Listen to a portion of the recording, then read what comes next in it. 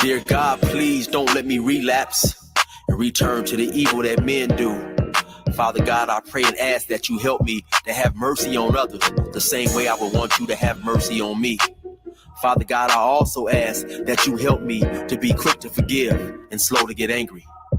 Amen, amen, amen. These young dudes out here don't respect shit until you put the barrel in their ear and let the text spit. I just might catch a case on my next hit, remove their whole face on some special effect shit. So show respect, Drake, or I'ma have a flashback. Digging through the dresser like fuck it, where my mask at? The mash back with the banger and damage shit and say fuck everything I learned in anger management. Hop back on some east side damage shit and push a nigga's top back when I let the cannon spit. Start planning shit, premeditation. I'm in love with the streets again, rededication. Casket or cremation when I shoot you down. I was built for the smoke like a hookah lounge. I keep big shit that sound like a bazooka sound, and I shoot quicker than ain't gotta be a hoop around. Dear God, please don't let me relapse and return to the G-Ride with 3 straps. A ski mask with the case, squeezing keys apps, spraying everything from a nigga's brain to his kneecaps. Dear God, please don't let me relapse and return to the G-Ride with 3 straps. A ski mask with the case, squeezing keys apps, spraying everything from a nigga's brain to his kneecaps. Gun on me, it ain't never for show, homie. I'm far from a bully, but I'm never a hoe. Get out of line, my Beretta will blow. Real talk, we can take the beef wherever we go. I bring it to your front door like I'm Uber Eats. I guarantee you listen up when this Ruger speaks. Plus I maneuver through these streets like a ghost, and I'm handy with the heat, I cook a nigga like a roast. On me, homie, this is not a boast. I will still come through, boy, and stop a nigga's post. Play him close, man, Eric will ease it. Quickly off the waistband, man, and Eric will squeeze it. Leave you niggas laid out dead or paraplegic. Niggas playing in these streets while I'm very strategic. I come to your house dressed like the gas man. Shoot you 9 times, leave you stretched by the trash can. Dear God, please don't let me relapse and return to the G-Ride with 3 straps. A ski mask with the case, squeezing keys apps, spraying everything from a nigga's brain to his kneecaps. Dear God, please don't let me relapse and return to the G-Ride with 3 straps. A ski mask with the case, squeezing keys apps, spraying everything from a nigga's brain to his kneecaps. I don't put shit on Facebook, I just holler in person. Put the pistol in your mouth while you holler and cursing. All that shit you kept rehearsing and put on your live, got your clap with the big 4-5. You bitch nigga, if you tell me to pull up, I'ma do that. That nigga who was whooping, first nigga that I shoot at. Ski mask on my face, bystanders be like, who that? I ain't with the talking, bitch boy, I thought you knew that. Leave his brains where my shoe at and bounce like I'm on a trampoline. Leave you laid out, nigga, like you camping on the scene. If you want something sweet, grab a peach or tangerine. Niggas won't smoke, well fuck it, I'ma let them handle steam. AR with the beam, you see the red dot? We tug on this trigger, nigga. It'll make your head pop. Blood pouring down to your shoes, call it Red Sox. Your brains hanging all over your shoulders like some dreadlocks. Expect the gang of dead ops if they ever cross the line. The Lord said in the Bible, oh, revenge is mine. So I'm just trying to find a righteous path between the two. Before I lose control and do the shit I used to do. This being humble shit is new. I'm trying to turn the other cheek, but I ain't never been a bitch, so watch your mouth when you speak. Your mercy's what I seek, so I pray on bended knees. Don't let me get the K with the extended clip and squeeze. Lord, please. Dear God, please don't let me relapse and return to the G-Ride with 3 straps. A ski mask with the case, squeezing keys apps, spraying everything from a nigga's brain to his kneecaps. Dear God, please don't let me relapse and return to the G-Ride with 3 straps. A ski mask with the case, squeezing keys apps, spraying everything from a nigga's brain to his kneecaps.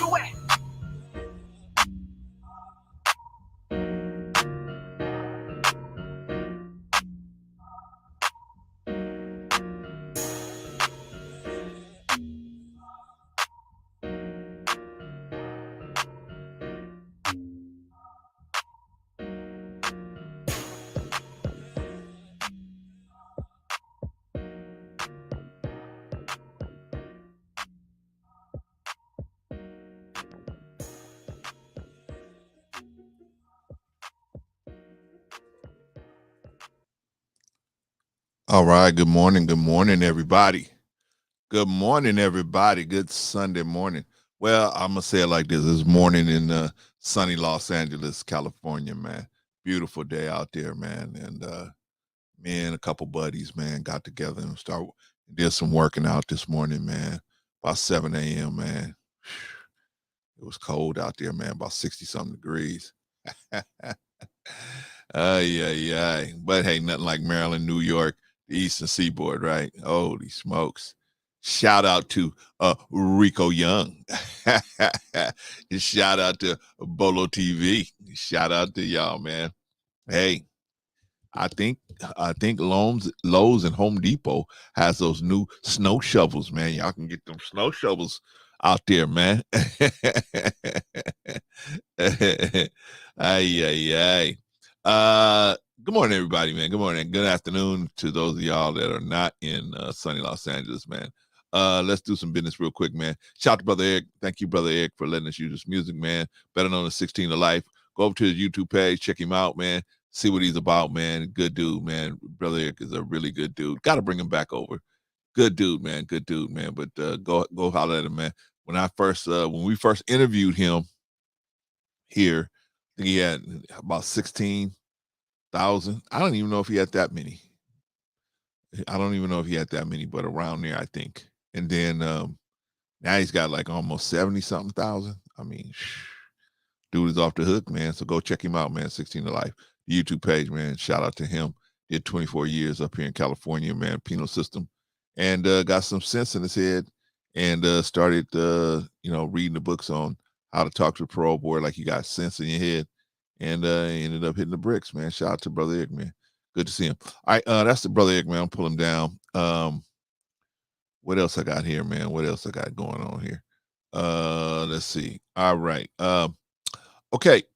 Before I do anything else, let me check everybody in, man. So first on the docket is, of course, Von Bryant. He says, peace, joy, and grace in an abundance. Shout out to Von Bryant, man. If I hadn't listened to Von said, Clarence, man, you got the time wrong on the on your video, man, with what's going on. And I looked at it, as like 11:30 p.m. I was like, oh, man. Y'all, sometimes, man, I'm so dizzy from getting hit in the morning, right? Sometimes, because we hit each other, man. We hit each other for real. Sometimes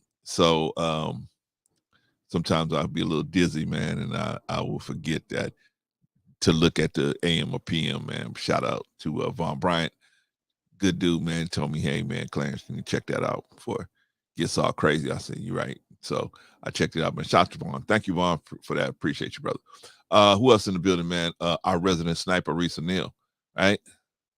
We had a very touchy conversation yesterday, but Risa was in the building. Nothing popped off, man. So that's good, man. Got to have somebody, man, at the patrols understand that, man, it's just not worth their time to get involved with a conversation like this.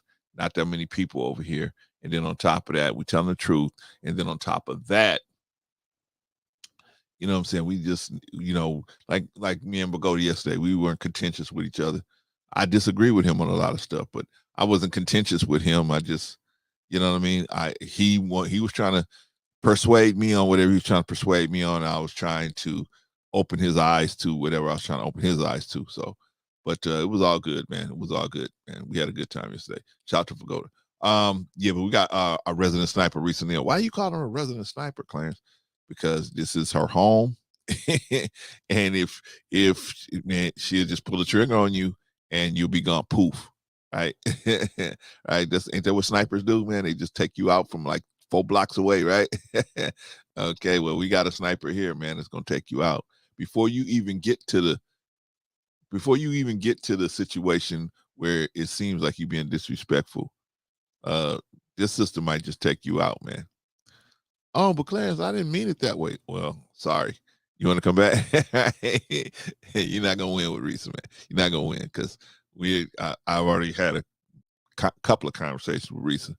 She knows she got a free hand to move any kind of way, right? Let me bury the bodies. That's okay. You can just stack them up. I'll bury them, right? Or I'll bring them back to life. Whatever. We'll do whatever. But shout out to Reese Neal. Glad to have you in the building, sis. Thank you very much for always keeping that chat nice and neat. Who else is in the building? The administrator. Excuse me. Sister Annie's in the building. Shout out to Sister Annie. I don't even think I said anything to her yesterday. I was so focused on that conversation with Pagoda. Shout out to, sorry about that, Sister Annie. But Glad to see you in the building, sis. Another valuable person, man. You need somebody not only to address the delinquents, but you need somebody that just welcomes people through the front door. That's Vaughn and any welcome people through the front door, man. And something, they just it's good to have that setup around, right? And so shout out to Sister Annie, and she is the person that can do that, right? then when you get past her, you get to Risa. Yikes. Yikes. Well, see, the thing about Risa is, man, you ain't gonna see it coming. You know what I'm saying? Like, remember the dudes in old movies, man, like the SWAT, they would be standing there talking, going over the master plan, right by the window, right? Then poof, TJ would just take them out from 4 blocks away. They give him the green light, get him, poof, gone, right? The other guy is standing talking to him, and all of a sudden, dude just falls down. He's like, what happened to you? Turn him over, and you see the blood leaking out of his head. He's like, oh, they try to run out of the room. Man, shout out to Teresa. All right, y'all, let's keep moving. Let's keep moving, man. Vaughn said, "Brr, yeah, it was cold out there this morning." You know what I mean? But Vaughn, we are not on the Eastern Seaboard like Bolo TV. Holy smokes! We wish you a Merry Christmas. We wish you a Merry Christmas and a Happy New Year. Here you go, Bolo. Here's a brand new snow shovel. You can shovel snow all the way to your car. And give one to Brother Rico, because he needs one too. Shout out to Brother Rico. Shout out to Bolo TV, man. Glad to have you in the village. But brother, good to see you, man. If you guys haven't already subscribed to Bolo TV in the village, man, what are you doing? What are you doing, man? I fell asleep on the Testimonial Friday show, man. I gotta check it out, man. I was gonna watch it this morning, but I had to go work out with the fellas. So, but I'll check it out, man. Bolo TV, even on the replay, is good, man. Go check it out. Go check it out. Shout out to Bolo TV. Who else is in the building? I think that's everybody who wants to be recognized at this point. So we're gonna move on, y'all. We're gonna move on because we got a lot to get to today, man. How can we be safe, right? What's the question? How can we be safe? How can we how safe are you, right? Vaughn says it's gonna snow right on your house. No, it's not, Vaughn. I'm in Los Angeles. I'm not like Bolo TV. I'm not in the NYC, man. I'm not like Rico, man. I'm not in DC where it's snowing. You got to swim to the car and swim back. I'm not out there, Vaughn. Hey, they got to figure out how they're gonna get to those resistance meetings with all that snow, right? To the resistance. Ay. All right, y'all. Let's see. All right, let's get rolling, y'all. Let's get rolling, man. We got a bunch of stuff to do, man. And so we got to talk about this stuff, man. How safe are you? How safe are you, man? Man, I just see how so many people are just victims of violence, right? And we don't talk about this enough, right? Because nobody wants to talk about it, right? We just want to, this is one of those subjects we want to just bury our heads and say, oh, and just hope it'll get better. But, violence against the weak usually doesn't get better unless the people of God step in. The people of God got to step in. We got to step in, right? And we got to say, no, there's a better way to handle stuff. And so we're not gonna get rid of the wicked. The wicked are gonna be here, because to have the good here, we gotta have the wicked here too. But the wicked have to be, there's ways to handle the wicked, right? If we handle the wicked, man, eventually they just flee. They will flee from us, right? But you know what I'm saying? They the only way they thrive is in, like Martin Luther King said, the only reason why they thrive is because good men say nothing. Good people, say nothing, right? So here we are, man. We're gonna talk about how can we make ourselves safer, right? I just did a video yesterday on, the safety zones, right? Outside of 5 feet and further, that's the green zone, right? That's the zone where you don't necessarily need to be paying attention to somebody unless they're doing something real crazy. They're doing some crazy moving around. But once they get in within 5 to 3 feet, that's the yellow zone. That's like, uh-oh, this person is here. And why are they here? I don't know them like that. Why are they in that zone, right? This is a zone that's set up for family and friends to be even floating around in here, or people with my permission to be in that zone. But this person has come in without permission into this zone. Now, what's going on? Why would they? That's the question we got to ask ourselves. Why would this person continuously keep getting closer to me without my permission, without asking me, without showing me the respect of asking me, hey, can I come and can I enter this close? Can I get this close? Without being recognized or being requested to go that far.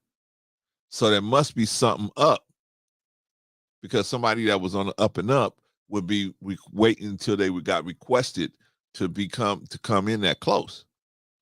And then, of course, 3 feet, when somebody's 3 feet and closer, that's the red zone. That's when bad things happen, man. When people get within an arm's length of you or a leg's length of you, that's when bad things can happen, or bad things usually happen, right?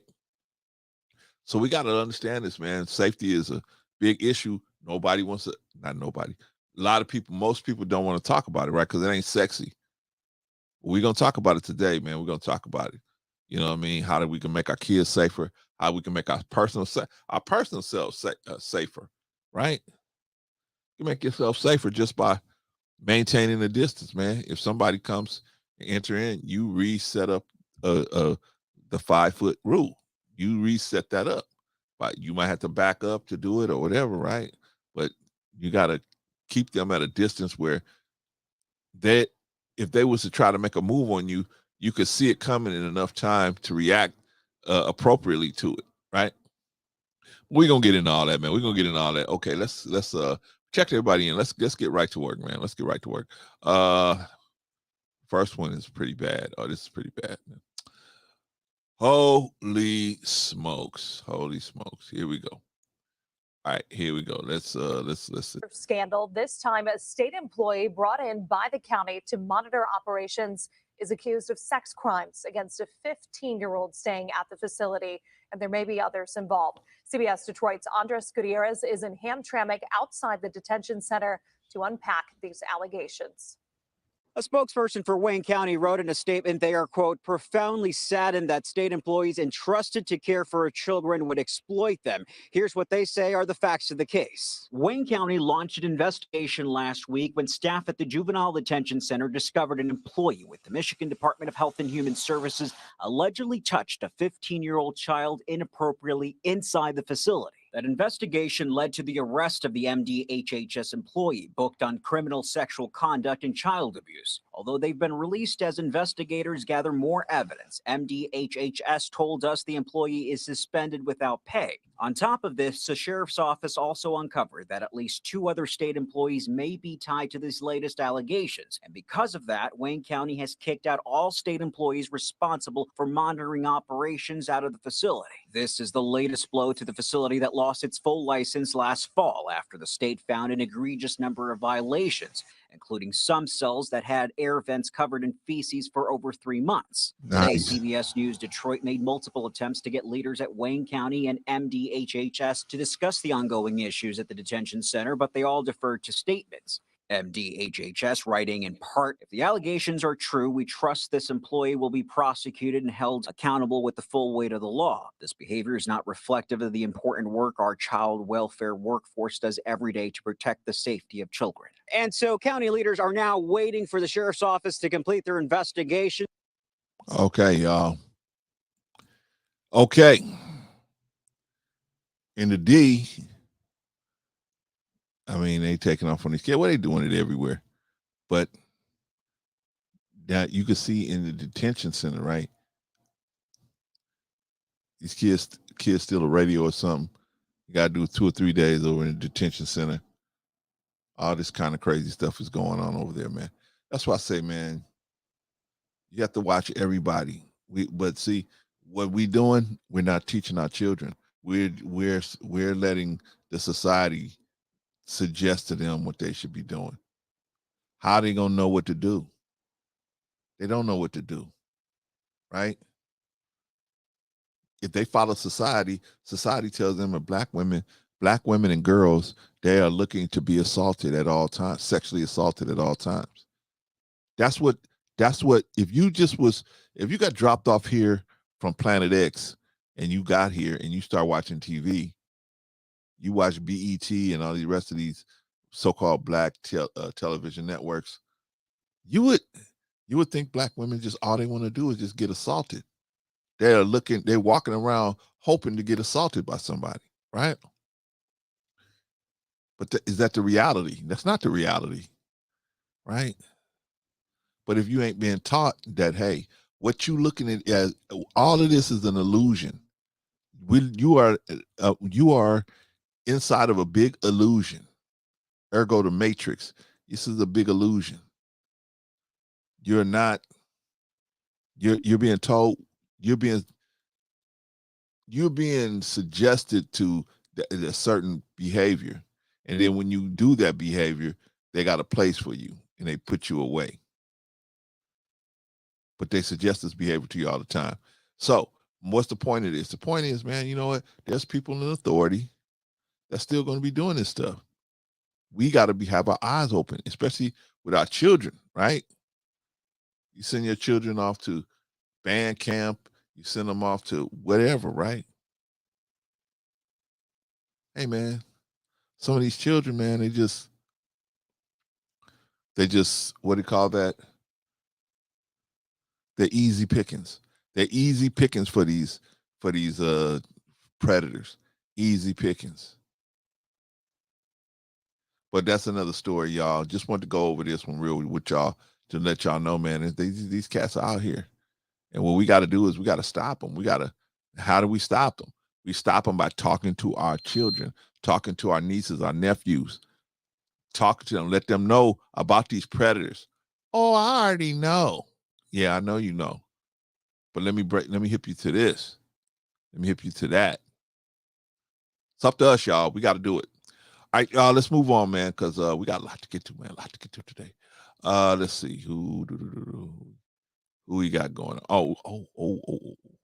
We got Dr. Fuller in the house today. Got Dr. Fuller in the house. Shout out to Dr. Fuller. All right, let's see.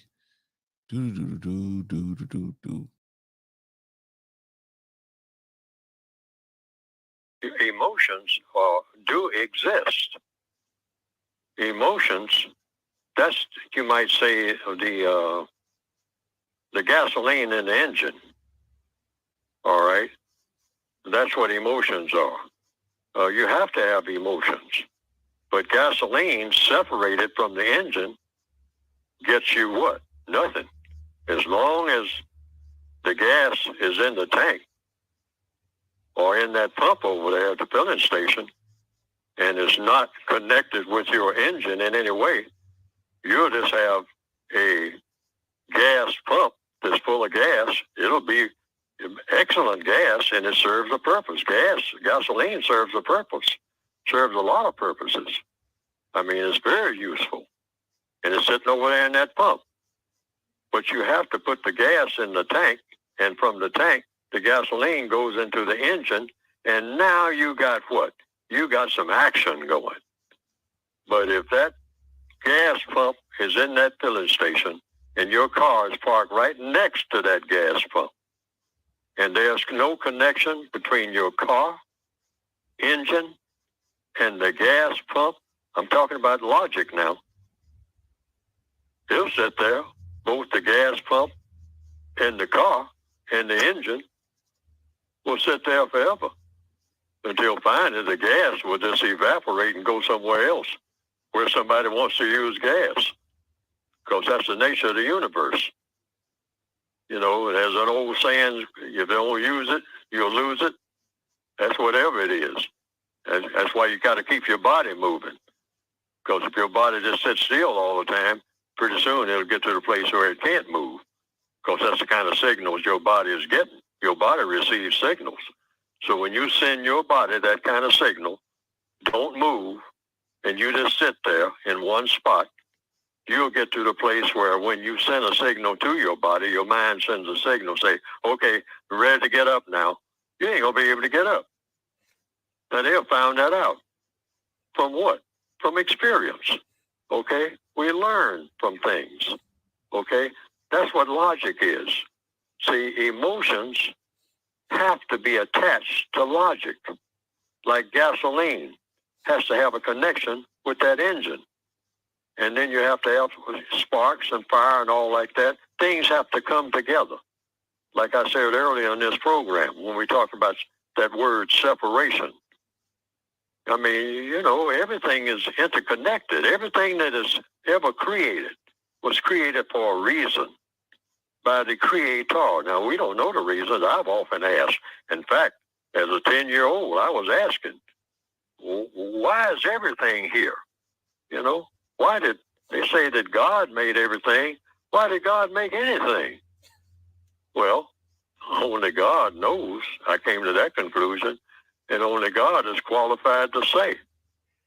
But we can say, well, evidently God wants us to do something while we are here, whatever we call God. Some of us don't believe in God, but we believe in something because we know that we didn't make ourselves. We know that we didn't, and if we made ourselves, we don't remember it. So that tells us something right there. How come you don't remember it if you made yourself? If you made yourself, how come? That's logic, all right?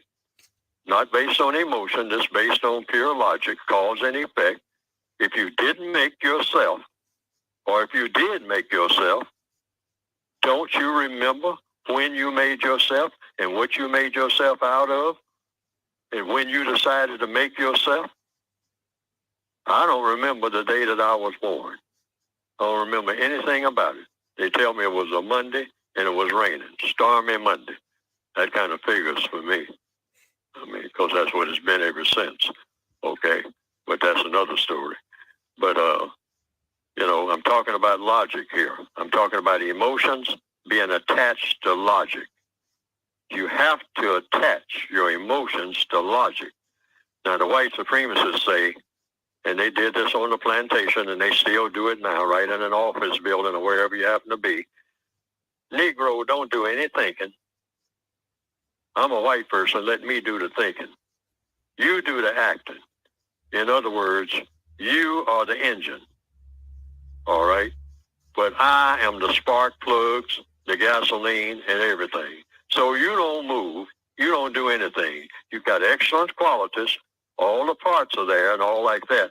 But you sit there until I give you a spark. Boy, girl, all right?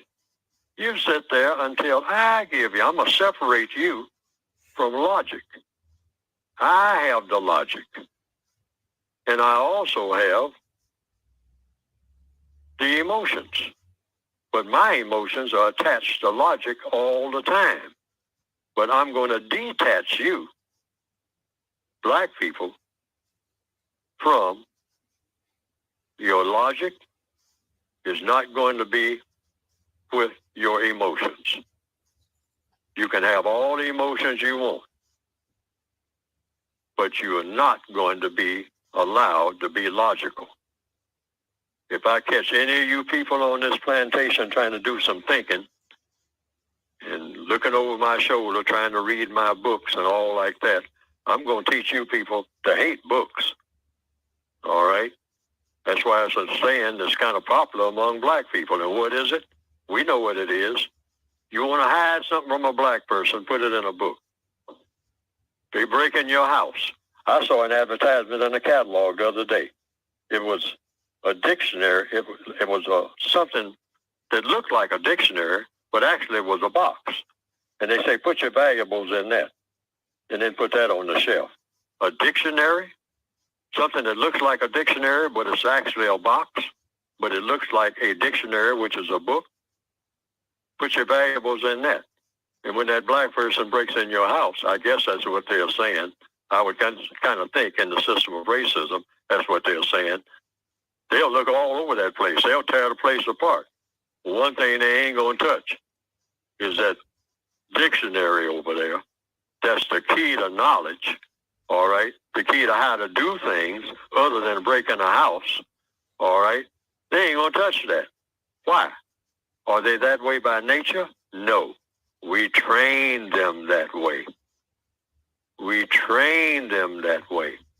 And when we let them have a book, we fill it with so much nonsense that they ain't that dumb. After a while, they get tired of reading something that's pure nonsense. And so they learn to hate picking up anything that looks like a book because the books don't seem to pay them anything.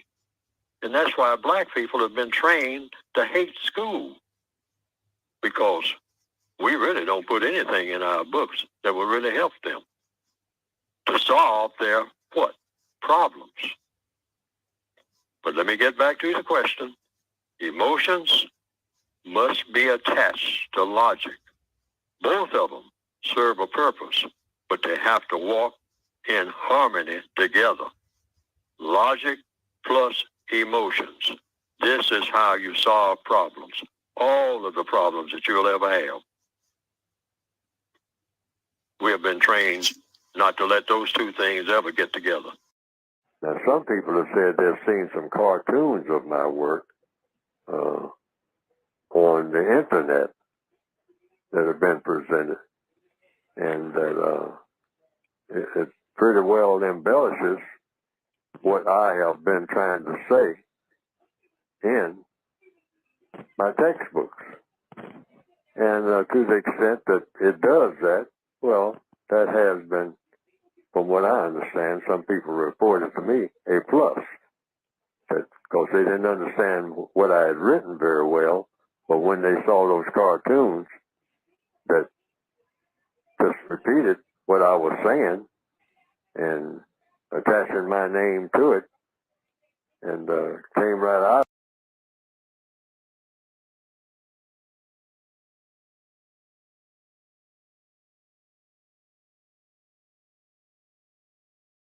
Sorry, y'all. I'm doing all that talking, thinking I was online. Y'all agree with y'all agree with Dr. Fuller? Huh? You agree? I mean, it's something to think about, man. You know what I mean? You know what I mean? We gotta think about what we're doing, why we're doing, and why we're doing what we're doing. As I can talk about black people, I don't know about most white people. Most white people, I think, are fairly logical. You know, they never have really been encouraged to not be logical. The only time they've really been encouraged to be not logical is on a grand scale where they all have an interest in the same issue. But as far as individually, like black people, we have been on a mass scale encouraged to be to not be logical, and then on a individual scale, we've been encouraged to be not logical, right? Right. I mean, we do stuff that's it's just crazy, man. Pull a gun on somebody, or you know, I think back to that issue, that situation where the lady went into the hot dog place and started popping off at the dude. And yeah, who wants that? Nobody wants that. We get it why the dude was upset over that, but to physically assault her just because she said she's something he didn't like. Dang, man. Big Rigs, man. Damn. You know, I'm gonna write that down. I'm gonna write down today. I'm going to hit up Big Rigs, man. Let me write that down today, man. Let me see. Big Rig Slaps, man. Let me write you down. Got to see you in the building, Big Rigs. Let me hear. I'm gonna see it. Big Rigs. What's today? The 28th? Big Rigs. Yeah, I gotta hit Big Rigs. All right, Big Rigs. Good to see you, my brother. All right. So what we doing? Okay. So what happens? You know, the brother goes in and order him some hot dogs. Sister goes in and said they get into it for whatever reason. I don't know what happens. And he tells the sister, if you say one more thing, I'm gonna knock you out. So I don't know why the sister decided to continue going right there, right? She felt like she had something to prove and to show everybody in the room that she wasn't scared of this dude, right? Okay, so she wasn't scared. So he ended up hitting her, knocking her out, knocking her down at least, right? She called her son. Son came up there with a pistol and, laid the guy out, right? Is that logical? Is anybody thinking about the end? When in logic, you're trying to think about the guy. Yeah, Rick said the Chicago kerfuffle. I don't know. Rick, I gotta have Rick Riggs come up here and tell me what a kerfuffle is one day. But anyway, Big Riggs. You know what I'm talking about. Is that logical? See, you got three people not even thinking about the end. In logic, you're thinking about the outcome, right? Everything you're doing is to secure the outcome that you want to have happening, right? That's usually how logic works, right? That's why you in the situation where you have control, which is only you can only control yourself. You got to see what options and what different issues, different permutations can come from your actions. What are the different possibilities, right? But Black people don't think like that. It's pure rage. It's pure sex. It's pure lust. Everything is pure lust, right? Because if they were thinking logically, they would say, hey, I'm married, right? I'm married. Why would I get involved with this other person? Because I'm just unhappy. My unhappiness can be dealt with. But now I'm going to bring a whole nother person into the situation that I am definitely not able to get in my all. That's very, to me, self-centered. And then on top of that, you risking pregnancy, you risking STDs, you're just risking all kind of situations, man. In today's world, these side chicks and these side dudes, they got ulterior motives, man. You think it just happened, but they have sometimes they have stood by for months just watching you, studying you, see what you like and see what you dislike. Women are really good at that. They see what you like. You like a girl that, real soft, that's what she gonna be. At least in the beginning, right? You like a girl that's more of a tomboyish, like Hail the Queen, right? Little more schizophrenic, right? Sometimes this way, sometimes that way, sometimes this way, something. Yeah. They're gonna be all that, man. You like a girl that's really very sexually suggestive, that's what they're gonna be. You like a girl that's real conservative, that's what they're gonna be. Women are really good at doing that, right? You know what the Romans used to call women? They didn't call them women, they called them actresses. That actress over there, this actress, they call them actresses because I guess they can act like whatever you want, right? God gave them that power, right? They can be what you want them to be, right? But we got to look at things logically, man. We got to say, hey, look, man, why would I get involved with something that, like, so I want to say the word that we use in modern colloquialism is addiction, right? Where you have a desire to do something, and the desire that you have to do whatever it is you want to do is greater than the safety, greater than the your safety assessment and behavior to be able to keep yourself safe. That desire is greater. That to me is an addiction. When your desire overrides your ability to keep yourself safe. I just got paid, y'all. I remember I was working with a dude, man. I was working up in Rancho Palos Verdes. If y'all don't know, that is a really wealthy area in out here in LA, actually out in San Pedro. It's still LA, but it's San Pedro, out close to the ocean, right? Out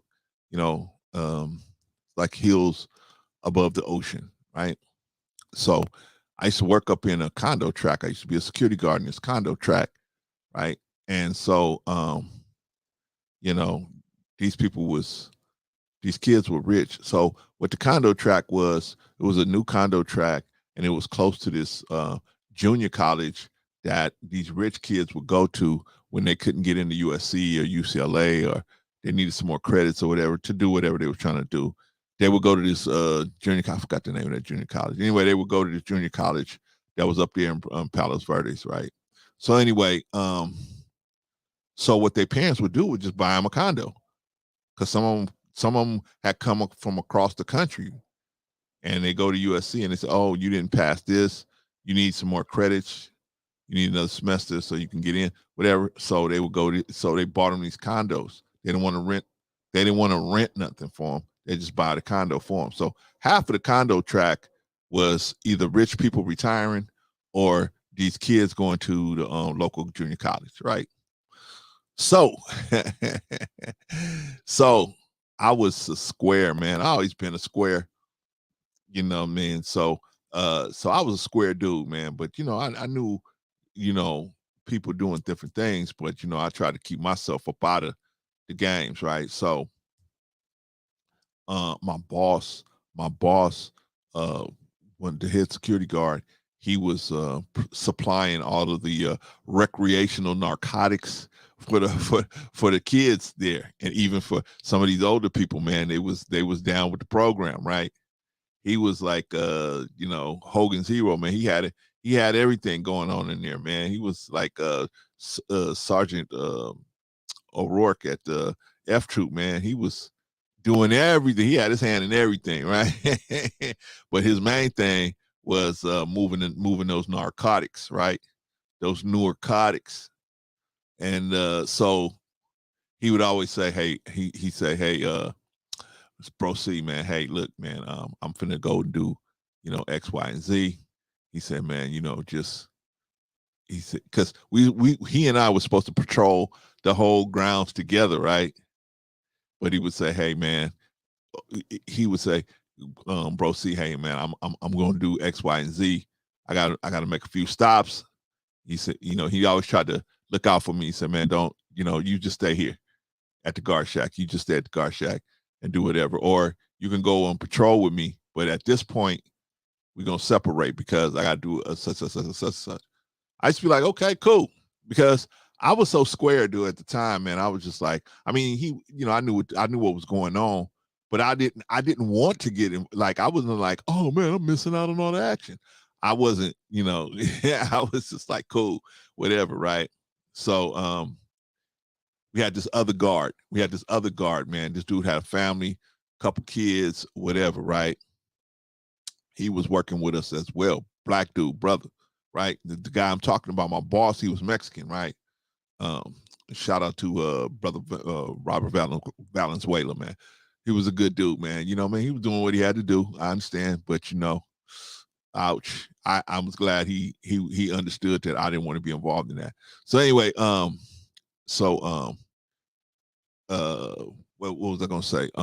Yeah. So we had this black dude named Burnett, man. Just, man, shout out to Burnett, man. I hope he's okay, man. I don't know, man. This dude was a very logical and sensible dude, right?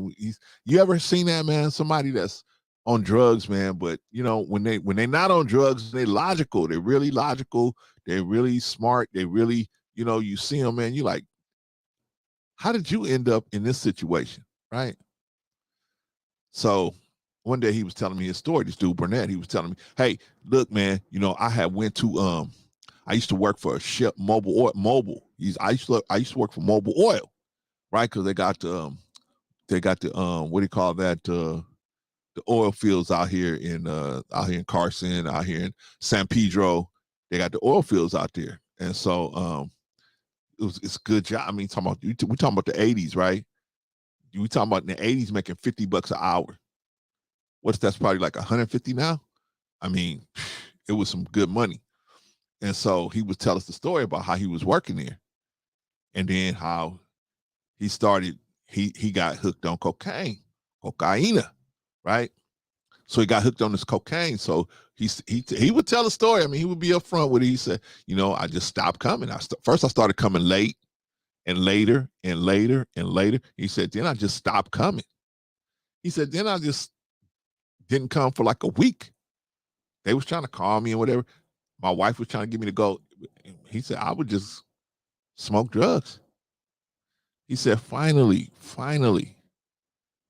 they just fired him. They just fired him. He couldn't understand what happened. He was like, well, what's the problem? So that's how he got to work with us.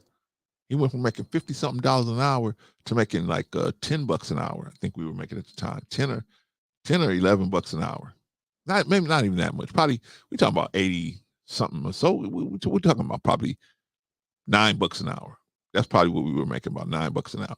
But it was cool for the rest of us. Most of us was younger people, man. We was, Burnett was like 50-something years old, right? He was like the oldest guy out there, right? But one day, so let me get to the point of what I'm talking about this addiction thing. So one day, man, so Burnett was talking about how he'd been trying, but he can't let go of this, that cocaine had him around the neck, right? And so I think what he was trying to do was encourage me to not do it, right? Me and the other, whoever else was in the shack he was talking to about it, he was trying to encourage us not to get involved with it. So I come in on a Friday. Because I worked the swing shift. I went to school in the morning and I worked the swing shift. So I came in the week, at like I think I worked 3 to 11. So I worked the swing shift, right? So it was a lot of activity in the swing shift because people getting off work, they're coming home, they're going out to go to parties, they're going out to get something to eat. It was a lot more activity there, right? Burnett didn't want all activity, so Burnett worked on the graveyard shift, right? He worked the graveyard shift. So what this dude Burnett would do is he would go whoever my boss had went to that he had his people out there, right? Mostly rich white kids, man. But they got a kick out of Burnett passing out on their floors and stuff, right? So they would always tell, hey, Burnett, we got this and this and that. So they would let him know that my boss had stopped through there. So anyway, so one day I came in and I was at the guard. They would leave me at the guard shack sometimes, right? Especially Rob. Rob be like, hey man, I gotta make some rounds, bro. See, so I got, I'm gonna go handle my business. You stay up here. Right? I said, okay, sure, no problem. So I was up there and I'm hanging out with him, Burnett, right? He would come there early, man, like 5 hours, 6 hours early. And, you know what I mean? Like, what you doing here? He like, oh, I just gonna go visit some people, right? Which was a no. We wasn't supposed to fraternize with these people, right? Like that, right? But he would say, hey, I gotta go visit this person, They told me to stop by early, so that's why I'm here. Okay, all right. So, but he in his uniform and everything. So anyway, man. Long story short, my man. I came in on a Friday. My man told me, "Hey, Clarence, I'm about to, make these rounds. I want you to stay up here, so you got your nose clean." All right. So I said, "Okay." My man Burnett came through and he was like, "Yeah," he's talking to me, and I'm like, "Yeah, cool." And he's telling me about his family and his wife and everything like that. And, all the stuff that he used to have, motorcycles, cars, and all this stuff when he was working for Mobile. He had to sell all that stuff, right? Now he's living in an apartment. He had his own house. Now him and his family living in an apartment, whatever, right? So he left. He said, I got to go too, man. I got to go and, handle some business. So I was like, okay, cool. So my boss, Rob, he came back, man. He said, hey, man. And I saw the look on his face. And I was like, man, damn, man, what's wrong with you? And he said, man, Burnett just gave me his whole check. I said, what?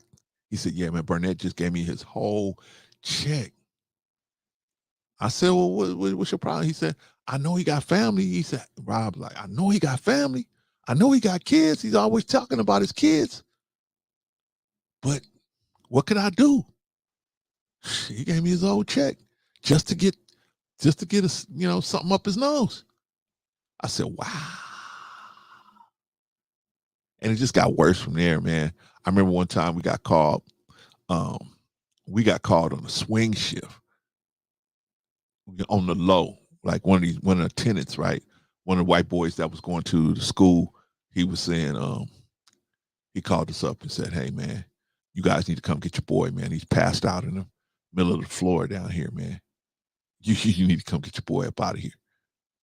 So my boss said, "Okay, this is what we're gonna do, Clarence. Go get some coffee. Run down to McDonald's, get some coffee." It was a McDonald's down the street. He said, "Run down to McDonald's, get some coffee, man. And we're gonna come back. We're gonna just pick him up and just drag him up out of there." And so we had to go get this dude. And I understand, Burnett was not a little guy. He was a big dude, right? He was probably about 6'2", maybe 250, 260, somewhere in there, right? Big dude, right? And so we had to drag him up out of there, man. It was so crazy, man. And then they started getting calls like that a lot. And then next thing you know, I never saw Burnett again. That was crazy, man. But that's how addiction could tear your life apart, man. You start from just, it's okay, I'm just doing this recreationally. And then next thing you know, poof. You know. But see, that goes back to what Dr. Fuller was saying about emotions, right? We as Black people been taught to separate our emotions from logic, right? If we would be logical about things, right, we would do things a lot differently. But we've been taught to not be logical, to be emotional. Nigga, you stepped on my shoe. What? Bang, bang, bang, bang, bang, right? Say something again. Say something. Do some, right? Over what? Parking space. And what now is gonna got to over these women. It's just ridiculous over these women. Right?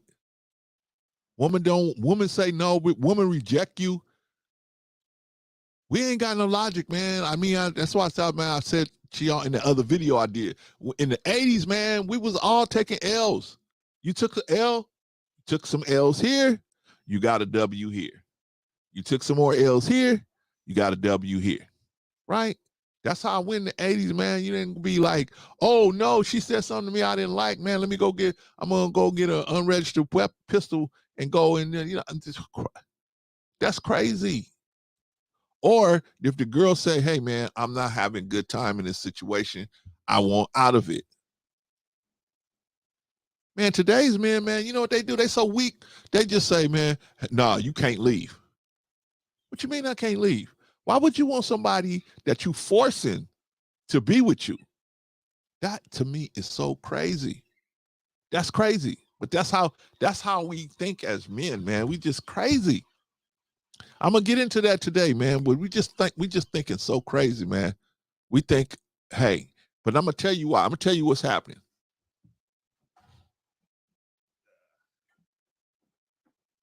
I'm gonna tell you what's happening. I had to turn that heater off, man. Ooh, it's burning up in here. I'm gonna tell you how your brain is. Your brain is a closed system.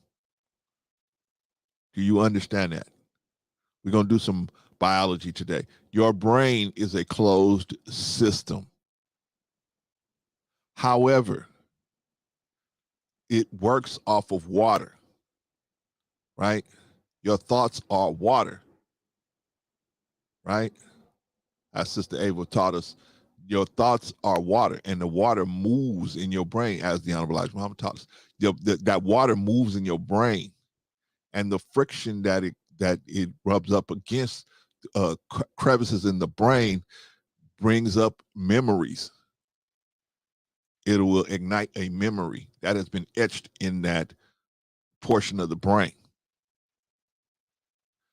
He taught us, the Honorable Elijah Muhammad taught us, when you lie, the water's supposed to only move in one direction. When you telling the truth, it moves in the right direction. He said, but when you lie, that water has to move in the opposite direction. It has to move backward. You actually damaging the brain, because that water that's supposed to move only in a forward direction now has to move backwards, right? And I'm telling you that the brain is a pressurized system. Like any other closed system, to get something to move in a closed system, You need pressure. You have to have pressure to move it. So a lot of these people, man, they have created grooves in their head where when they get a thought that they are in loss or in crisis, to relieve the pressure that they are experiencing, they don't use logic to say, well, after a few days, this pressure will subside. What they say is, I need this pressure to subside right now. So what they do is they do something that's going to make them feel better, right? And to make them feel better, shout out to Patrice, by the way. Shout out to Patrice. So what they're going to do to make that pressure go away is to act. I need to do something right now. So some people take drugs. Some people have sex. Some people take alcohol. Some people do whatever, right? We all do whatever we do to self-medicate ourselves. If that doesn't work in the dosage that we have done, then we may act and do something else. A lot of these men are doing that, right? But I'm gonna get into that. I'm gonna get into that today. Let me keep moving, y'all, because I see I already an hour in and I haven't even got everywhere else I need to be. So let's move on, y'all. I think we did Dr. Fuller. Okay, we got one more stop to make before we get to what I want to talk to y'all about safety. All right. Let's see. Today is January 28th. And we're talking about Ronald E. McNair. We talked about him before. NASA astronaut Dr. Irvin McNair, Dr. Ronald Irving McNair died aboard the Space Shuttle Challenger launch disaster on January 28, 1986. I remember that day. You guys remember where you was? I was in high school. I think I was in the 12th grade at the time. I was in high school, or 11th. I think I might be in 11th grade. I remember that they put the school, flag at half mast. And it was just like, they really didn't enforce people going to class after that, man. The school kind of just, after lunch, man, just kind of just went their own separate ways, man. Pretty much everybody just went home. But Donald McNair died along with 6 other members of the Challenger after it came apart in space 73 seconds after launch, right? So I remember them showing that video of that thing going up there, and yeah, there was and it breaking up. You see, and it started kind of rumble, and then it just broke up. Boom, done. And they showed that room where they look at all the monitors and everything, and everybody just silent. Nobody could say anything, right? This tragic event took away the life of 7 American heroes, resulting in a grounding of the entire shuttle fleet for 2.5 years. McNair was born on October 21, 1950 in Lake City, South Carolina, to Carl and Pearl McNair. After graduating valedictorian in 1967 from Carver High School, hey, the White Shadow, McNair went on to attend and graduate in 1971 magna cum laude from North Carolina A&T State University in Greensboro, North Carolina, with a bachelor's degree in engineering physics. He graduated in 1976 from the Massachusetts Institute of Technology with a PhD in physics. This dude wasn't no slouch, man. Holy smokes. MIT with a PhD in physics? Holy smokes. Man. For those of y'all that don't know, magna cum laude, what's that? Straight A's? That's straight A's, right? McNair began work at Hughes Research Lab in California after graduation. McNair was chosen as one of 35 applicants over 10,000 for interest into NASA astronaut program. Oh, he only got in there because he's black. Oh, okay. Okay. Nah, bro. You know, NASA don't play that, man. You got to have people that's qualified to get up in there. All right. Dr. McNair became the second African-American to fly in space. Although Dr. McNair is no longer with us, his memory lives on through the memorials, numerous schools, and public buildings named after him. All right, y'all. This is Ronald McNair, Dr. McNair. Shout out to Dr. McNair. Yeah, I remember that. I remember the Challenger, man. I remember that. Yeah, I was at school, man. I was at school. I think I was on the lunch benches when that came up, man. When that happened, I was like, "Whoo, holy smokes!" Right? So then he said, "North Carolina, girl, what you know about North Carolina?" Since then, he act like she been someplace. Girl, you ain't been no place. Shout out to Dr. McNair, man. Shout out to him. Patrice said that brother had way more than affirmative action. It was his intelligence. That's what I'm saying, Patrice. You know, saying so sometimes even me, right? Sometimes I'll be out here, man, and I used to work in a lot of rich neighborhoods. Like when I was telling y'all the story about working with with Burnett and those guys up there in Palos Verdes, right? I worked up there, and then when I got on with the city, I started. They put me out in West Los Angeles, right? I thought they was gonna put me in the hood, right? Because that's what I put on the paper. You could choose the district that you wanted to work in. I wanted to work closer to my house, right? They said, no, we need you out there. So I was working out in West LA, right? And man, I'm telling you, it was culture shock because I didn't even know people was living like that, right? I mean, I saw, when we remember, Patrice, we had back in the day, we had the Lifestyles of the Rich and Famous, right? I saw it on TV, but now I'm going places like that in real life. I was up there in in the Pacific Palisades, up there in Brentwood. And I was working up there, right? You know what I'm saying? I think I started working maybe a year or two after the OJ murders, right? Allegedly, right? I know that the real killers are still out there, right? Yeah, but you Robin Leach, right? Those the lifestyles of the rich and famous. Let me take you in Patrice's house.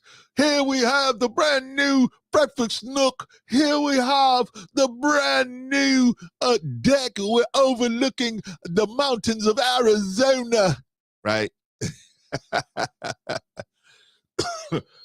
But excuse me, now I'm actually going through it, right? I'm actually going to these places, right? Where the butler is like, hey, I'm just the butler for this property. There's another butler for that property in the back, right?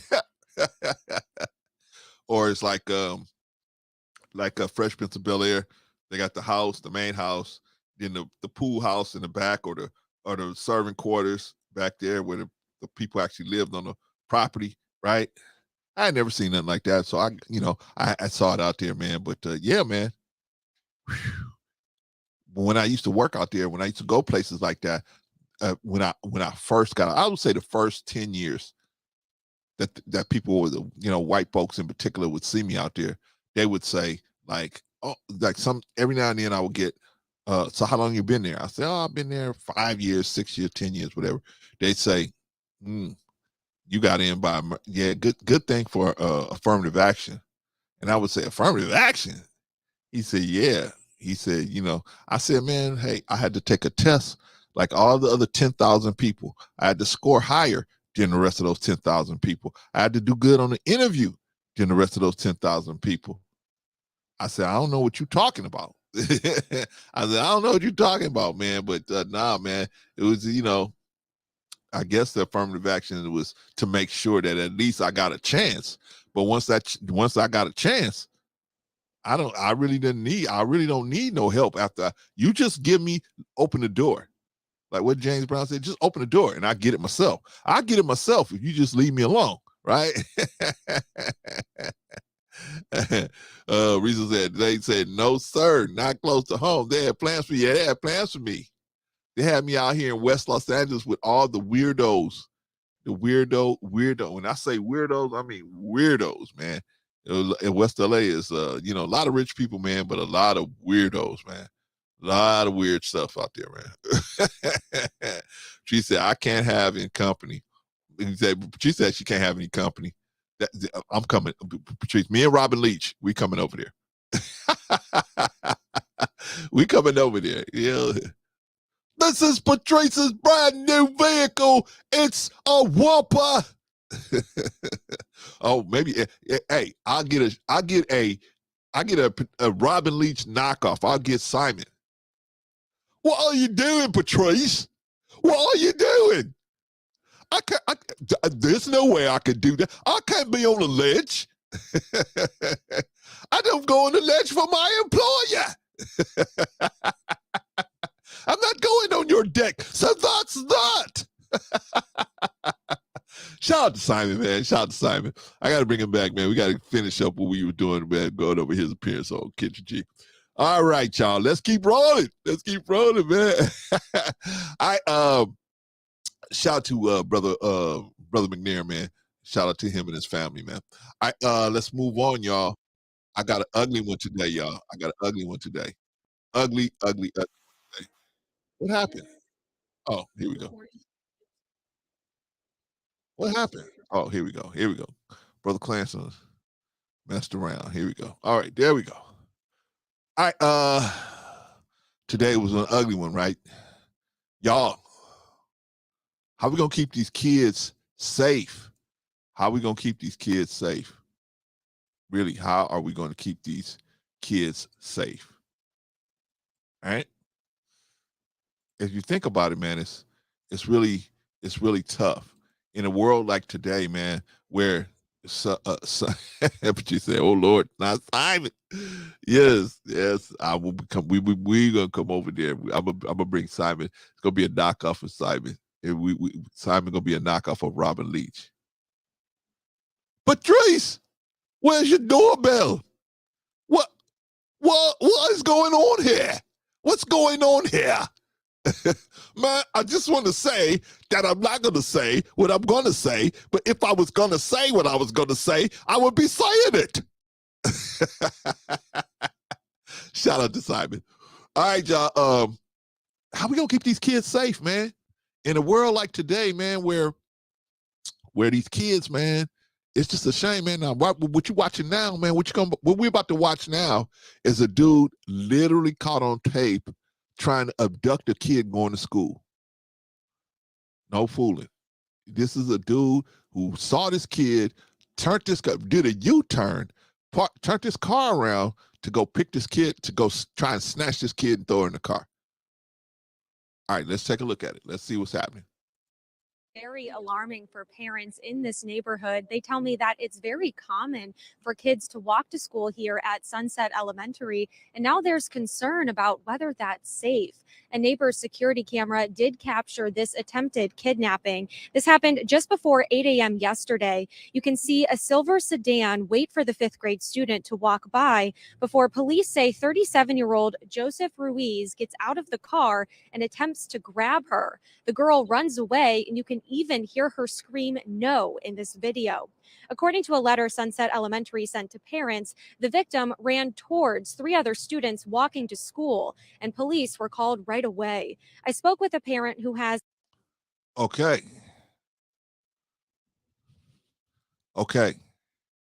Is there any of y'all that think this thing is getting better? It's not getting better. It's getting worse. And we can't drive the wicked out of existence. We're not. That's a waste of time. The wicked are going to be here. The question is, are we going to put ourselves in a position where we have to submit to their wickedness? Luckily, the little girl, she saw what was happening. I guess she got the bad vibes off a dude, and she just broke out. Dude ran after. Imagine, man, you are a little kid, 5th grade girl. A grown man gets out of his car and starts running, chasing you down to try to grab you. But guess what, y'all? This is happening every day all over America. All over the world, really, but all over America. This is a place where that stuff like that ain't supposed to happen, right? But here we are. Now, are you teaching your children about safety measures? Are you teaching yourself about safety measures? What are you doing? So you, especially you females, what are you guys doing so that you're not going to get abducted? Granted, I know that some of you guys are like Risa and Patrice, right? Got something up your sleeve. But I mean, just in general as women, what are you guys doing? What are you guys doing? Are you when you enter into a building, the first thing, are you looking for the exits? Right? I'm not saying you got to be like me. I don't want you as a woman to be like me. Right? First, I'm looking at everybody like a potential threat. I'm not saying you got to do that, but so that's why I made the video of the zones, the green zone, the yellow zone, and the red zone. I made those videos. Why? So you as a woman, man, you can know, okay, maybe I don't have to pay attention to somebody in the green zone. But once they come into the yellow zone, maybe I got to pay close attention, but at least a little better attention to them. And of course, when they're in the red zone, danger is imminent. There's no reason why somebody should be in the red zone unless you ask them to be there. And even then, got to kind of watch them if you don't know them, right?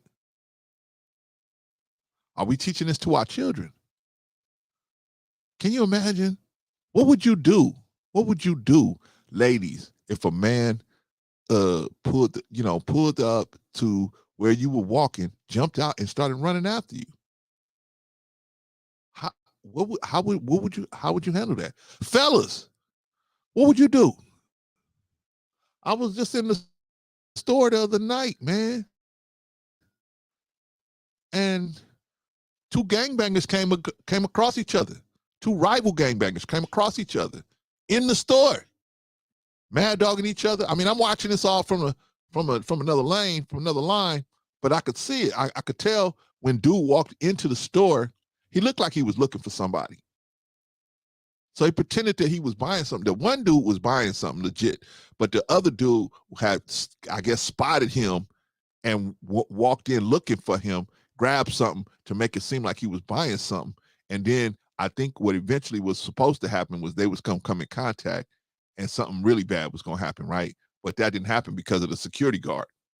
Oh boy, saw the security guard. He must have said, okay, the chance of me doing something and getting away scot-free is not going to happen.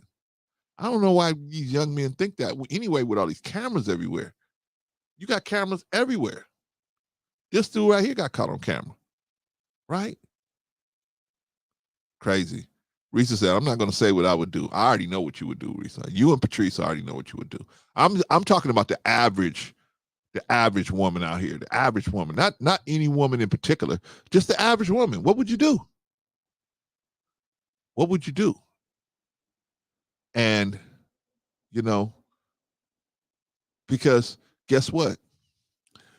The law in most states says that you're not defending yourself if you do something to someone and they're outside of arm's length away from you. You're not defending yourself. Like if that person's farther than 3 feet from you and you do some harm to them, they legally you're not supposed to do that, right? I think a woman could get away with it, though, in my opinion. A woman have much more chance of getting away with it than a guy. But what would you do? What would you do? Risa said, I'm not going to say what I would do. Just trust it will be handled or I may or may not be injured. Yeah. I had when I was going to real estate school, I had a teacher, man, little Filipino and black lady, man. She's a pretty little lady, man. But she was talking about how every now and then she'd have some crazy dude, trying to get in, trying to step to her over something, right? And so she said, man, after the last guy had did something crazy like that, she said she had to, go and get some help, right? she went and got a little piece. And she went to the gun range, learned how to use it, right? Patrice said, y'all already know to have my bail red money ready. Oh, Lord. Yeah, we already know. Hey, y'all, we got to start putting some money together for Risa and Patrice already. We already know. So anyway, man, this lady was telling us, she said, hey, she said a police officer told me, man, she said, I was, like, I'm not only gonna, wound him. And the police officer said, nah, it's better if it's only one story, if you know what I mean. So she said, hey man, since that dude told her that, she said, man, she had a new thinking of it. She was like, hey, there's only gonna be one person to tell the story. If I even have to pull this thing out and use it and pull the trigger, I'm gonna make sure there's only one story.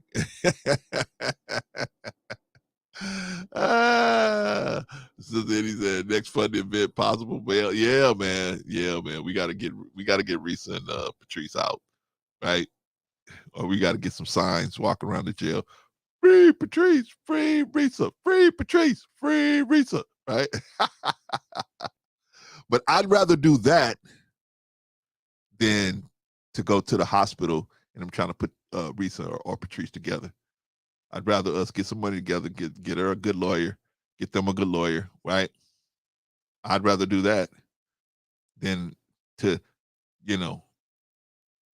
go to visit them in the hospital and they ain't never the same, right? A lot of times out here, you got life and death. You got a split second to decide what you're going to do. You got a split second, right? And so, if it's good enough for the government, and what the government always says is, we will always err on the side of the public. Meaning that if we screw you over as the individual, it was worth it to save the public, right? In the interest of saving the public, right?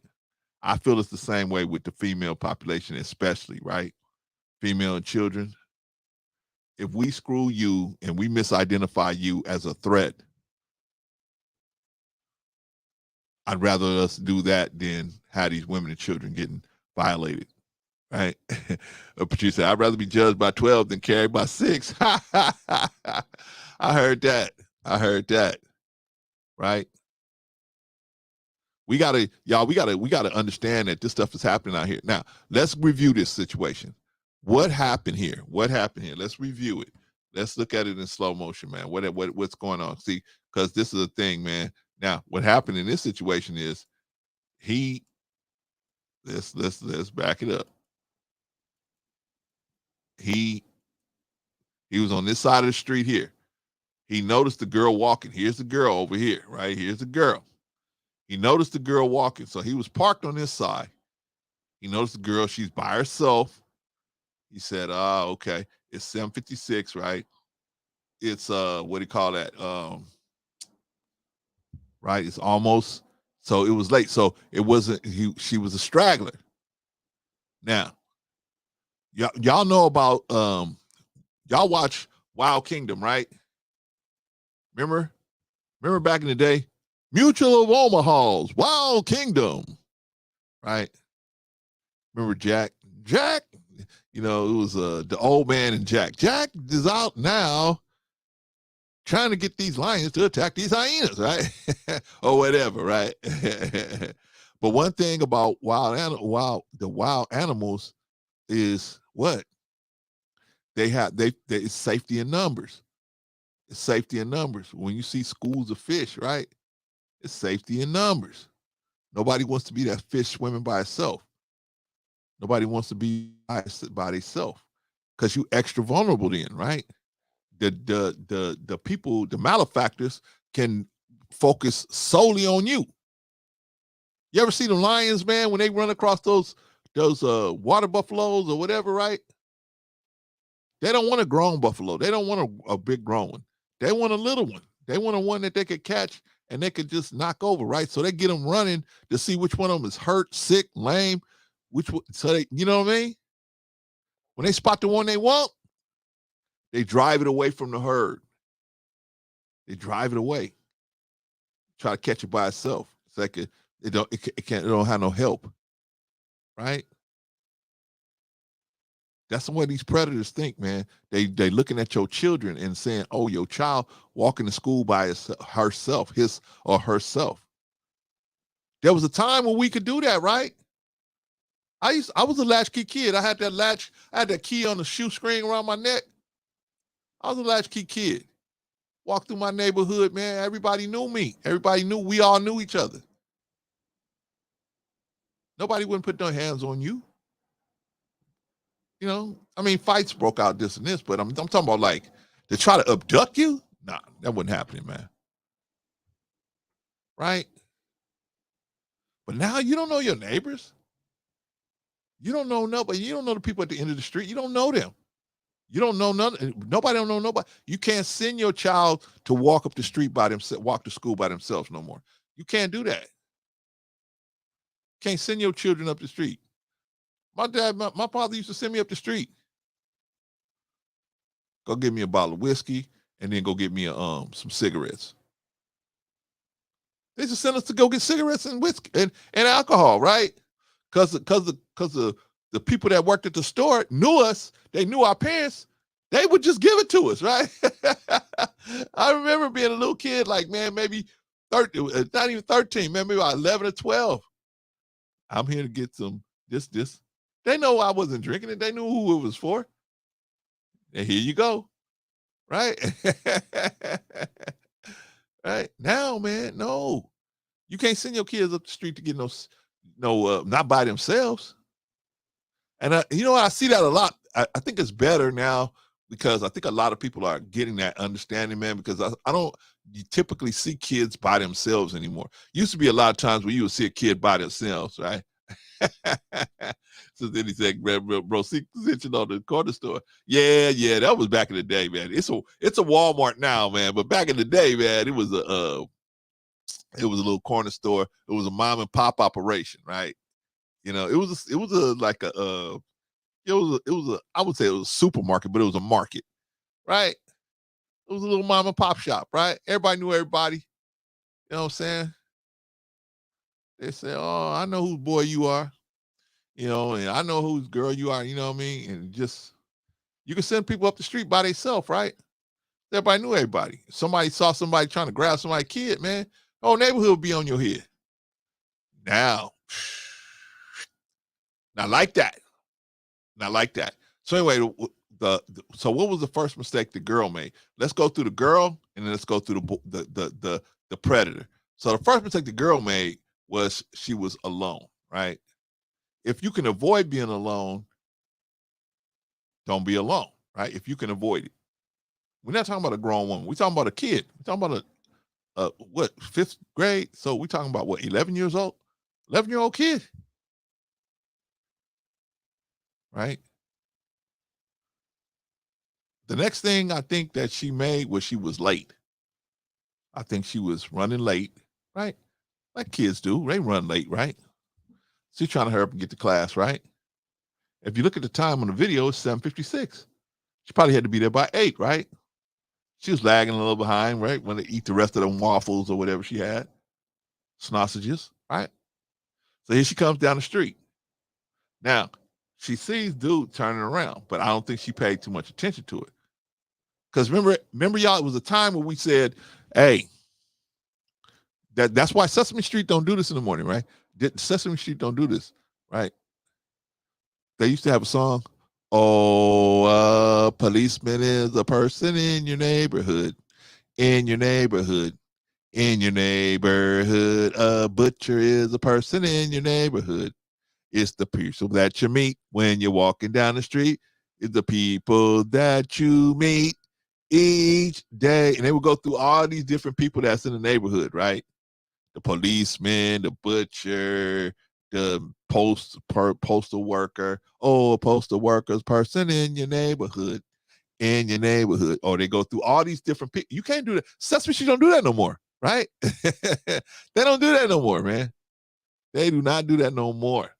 Now what they do, they tell you, hey, strangers, man, stay away from strangers, which is what they ought to do. I mean, times are changing, right? Times are always changing. So we got to change with the times. Can't be saying, hey, just go up to, you know what they used to tell us when we was kids? Vaughn is young. Vaughn is way too young to remember this. But what they used to tell us as kids, man, they used to tell us, hey, if you get in any trouble, go to the nearest adult. Go to the nearest adult and they will help you. That's what they would tell us. They don't tell you that no more. They don't say that no more. They can't, right? Because you might be sending somebody right into the arms of a chomo, right? You don't know.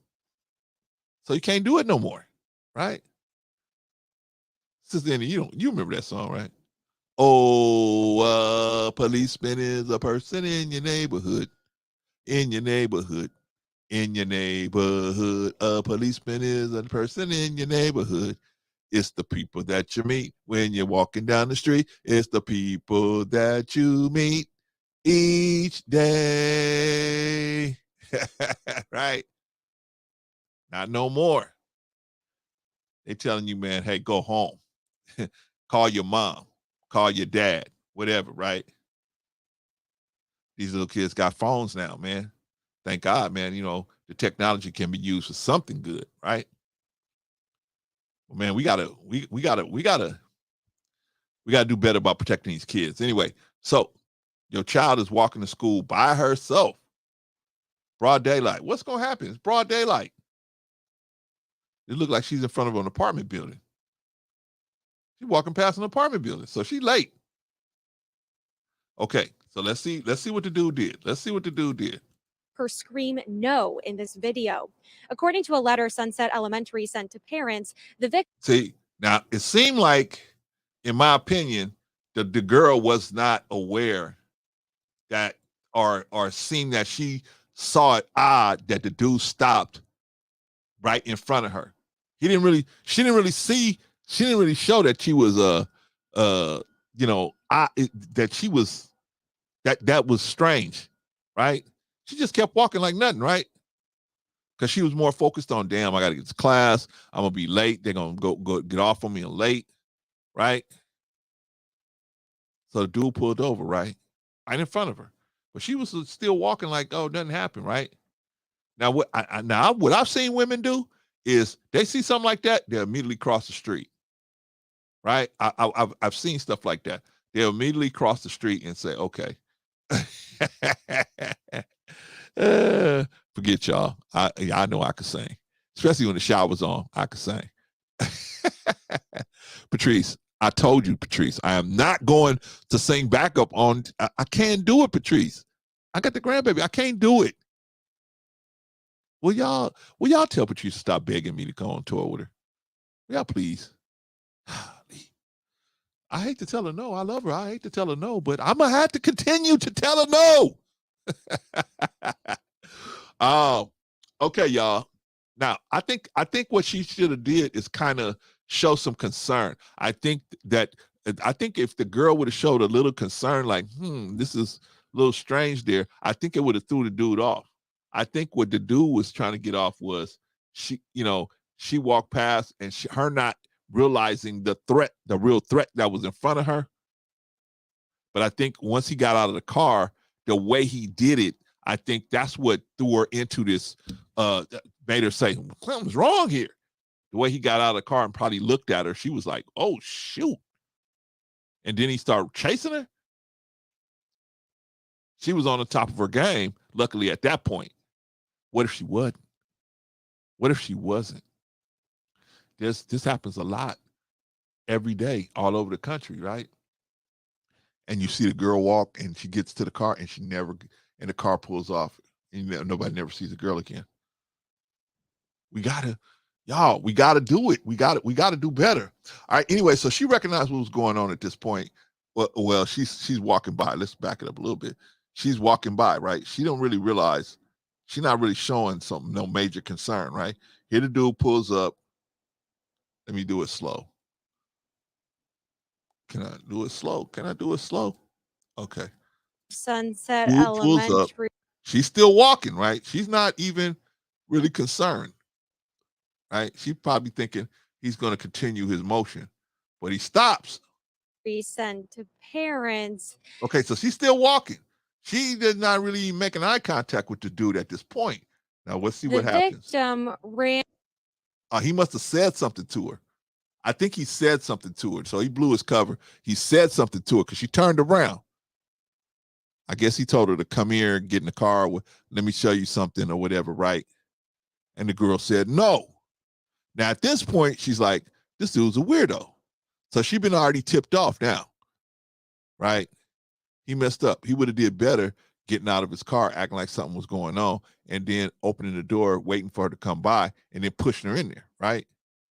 I'm not saying that's what he should have done. I'm just saying, luckily for her and her family and everybody, he was dumb enough to alert her to what he was trying to get off, because he was so crazy with the addiction, right?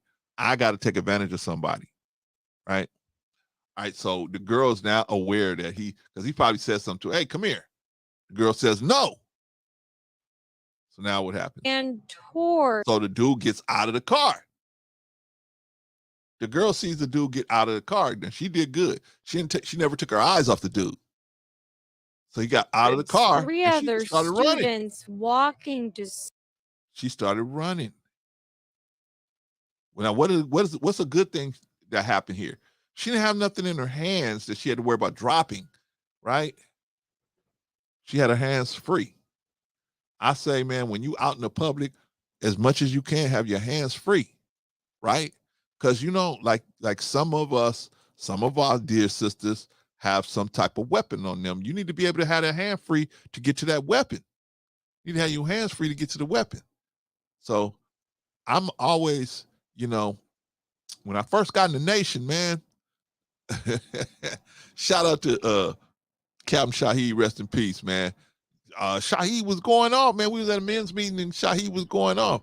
He said, some of y'all, look at y'all, man. Y'all pushing the grocery cart. Y'all pushing the little kids, stroller. He said, you shouldn't be pushing no stroller. He said, you shouldn't be pushing no grocery cart.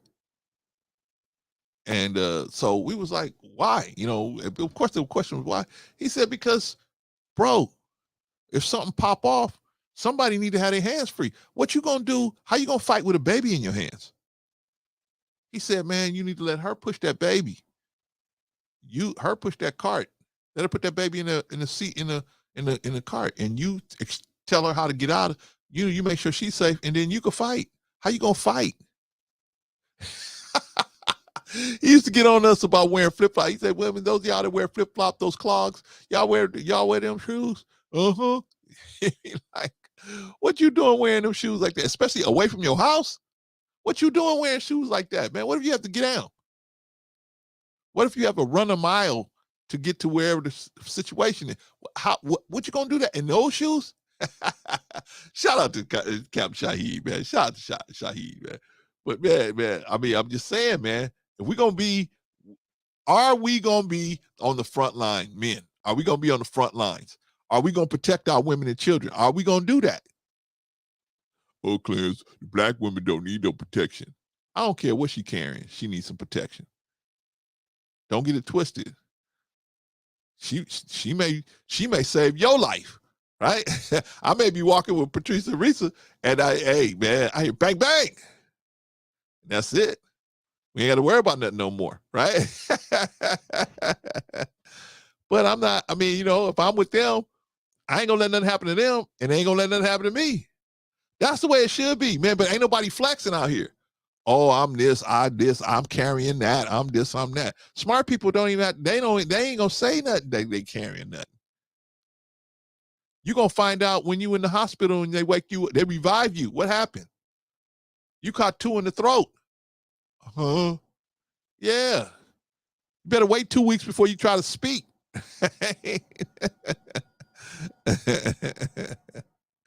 Right? That's how it's supposed to be, man. Yeah, man. I mean, I say this, Vaughn. If you're going to carry the steel, get trained.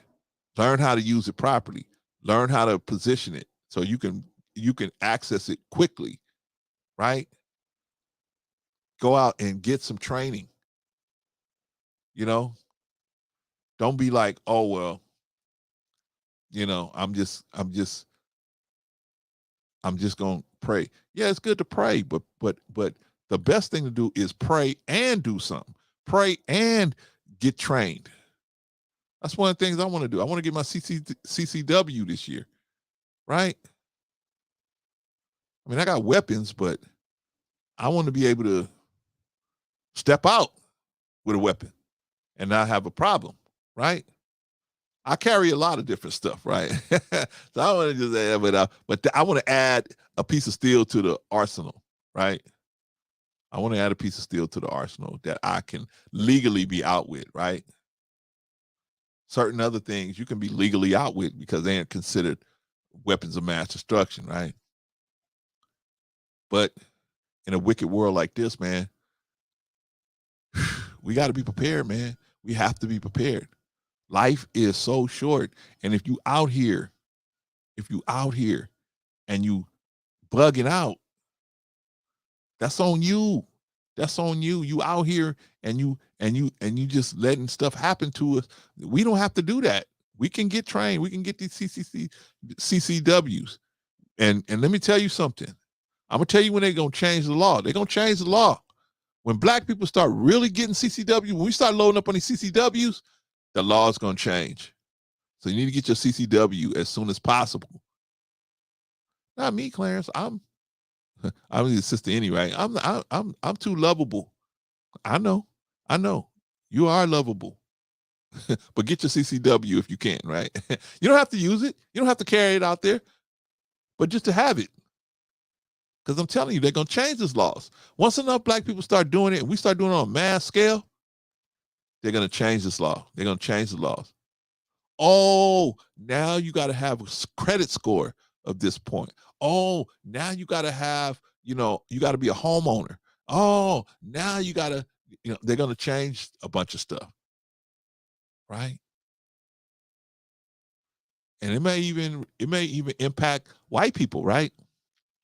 But they'd rather impact white people and then to have it impact the masses of white people.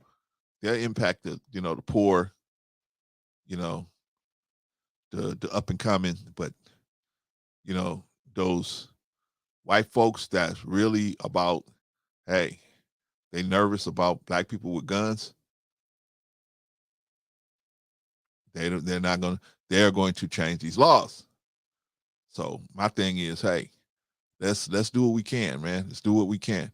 I'm not telling anybody to do anything illegal or go out there and no, just get your CCW. Get your CCW. That way, when you have your CCW, man, you're licensed to do carry, and then you can do it. You know what I'm saying? You can do what you got to do. You can have, I'm going to say confidence, but you can feel at least that if something goes down, you're able to, you'd be able to protect yourself, right? You ain't got to be like, oh man, now I'm just stuck. Remember the little girl that was up here in, she was in a Walmart, is it Walmart or DD's or something up here in the valley, San Gabriel Valley, I think, up here in LA. Yeah, up here in LA. And dude walked in there, man, and just pulled out a weapon and just started shooting. Went into the changing room. 14-year-old girl in the changing room, man, didn't even see it coming, man. He just bop, 2 in the head, 2 in the dome, boom, boom. Now I'm saying a 14-year-old should have a CCW, but what if the mother had a CCW? Instead of, getting down, she could have probably put the man down. Who knows?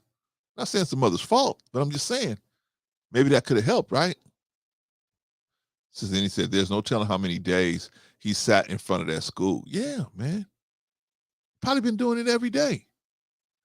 I think they said they arrested the guy. But this guy, and what we're talking about, y'all, is this man that's on the screen that you see here pulls over and tries to abduct this girl. 5th grader girl, 11 years old, tries to snatch her off the street. Luckily, she was aware of the situation and she broke. Right?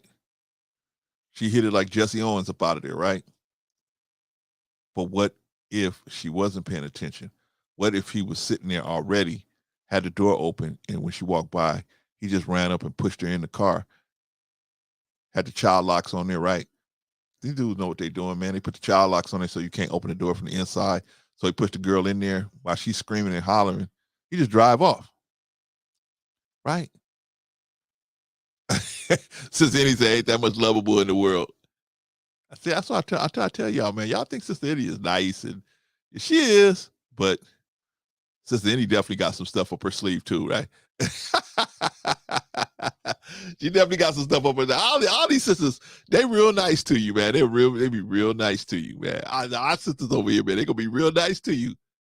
But man, if you play yourself, man, watch out, man. Watch out. Watch out.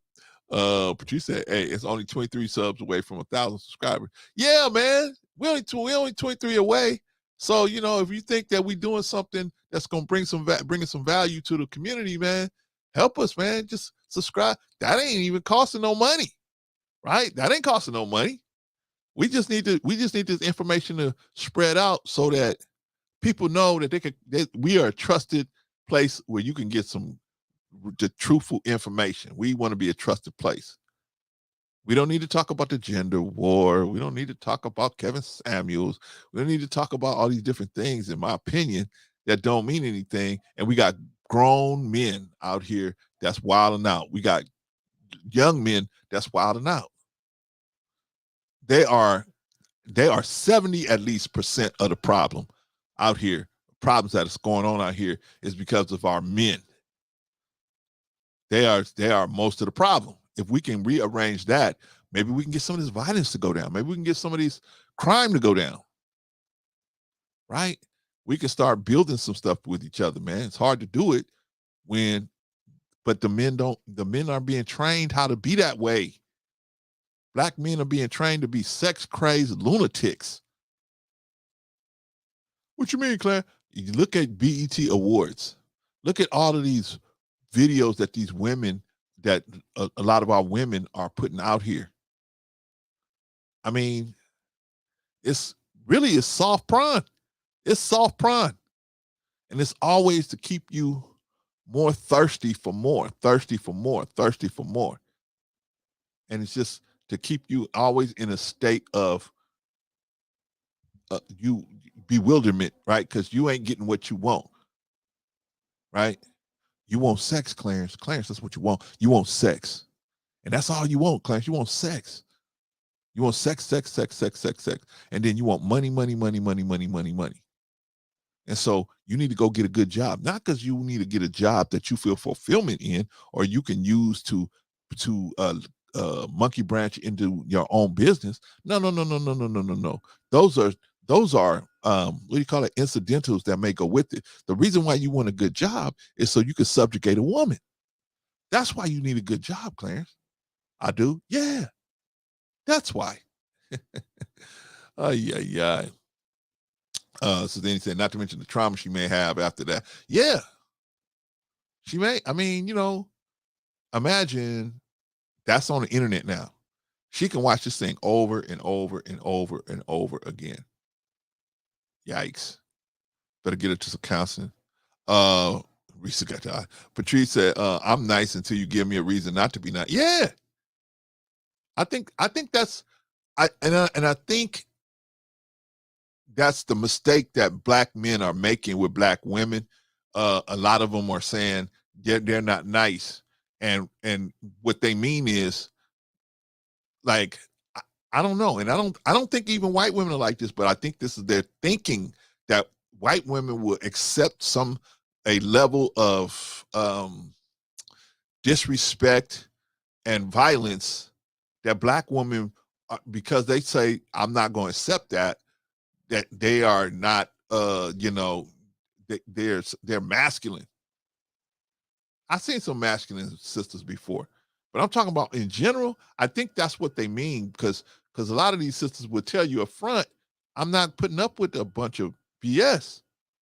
So instead of taking that to mean, okay, that's the way it should be, right? It should be that you as a sister, you shouldn't be taking what do you call that? A inordinate amount of abuse. But black men are so crazy. They think, oh, like Charleston White said, love ain't about what you can give. It's about what you could take, right? Mama and them could take all this and take all that, right? If I love you, why am I going to put you in a position where you got to take more than you should? Why would I do that to you? See, I must not love you. And so his thing was, well, see, if you love me, then you're a good woman because I can go upside your head and you still love me. See, that means that's love. That ain't necessarily love. Sometimes, man, some people are just crazy, man. Some people are just crazy and they feel like they're in a situation where that's the best option for them. If I don't put up with this dude going upside my head, I got to go back out in the workforce. I got to go back out and do this or whatever. It's crazy. It's crazy. That's like I said. That was another thing I had a problem with. The granddaddy, as the goddaddy, as Rico would say, the goddaddy, Kevin Samuels. He said, "Hey man, if you make enough money, you should be able to go upside your wife's head. She shouldn't have a problem with nothing you do. Going upside their head, disciplining their children the way you want to, and having other sexual partners without permission, without agreement of the other person, right? No. That's one place I disagreed with him on that. Patrice said, yeah, it's crazy in the female hip hop sector. Nicki Minaj, Megan Thee Stallion are beefing on social media right now. Yeah. But all the while, misleading our little girls into thinking that this constant sexual tension, you have to constantly have this aura of sexual tension there, and it misleads men into thinking that Black women are lying in wait, waiting to be sexually assaulted at all times. That is the unfortunate byproduct of the whole, super sexual personification. It's a sad situation. It's really sad. And them sisters, man, they get paid so much money. The devil pay them so well. Just keep putting those messages out there.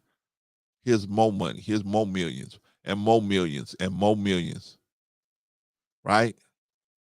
And so those sisters think I'm better than you because I got money. Because that's what this society teach you, right? American society says the better person is the person that got money. Right? Is it? Is it? I got my granddaughter, man. I got my granddaughter. I wouldn't give my granddaughter back for $1 billion zillion. Who won? Who won? Did you win? You a decamillionaire. Or did I win? I got my granddaughter. Who won? You can go and look online, look in that account, and that'll make you happy. I go to my granddaughter and actually put a kiss on her forehead. Which one of us is more happy? Which one of us is more happy? Happiness is what you make it, is what you make of it. When you came out of this womb, you didn't know nothing about no money. Money, you didn't find out about money until later.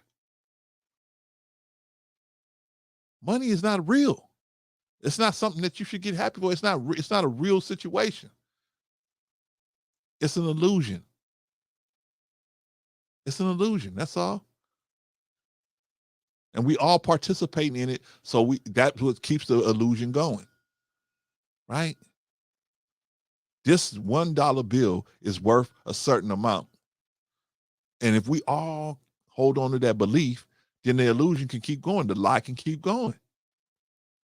This piece of paper. And if you have a whole bunch of these pieces of paper represented in a bank account, you're going to be happy. How many millionaires are getting divorced each year?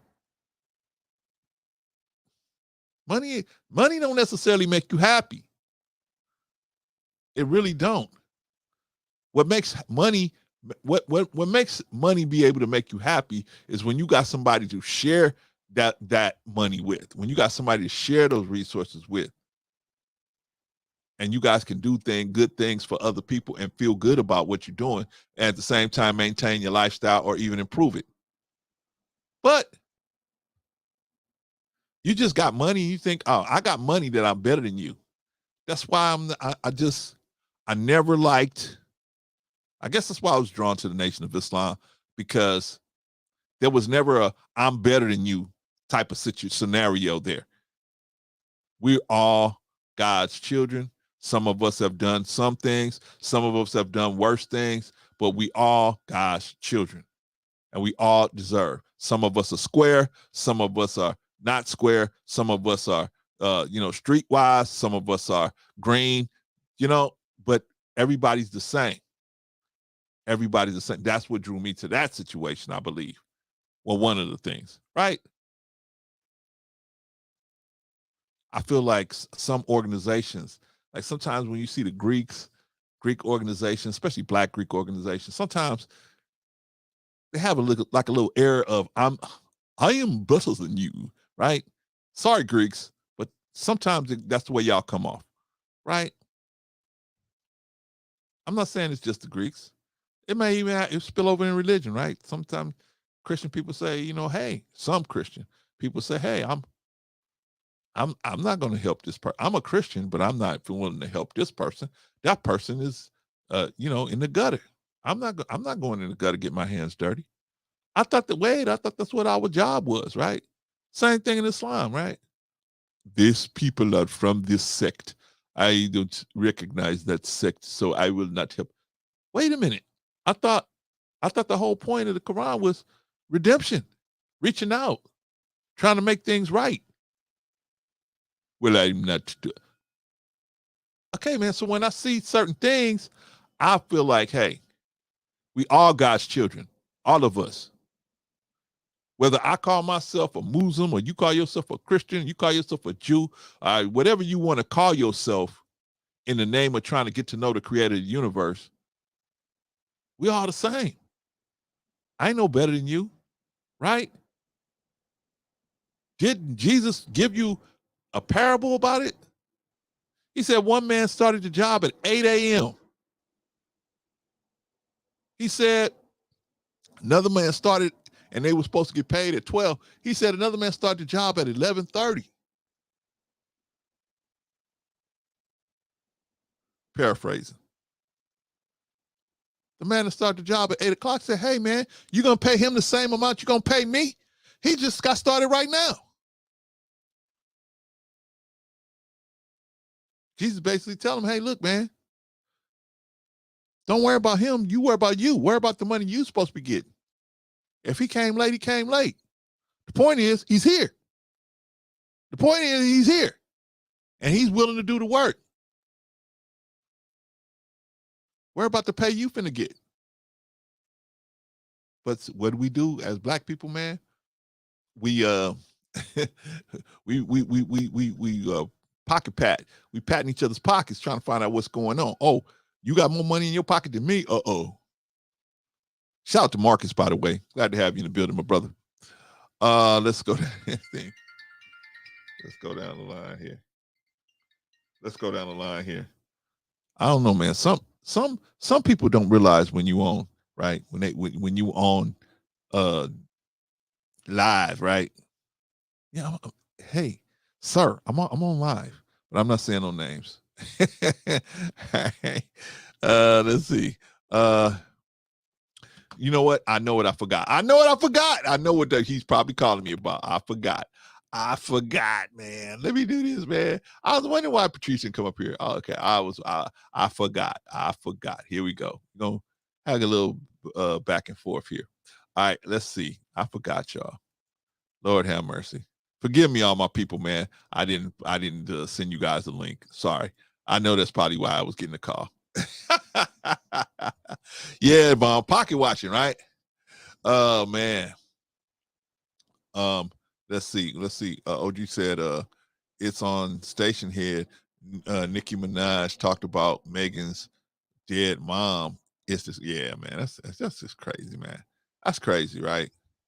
But it's all encouraged by the devil, right?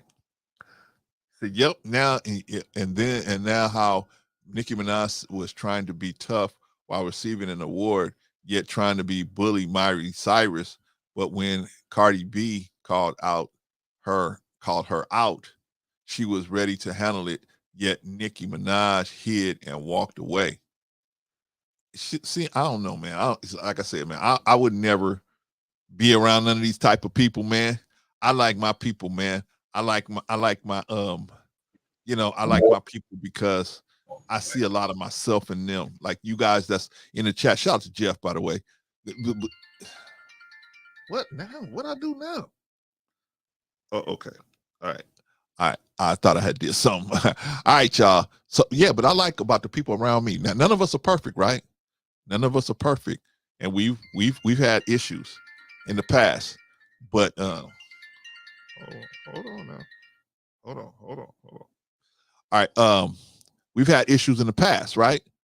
Y'all don't see that because we do that behind the scenes, right? We do stuff like you're supposed to, man. You ain't supposed to have difficulties in front of the children, in front of other people. Keep that stuff in house, right? But anyway, everybody I love all of my people, man, because we all have a sense of humility. You know what I'm saying? We all have a sense of humility among each other and out for the people, man. But shout out to everybody in the chat. Let me bring Brother Bolo up here, man. Brother Bolo. Hey, sir. What's going on, big brother? First of all, how you doing? You already know you're gonna get it. How you doing? How you doing? You good? I'm doing fine. You know what feels the best about me right now, man? My arms, man. My arms. You know, my arms feel good, man, because you know why? I don't have to shovel, man. You see the sun? You see the sunlight coming in here, man? Yes, sir. Yeah. I hope you get 15 inches. Okay. I hope you get 15 inches. I don't know why. You know what I'm gonna do, man? What you gonna do? I'm gonna figure out a way to put some of the sunshine in an envelope and send it to you, man. That's what I'm gonna figure out how to do. Why are you so low, man? What's going on? I don't know, man. I'm changing my system up. I'm changing my system up. So, I'm trying to upgrade. I'm trying to get to where you guys are. Cause I'm trying to get there. Come on, brother. We waiting on you. Thank you, brother. I appreciate it. I won't be long. Just give me a little bit. All right, come on, man. Come on with it. What's going on? Chilling. I wanted to you said something that really struck me. How are you? Good. That's good. And I don't understand why, you attack me for you attack me when you're the chief of calling people when they're streaming. You're the king. Hey, bruh. Hey, yes, bruh. Yes. I'm gonna tell you like the youngsters say. We're not talking about me. We're talking about you. But listen, I won't be too long. But there was something that you said that really struck with me, and you were on point with it.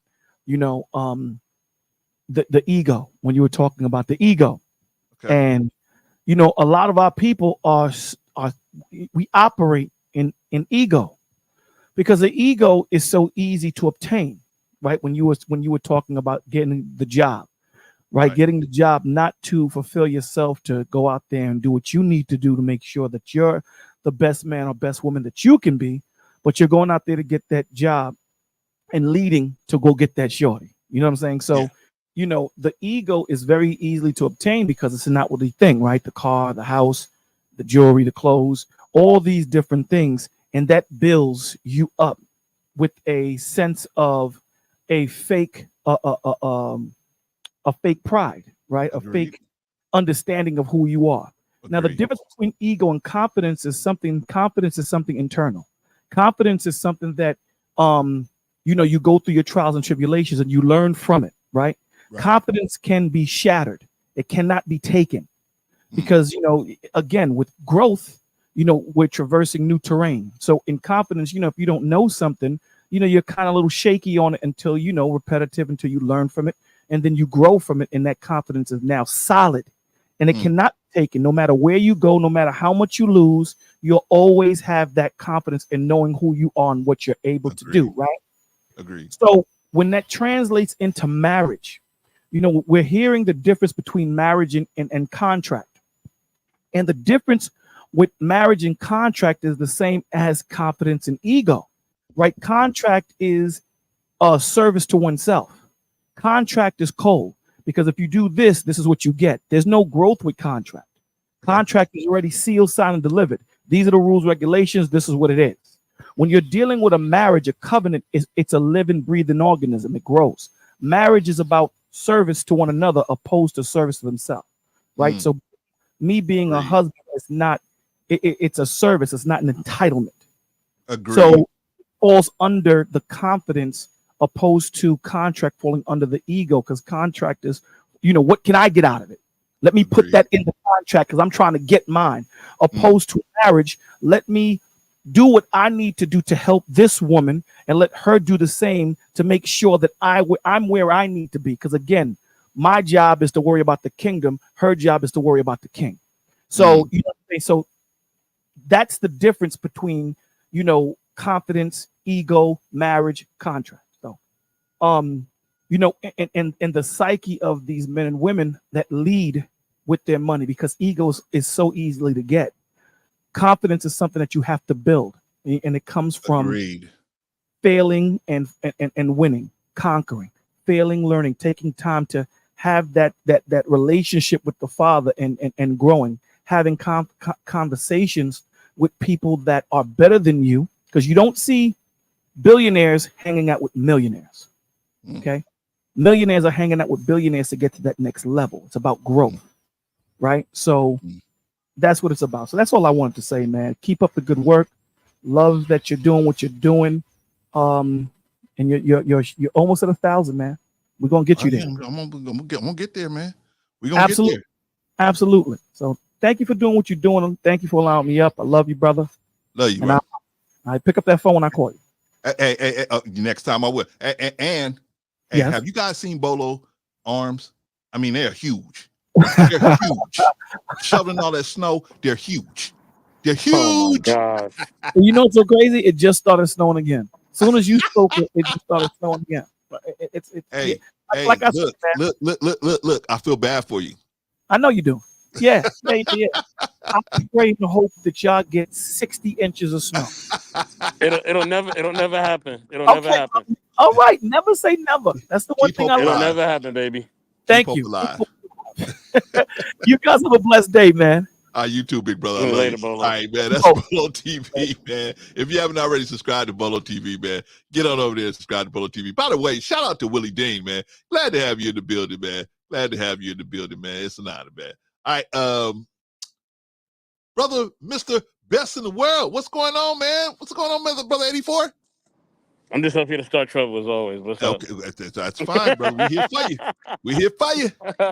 What's going on, man? What you think about what Bolo said, or what we've been talking about, or anything? What do you think about any of this stuff, or do you have something to say? I mean, I think people just got to do what works for them, man. As I always say, like, you got to find like your balance. You know what I mean? You got to find what works for you, as far as like your mate, and as far as who you want to be with. You know what I mean? There's a lot of people who do things in marriage that I don't agree with. You know what I'm saying? But that ain't for me. That's for them. You know what I'm saying?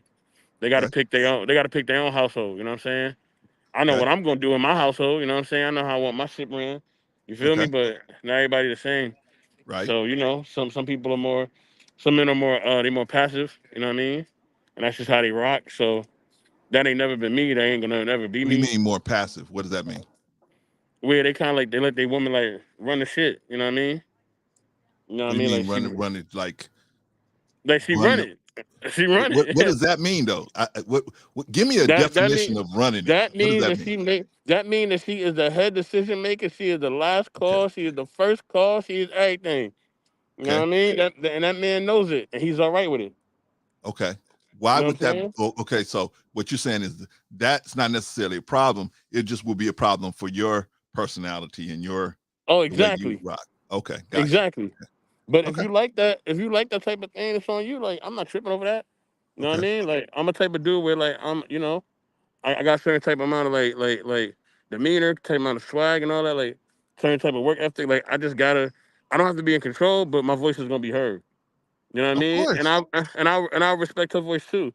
But to let her run things, nah, bro, that'll never happen. See, that's what I understand. See, people say that, but I don't know what run means. That means that she's barking orders at you, or what does that mean? Yeah. Okay. When she says something to go, it's time to go. When she says something to stay, it's time to stay. You feel me? Okay.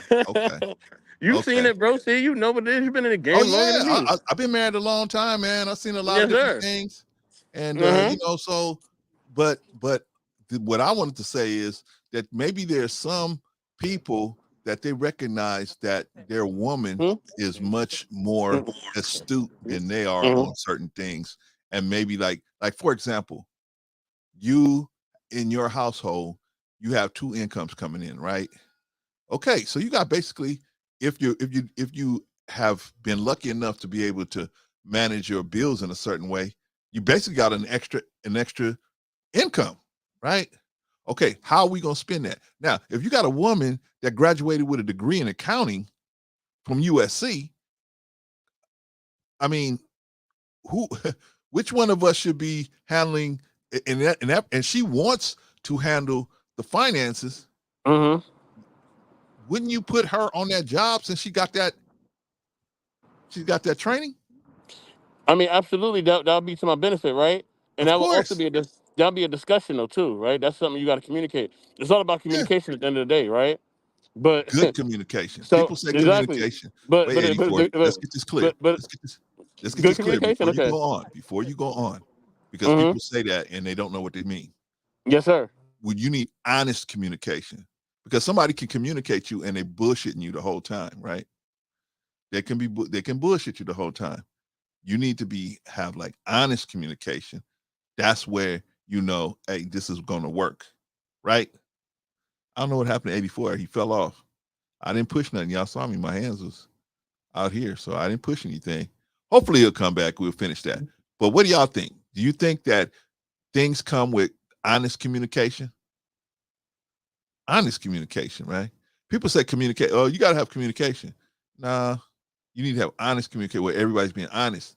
Because if you have communication and you got one person just saying, okay, right? For example, you say, hey, we agreed in the marriage vows that we wouldn't cheat on each other. And you have one person saying, yeah, okay, yeah, I ain't gonna cheat on you. Yeah. But they're communicating with you. They just communicating with you erroneously. They're not telling you the truth. I don't want you to communicate with me and you not telling me the truth. I want you to communicate with me telling you the truth. Well, you know what? I think because, Clarence, you work so much, I need to get you some help on this, spending time situation with me. And because I'm going to be spending time with these other men, therefore, I'm going to have to, that ain't going to be a free ride, if you know what I mean, right? So I'm going to have to kick in at some point. Just to let you know, that is an option I'm keeping open, even though we're together, right? I would want to know that. I'd say, okay, cool. What I would say is, this is what I think you should do. Since I'm working so much, you should just go be with that person. Never, ever, ever be too, what's the word I want to use?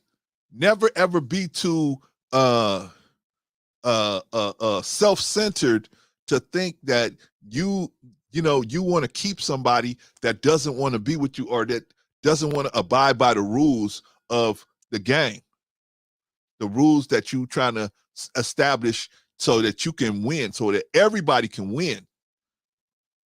I agree with 84. Every marriage is going to be different. There's some marriages that it's going to be better if the woman is handling the finances.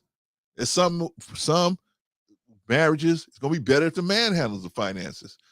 Depends on who you marry, what their skill levels are, how much confidence they have in themselves, what they're willing to do. It depends on a lot of different factors. That's why you got to have honest communication, because somebody could tell you, yeah, right? You can have a dude that says, hey, I ain't, I'm just not going, I ain't going out like that. I get the last word. Well, okay. How your finances going? I mean, why we gonna go with you when the girl's finances is intact, yours are not intact, but you want the last word and you think you deserve the last word just because you got a penis.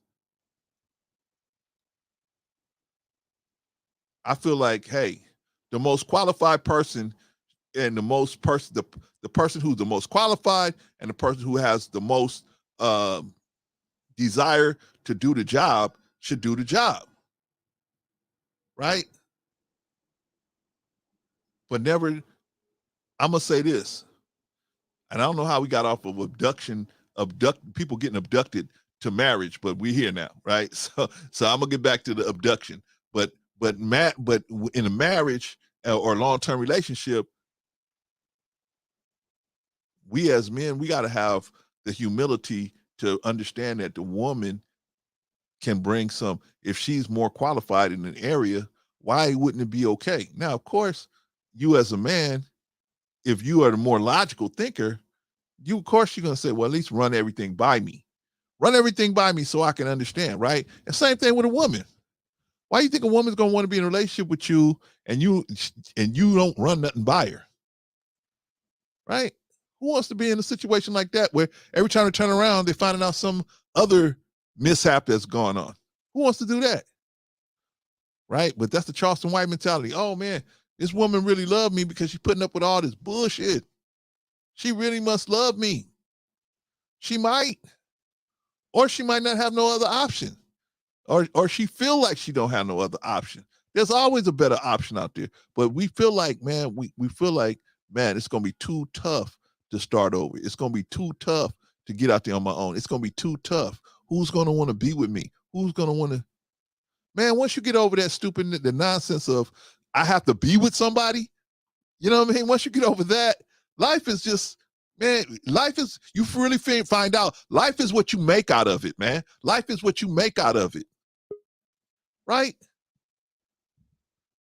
Life is what you make out of it. Hello, Patrice. Hello. Happy Sunday. Happy Sunday. How you doing, bro? I'm doing great, girl. I'm thinking about me and Simon knocking on your front door. Oh, God, please don't. Please. No. God forbid. God forbid. I want to tell you something, Patrice. Hey, open the door. God forbid. God forbid. I rebuke you. Get back, Satan. Get back, Satan. Oh, my God. What's going on, sis? How you doing? Oh, nothing much. Just chillaxing on this beautiful Sunday here in Arizona. It's beautiful weather. We in the 70s. How about you? Same here. I think it's about 79 degrees out here in sunny Los Angeles, the city of the angels. Yeah, it's a beautiful thing. Beautiful thing. So what you think, Patrice? What you think about what we've been talking about? Anything we've been talking about? Started off with the abduction of the girl, but we got into marriage. We got into all kind of relationships. What do you think about anything we've been talking about? Well, yeah, I definitely think as far as the marriage is concerned, I think that, in today's society, especially a lot with the younger generation, they view marriage way different, than you and I do or did, from our times, right? Yeah. I think no longer the traditional marriage, even though the women that are saying they want to be traditional, or the men that saying they want to be traditional, it's not the same traditional as our traditional. It's right. Like I'm noticing that it's a bit different, now, and I guess that's good. If that works for them, is I'm a to each his own person. Whatever works good for you in your marriage. I do believe in, I think that couples need to definitely sit down more prior to the marriage to have discussions about things that they think that they can fix or solve once they get into the marriage, and then they see that, now, Houston, we got a problem, instead of having a conversation prior to the marriage, so to know just where a person feels about a certain thing, what they ways or their morals or values are, or what are they opinions, or how they want to move forward with something prior to the marriage. I think a lot of times those conversations are not being had. And I think that a lot of times once they get into it, and then they run into that problem, and then they allow emotions to run on emotions more than logic, being logical thinkers, being critical thinkers about the situation, because sometimes you tend to be very selfish in, well, I'm used to it this way and I was raised this way. But see, these are conversations that we should have had before we got married. Okay, right. You was raised this way, I was raised that way. How can we come to a happy medium in between, right? Because we got to think about both parties becoming one involved. So we got to meet in the middle of the road. So having these conversations, like you said, hey, don't wait until you get into marriage and decide who gonna take care of the finances. Yes. Decide that prior to. Even though she may have a degree and maybe better with numbers, don't mean necessarily that she better with the money. Because what if she got a spending habit that's really bad? Like, we got to be real about things. So having those type of conversations is definitely important for to have prior to. What's your take on children? How many you want to have? Like, that should be a conversation be had prior to the marriage. Don't wait till you get into marriage. Well, I only wanted 2 and now he want 3. Now he want 4 or whatever, or vice versa, because I believe that you should be able to compromise, prior to. So if you compromising prior to the marriage, you will compromise in the marriage. Right. So yeah, just, things of that nature. But yeah, marriages is different for different people. I think the discussion of what type of marriage you're going to have, depending on what you into, is this going to be an open marriage? Is this going to be a poly marriage? Is this going to be a swinging marriage? Like for real, like I'm serious, because these people are not having these conversations now. They may be doing it and having fun prior to the marriage, but do you want to continue this in the marriage? Now we got to have this conversation, because see, now it's a whole nother level to this crap. Now we're not doing it as single people anymore. Now we're doing it as a marriage couple. And now there has to be boundaries. Now there has to be respect. Now there has to be different things. So again, when you're not having the conversations prior to the marriage, I think a lot of times once you get in it, you think you could fix that person or change their mind or things like that. And that just don't happen. Yeah, that's the bad part, man. Trying to change somebody and see, that's why I was trying to tell 84. I don't know if you heard when he was up here, he said that what you got to have in a marriage is communication. And I said that you need good honest communication, because you can have communication with somebody and they just blowing smoke up your behind. But you need to communicate honestly, like you said. Hey, I really. I want to continue having this poly situation. Wait a minute. I thought you wanted to be with just me. See, everybody assumed that the other person on the same page with them. And then you got to have that conversation. Just because you're doing it in that moment as single people don't mean you want to do it once you get married. Right. People change. They have change of minds. They have change of hearts. So again, just because you're doing something prior to the marriage don't mean you want to do it in the marriage. So have the conversations. And I think that all of these type of different conversations, especially with the younger generation that's getting married now, because they going way different, than the traditional way. But when I came up, it was just man and woman, and and that's it. That's all. If you stepping outside the marriage, once you get married, you cheating, period. Whether it's emotional cheating or physical cheating. You know what I mean? Because anything to me, any form of cheating is anything that you have to hide from me that you're doing. Okay. If you have to hide that you're having emotional conversations with someone, if you have to hide that you're texting and calling someone, and definitely if you got to hide that you're sleeping with somebody, all of that is cheating. If you have to hide something from your partner, your significant other, the person that you marry, if you are doing something away from them that you're not doing in front of their face, that is cheating. Okay. In my book. Okay. I would agree with you.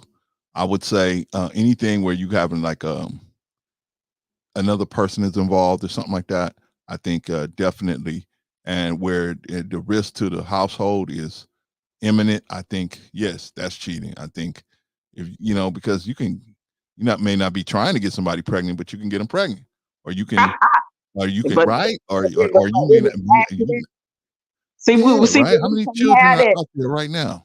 Right, but bro, we can't have that. Well, I wasn't trying, but you slept with her. See, to me Patrice, that's I didn't mean to, Patrice. like that don't even make sense. Like, make it make sense, right? It's just We could just, hey, Patrice, we could just bring little Clarence and just throw him in here, right? we all know that we are how many infidelities has come from first it started off as emotional cheating. Yes.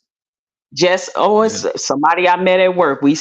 She started talking to me or he started talking to me, and you lacking something, within yourself or within your home that you're not getting, and you didn't have that conversation with your spouse, and now you confiding in this other person at the job or somebody that you met in the grocery store or wherever, at church or wherever it happens, and you're emotionally attaching to them, and you telling them, well, he don't understand me or she don't get me, and I don't know what happened to this person, and all of a sudden this changed. That you having a conversation with the person that you shouldn't be having it with. You should be having that conversation with your spouse. You shouldn't be having that conversation with the outside person.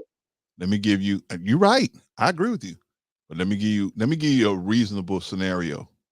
You try to have this conversation with that person, male or female. You try to have a conversation with that person, and the person is so busy and caught up in whatever their lifestyle is like. They just push you off, keep pushing you off and pushing you off and pushing you off. Hey, Patrice, can I have this conversation with you?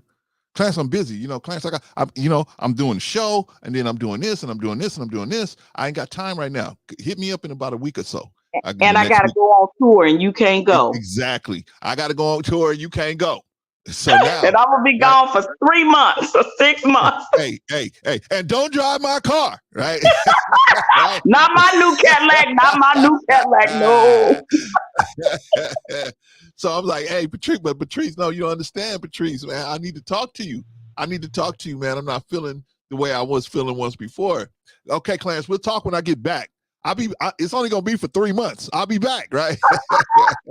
Right. So in that moment, in that moment, listen, because I also believe in, people like to say, well, don't give me no ultimatum. No. When you're married, you give that person an ultimatum. You say, you either talk to me now, we sit down and we have this conversation before you leave, or else I'm going to be gone when you come back, or don't come back. Because if that person is stringing you along and you unhappy and you miserable, you need to let that person know before you go out there and cheat. I agree. You should definitely do that. But I think a lot of people get caught up like that, Patrice, because what happens is they try to have that conversation. The other person is unwilling to have it, and they just get tired of swinging and missing. So they said, okay, you ain't going to listen to me. Okay, Clarence, you ain't going to listen to me. Let me just get you some help on this, because you busy doing your thing, and we'll figure it out when we get down the road. But down the road is always an ugly spot. It's always an ugly situation, right? And so that's, I think, how most people get caught up. Now, I will say this: there's some people, man, they're just no good. They just like to cheat. They just like the tension and the sneakiness involved in it. They like that, right? They just enjoy doing that. So there's some people, but I think that's the minority of people that cheat. The majority of people that cheat, like you said, there's a conversation that needs to be had. And for whatever reason, that conversation is not being able to be had. And so because of that, the person has this hole in their spirit, and they got that pressure in their head, and they want to relieve that pressure. And so when an opportunity comes along to relieve that pressure, they eventually take it. And you're moving on emotion then instead of logic, right? You're not thinking the long haul down the road, what this is going to cost you in your marriage, and are you ready to make that step? 9 times out of 10, you upset, you're mad, you're emotional because that person is not listening to you or have been ignoring you. And you're like, well, forget it. I'm gonna go out and do what I got to do. Right. And you're moving off emotion, regardless. So if it's anger, if it's mixed emotions of this need that person is not providing you, and you was like, I'm gonna get it somewhere else, because Deborah at my job, she always listens. She's so attentive, she's so caring, she give me good advice, so I'm gonna go talk to her again, and then keep talking to her. Patrice, she bringing me them cupcakes. Patrice, she keep bringing me these cupcakes, Patrice. Right. What's your favorite dessert? Oh, I'll make you some, and I'll bring them to work. And here I'm touring. I'm thousands of miles away from. And she bringing my husband. I done seen it so many times. I work for the city of Los Angeles. I've been here 27 years, going on 28. I done seen this happen over and over and over and over again, man. Man, I have been in the workforce, and I have seen so many affairs especially at places like the post office. Yeah.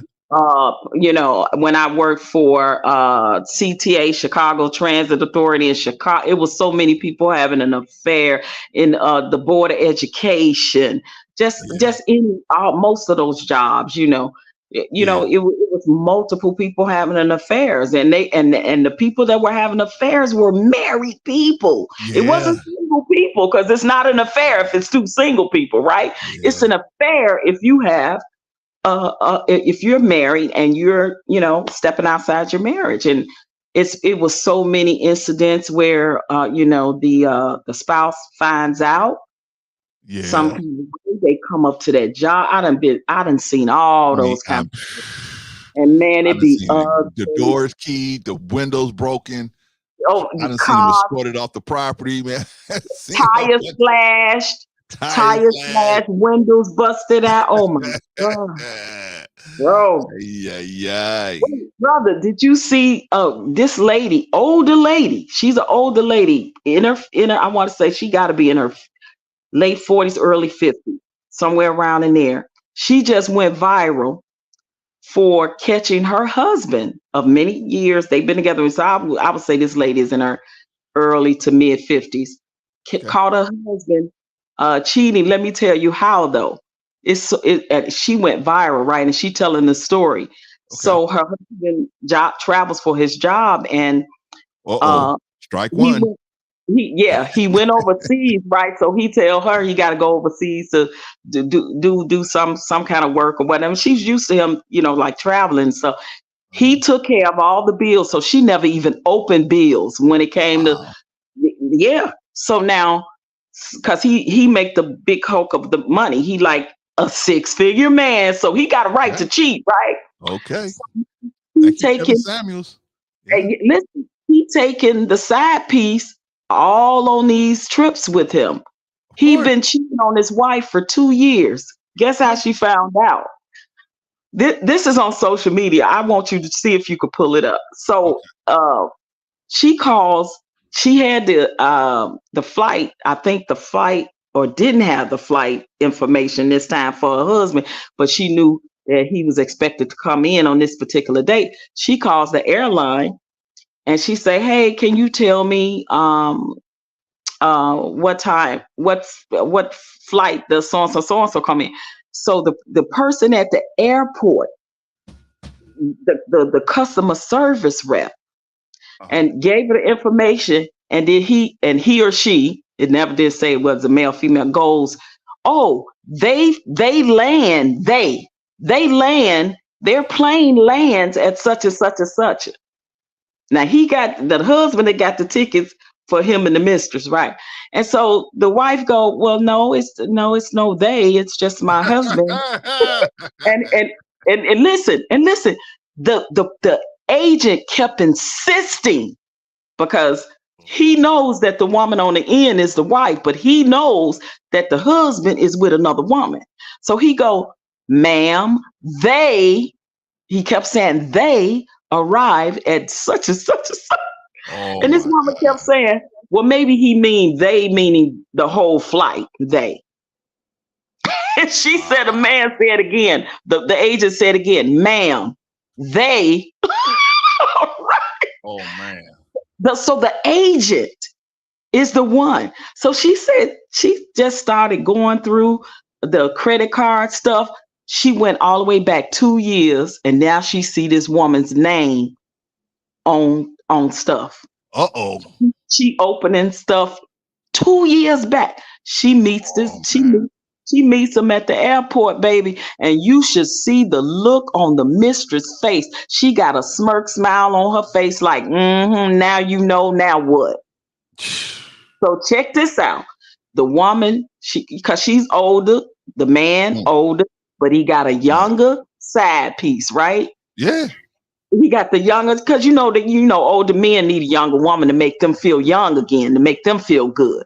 So now the wife is pretty, but she's feeling like, oh my God, she's younger, she's pretty, and so she's feeling a little bit intimidated. So she calling her girlfriend, she crying, all this and that, right? So he comes home, and she mentions the woman's name, and he gaslighting her. I don't know that person. Who you talking about? That must be an error on the receipts of the charge card. Like talk about gaslight. So he telling her, I don't know, that must be some mistake. Oh, she said, 2 years worth of mistakes that go all the way back 2 years.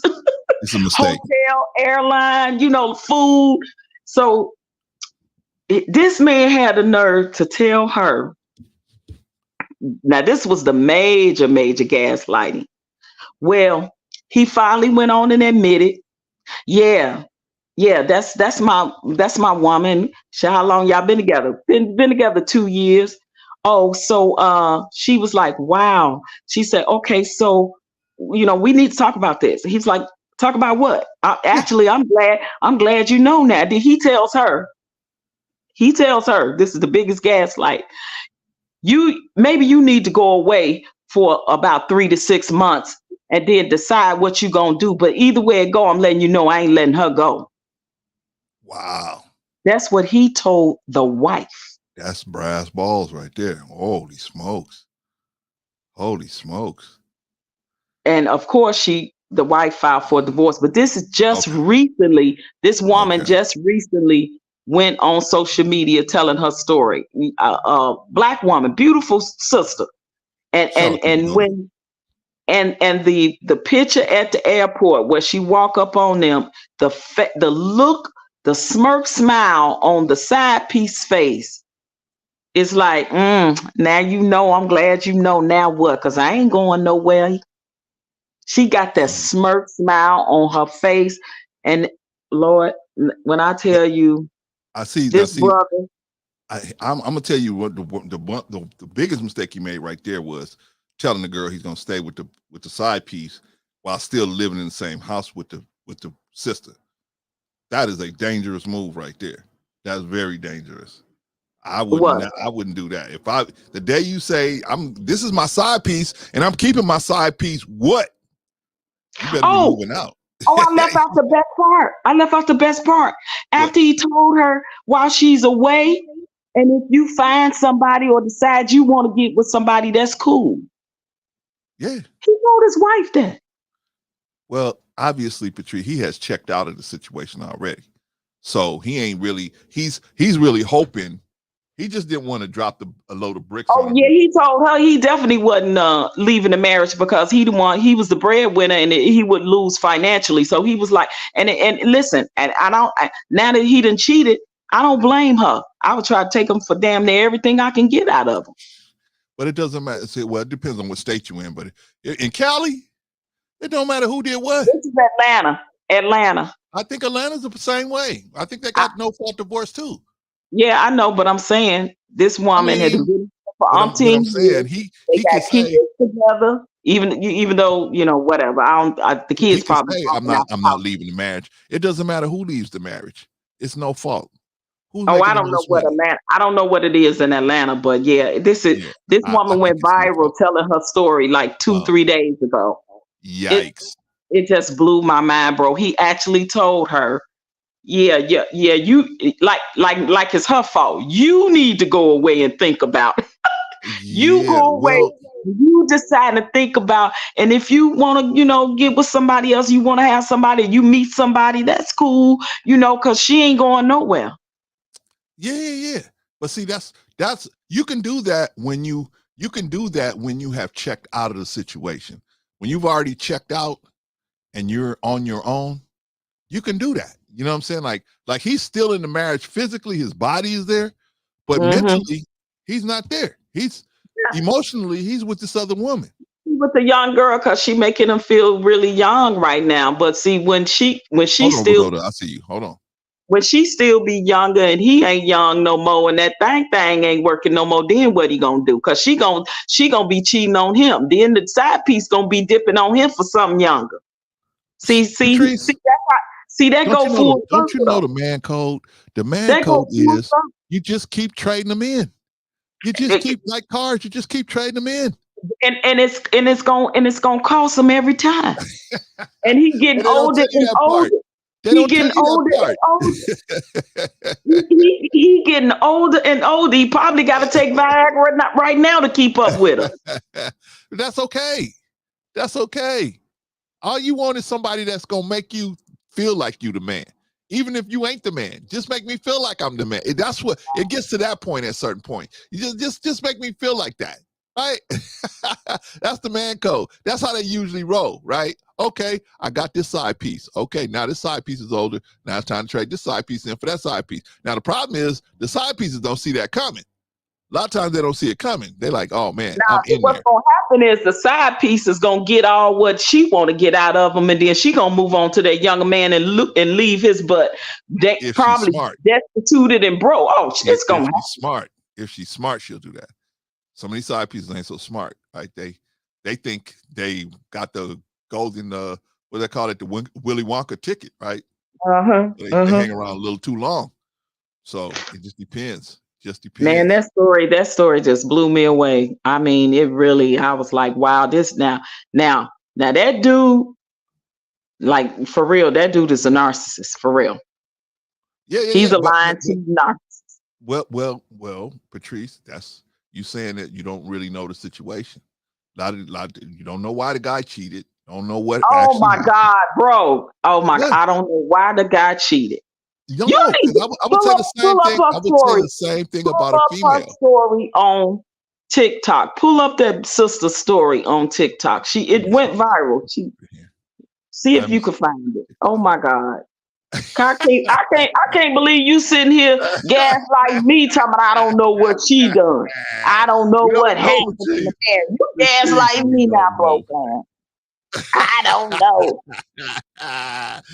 We don't know, Patrice. Patrice, we don't know. We don't know yet. Oh my gosh. I'm trying to. Okay, let me see. Okay, sign into TikTok.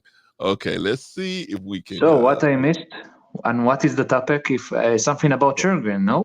Hold on 1 second. We're talking about marriage. Hold on. Love and marriage. How lovely. Oh, here we go. Yeah, in here. Okay. Bang. Okay. Yeah, just logged into TikTok. Okay. All right. Let's see. What we looking for? Man gets mad. Man gets caught cheating. Hold on, Pagoda. Hold on. I'm trying to look something up. Yeah. Let me see. Yeah, if I could. If show her face, because she's a pretty sister. His wife is beautiful. Okay, man gets caught. What would it be on? Man gets caught cheating at airport? Maybe at Atlanta airport or something. Let me see. Or wife exposed cheating husband at Atlanta airport, something like that. Let me see. It's recent, so it just recently went viral. Oh, brother. It was 5 parts of it, huh? Yeah, they short though. They short. So start it from the beginning because it's juicy. Part 3, part 2, part 4. I'm trying to find part 1. Yeah, when she first talking about it. Yeah, let's see. Part 4. Brother Vaughn, Clarence could come over here and eat some of my oxtails because I definitely cooked some today. Thank you. Come on, bro. You cook ox, huh? Clarence, you said that you don't have food like this, no? What, oxtails? Oxtails. That's what I cooked today. It's not verboten. Okay, and here some people eat the testicles of the ox, but never mind that. Yeah, they eat that too. I can't find part 1. I'm gonna start at part 2 then. I'm sorry, part 2. Pagoda, before I get started on this, Pagoda, do you have something to say about what we've been talking about? About love and marriage, not much. I just, I'm going to sleep, so I just saw if you are speaking about something interesting, and just want to say thank you for yesterday. No problem, man. And be safe, guys, and have a good evening. All right, brother. Take care of yourself. Oh, and there, okay? like I said to Annie, sorry about the joke yesterday. Oh yeah, she knows it, man. She knows. She was just playing with you. No, but she, from what you at least described, she didn't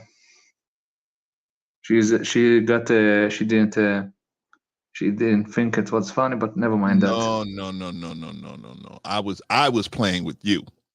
No. She thought it was funny. She even put it in the chat. She thought it was funny. We'll go to sleep. We'll go to sleep. I'm going to sleep. It's midnight. Ciao. All right, brother. All right, that was Pagoda, man. All right, let's see. Let me see if I'm trying to see, is that her? Is that her? Well, it's story time in regards to the video I posted this morning of my husband and his mistress at the Atlanta airport. Yep, that's her. So let me just preface this by saying I'm a nice person. Okay. I'm a sweet person. I'll do anything for my family and my friends. And I'll help anybody out. Try to stay in my own lane. I try not to bother anyone or do any of that. But when people play in my face and plot and plan and do foul stuff, I'm not so nice anymore. And that's how most of us are. So let me start by saying on October 29th of 2022, my husband was scheduled to come home from a trip from Europe. He told me he had been over there working. And he worked a lot for his, his corporate job. I thought he was working anyway. Told me he had a speaking engagement in Europe. So I wanted to make sure. Yikes. It's very hard to have a relationship with someone on the road. You got to be a very special person because, you're going to be asked to trust them a lot. So you got to be a very, very, very strong person because that person is going to be gone and you're going to have to deal with being alone on top of being alone, wondering if they're going to be being alone, wondering if they're being alone. Right? And he traveled for his job. And I don't think he traveled like a lot, but he did travel, at least once or twice a year. Oh, that's not bad. Yeah, that's not bad. Yeah. I thought that he was one of these kind of guys who was on the road, like every week or so. No. House. Oh, no, okay. Go ahead. Go ahead. Finish. All right. Sure that I had dinner and everything ready for him by the time he got home. So I called the airline. So I knew the flight number, and I was driving, so I couldn't, type it in my computer because usually if you just type a flight number in, it'll just pop up what time the flight's going to land. So I had to call the airline that day. And when I asked the flight attendant, or not the flight attendant, I'm sorry, but the, the representative, what time that flight came in, he asked for my husband's name. And I was like, you don't need his name. I was like, just give me the flight information. If I typed it in, I just need the flight information. You don't need his name. So he was adamant about me giving the name. So I gave him the name. He comes back a few minutes later and he says, Mr. Such and Such and Miss What's her name landed 20 minutes ago. So I'm in shock. Yeah. So first thing first, I don't think they're supposed to do that. Mr. and Mrs. No, see, I don't think they're supposed to do that.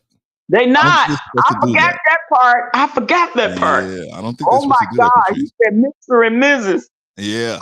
I don't think they're supposed to do that, Patrice. I think they're supposed to just say the plane is landed. I think you're just supposed to tell them whether the plane is landed. That was too much information. I wonder if that agent got fired.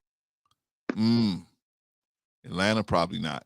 That is the city of messiness, right? All right, let's finish. Let's finish. Because I've been married 25, 26 years, and I'm thinking I'm just married to this outstanding, upstanding citizen. So I said, no, just his name. I don't know who that other person is, but just his name. And the guy states again, he was like, Mr. Such and such and Miss what's her name just landed a few minutes ago, like 20 minutes ago. So I'm sitting in the Kroger parking lot like what does this mean? I'm still I'm in a state of shock actually. So my head is spinning by this time. My blood pressure's going up. And I'm like, what does this mean? So I'm like, okay. So right after that, my husband calls. And I was trying to hold it in, trying to hold what I was feeling in. So I was like, I'm not going to say anything right now. I'm going to wait till he gets to the house. Because he was like, oh, I missed you. Fellas, I've never seen anyone better at the I'm just going to wait until we get in the house than the black woman. The black woman is the greatest. I'm not going to say nothing now. I'm not going to tip my card. I'm just going to wait until we get in the house. When I got you in the house, that's when I'm going to get you. Holy smokes. Were you going to say something, Patrice? No, I said it just gets juicier. So, okay, y'all. So when he comes home, I greet him at the door, give him a hug and a kiss and ask him about his trip while he's unpacking. And so I'm like, show me some pictures from your trip. And he was like, oh, I didn't take any pictures. I was running around working and we were just so busy and on the go. We were just, just going to and fro. So I was like, oh, okay. So we go to have dinner. I was like, hey, I called the airlines to see what time your flight was getting in. And I said, they told me there was someone else on your itinerary. And I tell him the person's name. And he was like, who was that? And I was like, I don't know. You tell me. He was like, oh, I don't know who that is. Wait.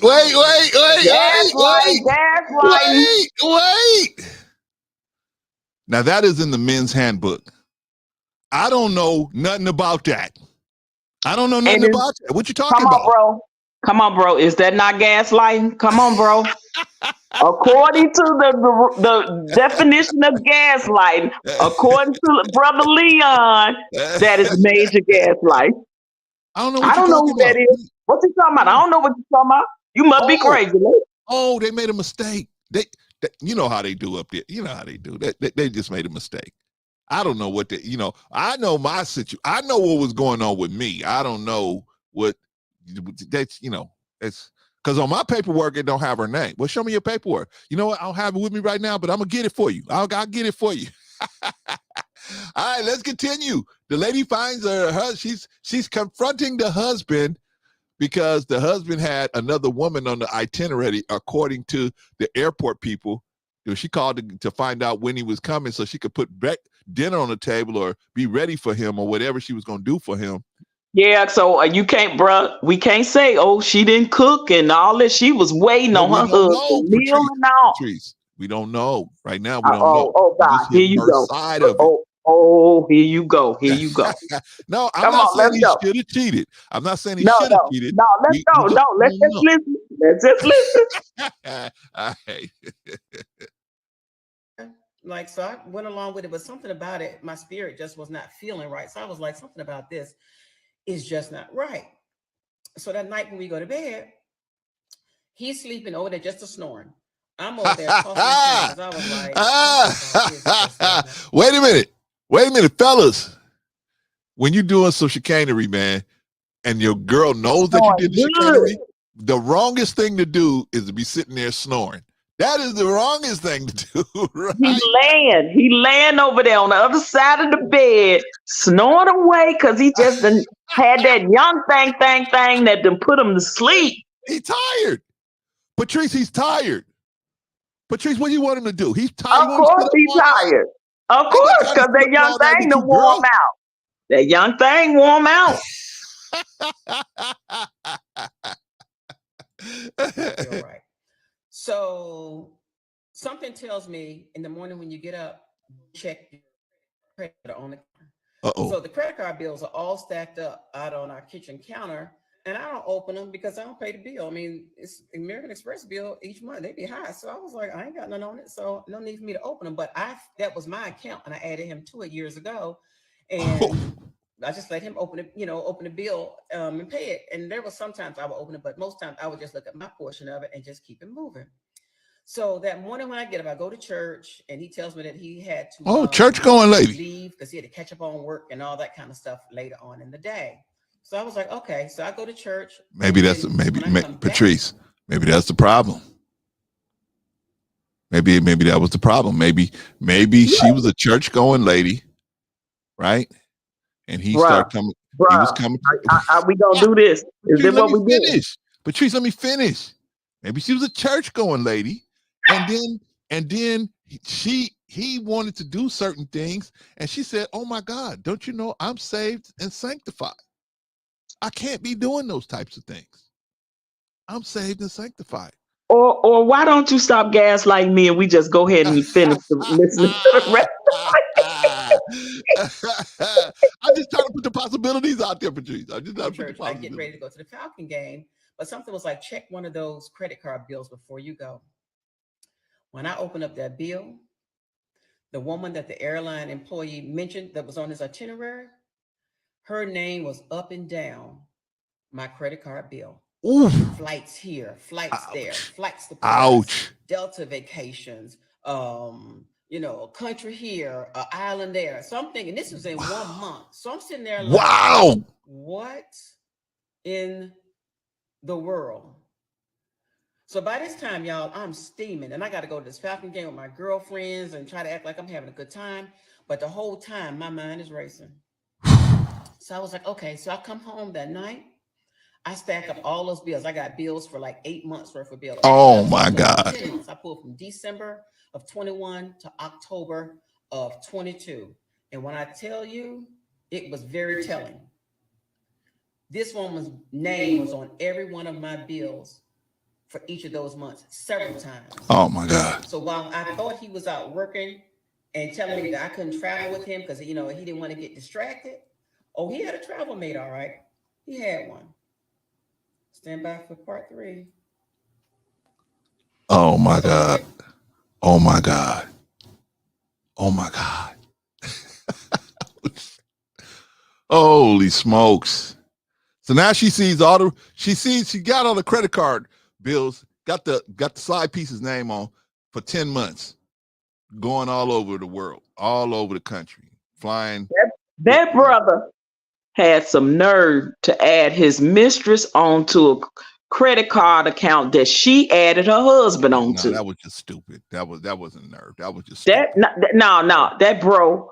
Yeah, that was some nerve too, bro. Like you don't give a rat's A about your wife possibly finding out. That's somebody that don't give a rat's A about his wife. I think Patrice, he just felt that she was he had her so trained or whatever that she wasn't gonna open the bills. He had her in his pocket. I think that's what was it. Because that was just stupid. Why would you do if you're gonna cheating in the first place is stupid, I'm gonna give you that. But then to put your side piece on your husband or your wife's credit card, come on. That's you breaking the rules of the game right there, right? Okay, let's finish up. Let's go through it. This is part 3. Caught the husband cheating at ATL airport. Now she's trying to decide what she's going to do and how she's going to proceed forward after catching the side piece's name on 10 months of credit card bills. Ouch! This is a credit card, was her personal credit card. She added the husband onto this personal line of credit. Ouch. And he got his side piece on there prominently displayed. Holy smokes. Yeah, I don't know, man. I don't know if that's balls or stupid. No, I know that's very stupid. All right, let's continue, y'all. Okay, y'all. So when he comes home, I greet him at the door, give him a hug and a kiss and ask him about his trip while he's unpacking. And so I'm like, show me some pictures from your trip. And he was like, oh, I was taking pictures. I was running around working and we were just so busy and on the go. We were just, just going. I ain't got no pictures. Patrice, I ain't got no pictures. I was working too much. I ain't got no pictures. You don't need no pictures when you did everything live and in living color. But she asked him for the picture. She said, show me some pictures of your trip. Oh, I ain't got no pictures. Not no pictures that you could see. All right, y'all, let's continue. To and fro. So I was like, oh, okay. So we go to have dinner. I was like, hey, I called the airlines to see what time your flight was getting in. And I said, they told me there was someone else on your itinerary. And I tell him the person's name. And he was like, who was that? And I was like, I don't know. You tell me. He was like, oh, I don't know who that is. And he was like, he said, they must have made a mistake. So I was like, well, okay. Like, they made a mistake. I went along with it, but something about it, my spirit just was not feeling right. So I was like, something about this is just not right. So that night when we go to bed, he's sleeping over there, just a snoring. I'm over there tossing and turning. I was like, something about this just does not feel right. So something tells me in the morning when you get up, go check your credit card bills that are on the counter. So the credit card bills are all stacked up out on our kitchen counter, and I don't open them because I don't pay the bill. I mean, it's American Express bill each month. They be high. So I was like, I ain't got none on it, so no need for me to open them. But that was my account, and I added him to it years ago, and I just let him open it, open the bill and pay it. And there was sometimes I would open it, but most times I would just look at my portion of it and just keep it moving. So that morning when I get up, I go to church, and he tells me that he had to leave because he had to catch up on work and all that kind of stuff later on in the day. So I was like, okay. So I go to church, and when I come back from church, I get ready to go to the Falcon game. But something was like, check one of those credit card bills before you go. When I open up that bill, the woman that the airline employee mentioned that was on his itinerary, her name was up and down my credit card bill. Flights here, flights there, flights to Paris, Delta vacations, a country here, an island there, something. And this was in 1 month. So I'm sitting there. Wow. Like, what in the world? So by this time, y'all, I'm steaming, and I got to go to this Falcon game with my girlfriends and try to act like I'm having a good time. But the whole time, my mind is racing. So I was like, okay. So I come home that night. I stacked up all those bills. I got bills for like 8 months worth of bills. Actually, that was October, so 10 months. I pulled from December of 21 to October of 22. And when I tell you, it was very telling. This woman's name was on every one of my bills. Wow. For each of those months, several times. Wow. So while I thought he was out working and telling me that I couldn't travel with him because, he didn't want to get distracted. Oh, he had a travel mate, all right. He had one. Stand by for part 3. So, okay, y'all. So when he comes home, I greet him at the door, give him a hug and a kiss and ask. No, we did that one. Where's let me see if I can find part 4. This is part 2, part 3. Did you do part 3? Yeah, we just did part 3. Okay. I thought she said stand by for part 3, but okay. So yeah, no, she already did that. Bills, finds this girl's name for months on my credit card bills for the last 10 months specifically. So at that time, I try to call his phone, call my husband's phone and text him. No answer, no text back. So I called his boy's house because he told me he was going to his boy's house to watch football. No answer from him. So I texted him and was like, hey, is he with you? No answer back. Then all of a sudden, here come my phone rings. My husband, like, oh, I ran up to get something. Like, what's up? And I was like, oh, you know what's up? I said, and I started repeating the girl's name. And he was like, why do you keep saying that name? And I was like, I kept saying the name. So he was like, well, I don't understand why you keep calling the name. And I was like, oh, yeah. I said, your gig is up. I was like, you nasty motherfucker. I was like, your gig is up. So he was like, I don't know what's going on. I'm on my way home. I was like, bring your ass on home. I was like, come on. By this time, I'm furious. So I hang up the phone. I'm just like livid, y'all. I promise you. I think my blood pressure was on like 1,000 that day. So he comes in, and he come in like all Billy Bad, like, why you keep mentioning that name? And I was like, you tell me why I keep mentioning that name. So I was like, I'm going to ask you this. I said, I'm going to ask you one time. I said, no, I know the truth. I was like, was such and such on this flight with you? He was like, no, I don't know why you keep mentioning that name. I don't know who that is. I said, I'm going to ask you one more motherfucking time. Wow. And know that I know the truth. Don't lie to me. And it was like this mask fell off of him. Okay. That was that narcissistic mask. The narcissistic that was very narcissistic. fell out. That was very narcissistic. But this is a question. If she know the truth, why is she asking him to verify it?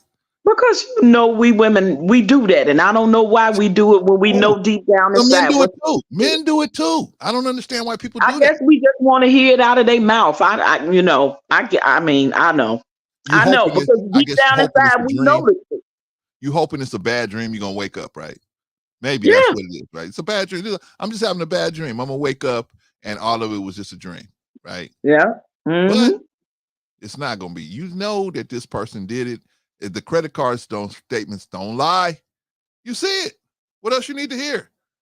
Now, what you're looking for is what we be looking for is the person care about us enough to fight to keep the relationship going. That's what we want to see, right? That they're going to fight. No, baby, please let me explain this. We want to see that they're going to have the same amount of determination to try to an effort to try to make the relationship. And explanation as to why they cheated. I know. But I know for women, when we ask it for women, we really want to know why. Like, why did you do it? Well, we want to hear if you're gonna give a logical answer or you're gonna get some stupid answer, which is what y'all usually do. I don't know. I guess you would never hear. You didn't give me this, or you didn't do that. Yeah. Okay, but you didn't tell me. We didn't talk. But anyway, let's go on. Y'all think Patrice a little biased. I think Patrice a little biased on the sister side. I think Patrice a little biased on the sister side. All right, so well, I am absolutely biased on the sister side because the man is the one that cheated. Hello. All right, y'all. We trying to figure this thing out, man. Any one of you guys want to come up here? Come on up here. But or if you got a question in the chat, we'll try to find out. But I don't understand why when people have they're caught with the person red-handed. Well, I'm giving you my best estimation of why they do this. Because this step in the process when you finally recognize that the car is broken down. This step in the process it's like when if your car broke down and you go to call a mechanic to come out and see if your car broke down. You already know it broke down. Why do you need him to verify that the car broke down? You know what I'm saying? So, but this is a step in this situation that I don't understand why we do this, men and women, where we want that person. We got all the evidence right here, but we want that. And my estimation is that the reason why they want that person, they want to see what they're going to do. They want to see. I think that the person that's hurt, they will feel at least a little better if you show your effort to try to maintain the relationship will give them some sort of feeling that, hey, at least they care a little bit about me. At least they care enough about me to go through this charade of trying to make the thing back work. They can show me that much respect. I think that's what these people are thinking. Well, we finna see how much he gonna care about her. All right, let's continue, y'all. Let's continue. And he sat down in his chair and he was like, yeah, she was with me. And I was like, okay. Wait a minute. Wait. What happened? I don't know this person. They made a mistake. What happened? that mask, that narcissistic mask came off, and now she's gonna see the ugly side of him. He was like, yeah. I said, well, how long you been with her? He said a couple of years. Nice. And I was like, okay. So by this time, I can't hold it together. I mean, I think all I remember doing, I remember crying, and I had a really, really bad headache. And all he said to me was, and this was what he says was really kind of like cut me. He was like he was relieved. He was like, at least I ain't got to lie no more. I'm sorry I hurt you, but at least I don't have to lie anymore. So by this time, I'm like, say what now? So I'm screaming, I'm yelling. My son's upstairs. He comes down, goes back up, because I was like, everything's fine. But my head is like hurting like really, really bad, guys. So I come back to my bathroom to try to get some medicine. So I was like, let me take my blood pressure. Blood pressure was like 190 over 110 or some crazy shit like that. So I was like, I got to get to a hospital. So stand by. it gets more interesting. Holy smokes. Nah, we want part 5. I think I saw part 5 up here. Here we go, part 5. So by this time, my head is banging, and I know I need to go to the hospital. I know something is wrong. So of course, I'm crying. I'm hysterical, trying to put my clothes on. He's trying to touch me and pet me up like, oh, I'm just so sorry that I made you feel this way. Now, didn't really have any compassion in his voice, any of that kind of stuff. So I was like, don't touch me. So I drive myself to the airport. He was like, I'll drive you. I was like, I said, I'll take my chances. I drive myself to the airport. I get there. Blood pressure is off the charts to the point they're like, ma'am, you're about to have a stroke. You got to calm down. And I really couldn't even talk. So they were like, you got to calm down. So they call my doctor. We get the medicine. They try to get it under control. So I'm there for a couple of hours. So I come home and he's sitting on the couch eating Cheetos. Wait a minute. He's sitting on the couch eating Cheetos. Not Cheetos, man. Not Cheetos. Cheetos. Not the Cheetos. Like he got a care in the world. His wife just had to go to the hospital because her blood pressure, he done ran her blood pressure up, and she come back and he's sitting on the couch eating Cheetos like it ain't nothing new. Okay. Now, I have to agree with you, Patrice. We that dude is are a very narcissist. stupid. We are very Now he a narcissist. That I don't dude know is a which one narcissist. would you say more? Is it stupidity or narcissism? Which one do you think it is the more? nerve of him. First of all, bro, why didn't he get up and insist on going to the hospital with his wife? Yeah. Come on, bro. He showed absolutely little to no empathy for that woman. Yeah. And then watch what he gonna tell her when she come home. You mean it ain't over? It ain't over. Oh my God. It ain't over. There's more. But wait, there's more. Oh my God. Oh my God. I didn't think we were gonna get farther than the Cheetos on the couch. Holy smokes. Hey baby, close the door. What? I got Cheetos on my fingertips. I don't want to touch that. All right, let's get back to it, y'all. Let's get back to it. It comes in like, oh, what they say. And I was like, they said, they got my pressure, kind of down because it went all the way down. They said, go see a doctor in the morning. So that night I could not sleep. I cried all night long to the point when I got up that morning, I really couldn't even see. My eyes were so swollen. Oh my God. I'm tore up, right? So I go out later that morning. He's upstairs. I come upstairs because I slept in another bedroom. He's around here like, like doo-doo-doo. Like, he's having a good day and shit. Like, his burdens is light. Oh man. But his is light. So I come up and then he's out in our family room and I was like, look, I said, I don't know. And I'm still in a state of confusion. So I was like, I don't know what happened last night. And I was like, I don't know what I've done wrong. Because by this time I'm blaming myself. I was like, I know I'm getting older, but I try to keep myself up, Pretty lady. Look nice, do whatever I can as a wife. I was like, I've tried my best. So I don't even know what I could have done or what I can do. So Okay. And boom, there it is. That's the mistake ladies make when they think that it's film. Men do this too. I'm not pretty no more. My shape. But she just said, I keep myself in shape. I've been doing everything I'm supposed to do as a wife. She just hold on, Patrice. And with all of that, she still felt inferior. She still felt less than. So this is something we need to talk about. Okay, so the wife is now having she went through the first stage of this thing, which was the anger, right? Now she's going through the second phase of it, which is the self-doubt, right?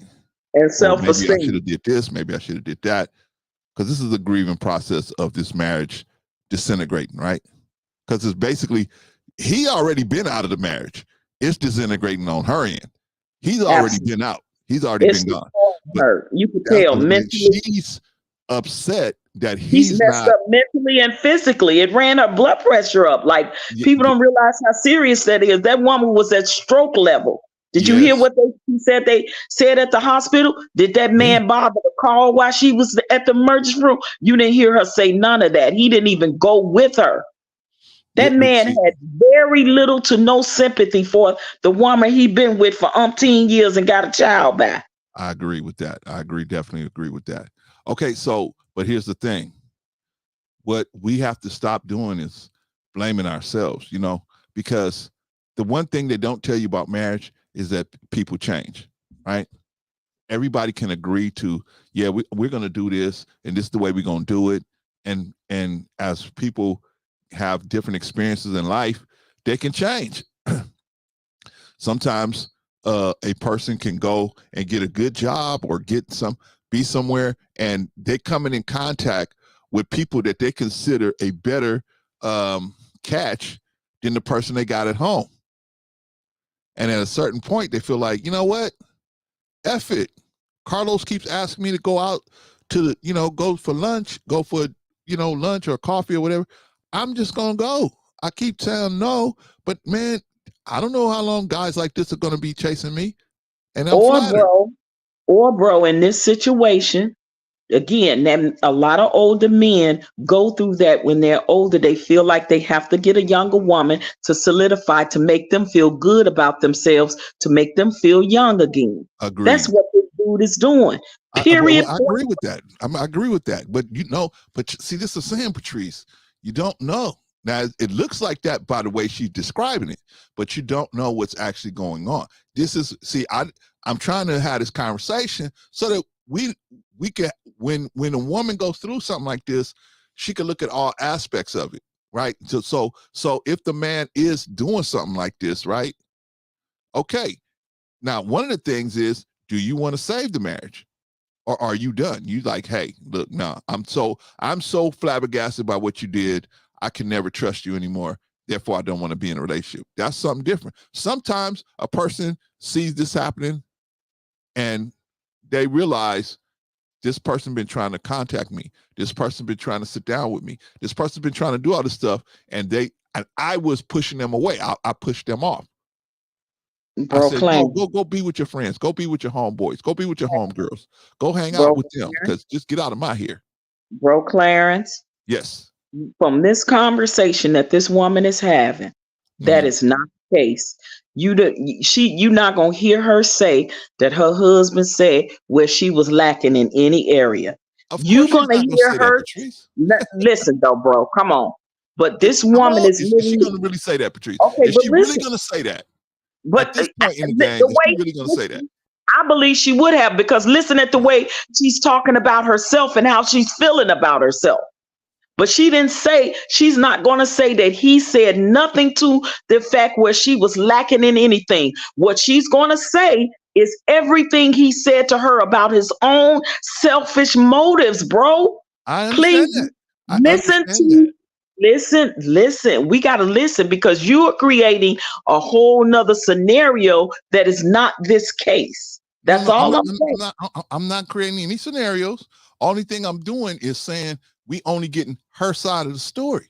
See, exactly. that's and you make it up, but you make it up the side to say, well, maybe people are adding, we're adding on to her story that because she said X, Y, Z, and A are all in existence. And I'm saying that may not be the case. Yes, he absolutely did what he did, and he shouldn't have did that. But we don't know what was going on between, because we only getting her version of the story. Of course not, bro. But come on, listen to what she said he said to her, and it had nothing to do with her. It had everything to do with him. Listen to what she's saying.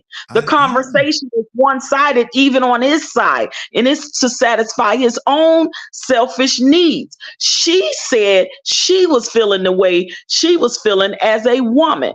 She was starting to feel lose self confidence and self-esteem, because she thinking, well, I'm older and this woman is younger, she's prettier. So as a woman, as an older woman, a human being, she naturally start to feel this way. He didn't even tell her that was the reason. He only told her his selfish reasons for the why he did what he did. Now we have I didn't hear that. But we ain't got to that part yet. We ain't got to it. I didn't hear that. I'm just going by so far what we know so far. Right. And what we know so far, that this dude is totally selfish, bro. Listen, he didn't go to the I hospital would with agree her. with you with that. I Come would on, agree bro. with you with that. Let's roll it That I back. would agree with you with. Did not go to I'm- the hospital with her. She Yeah, get and home.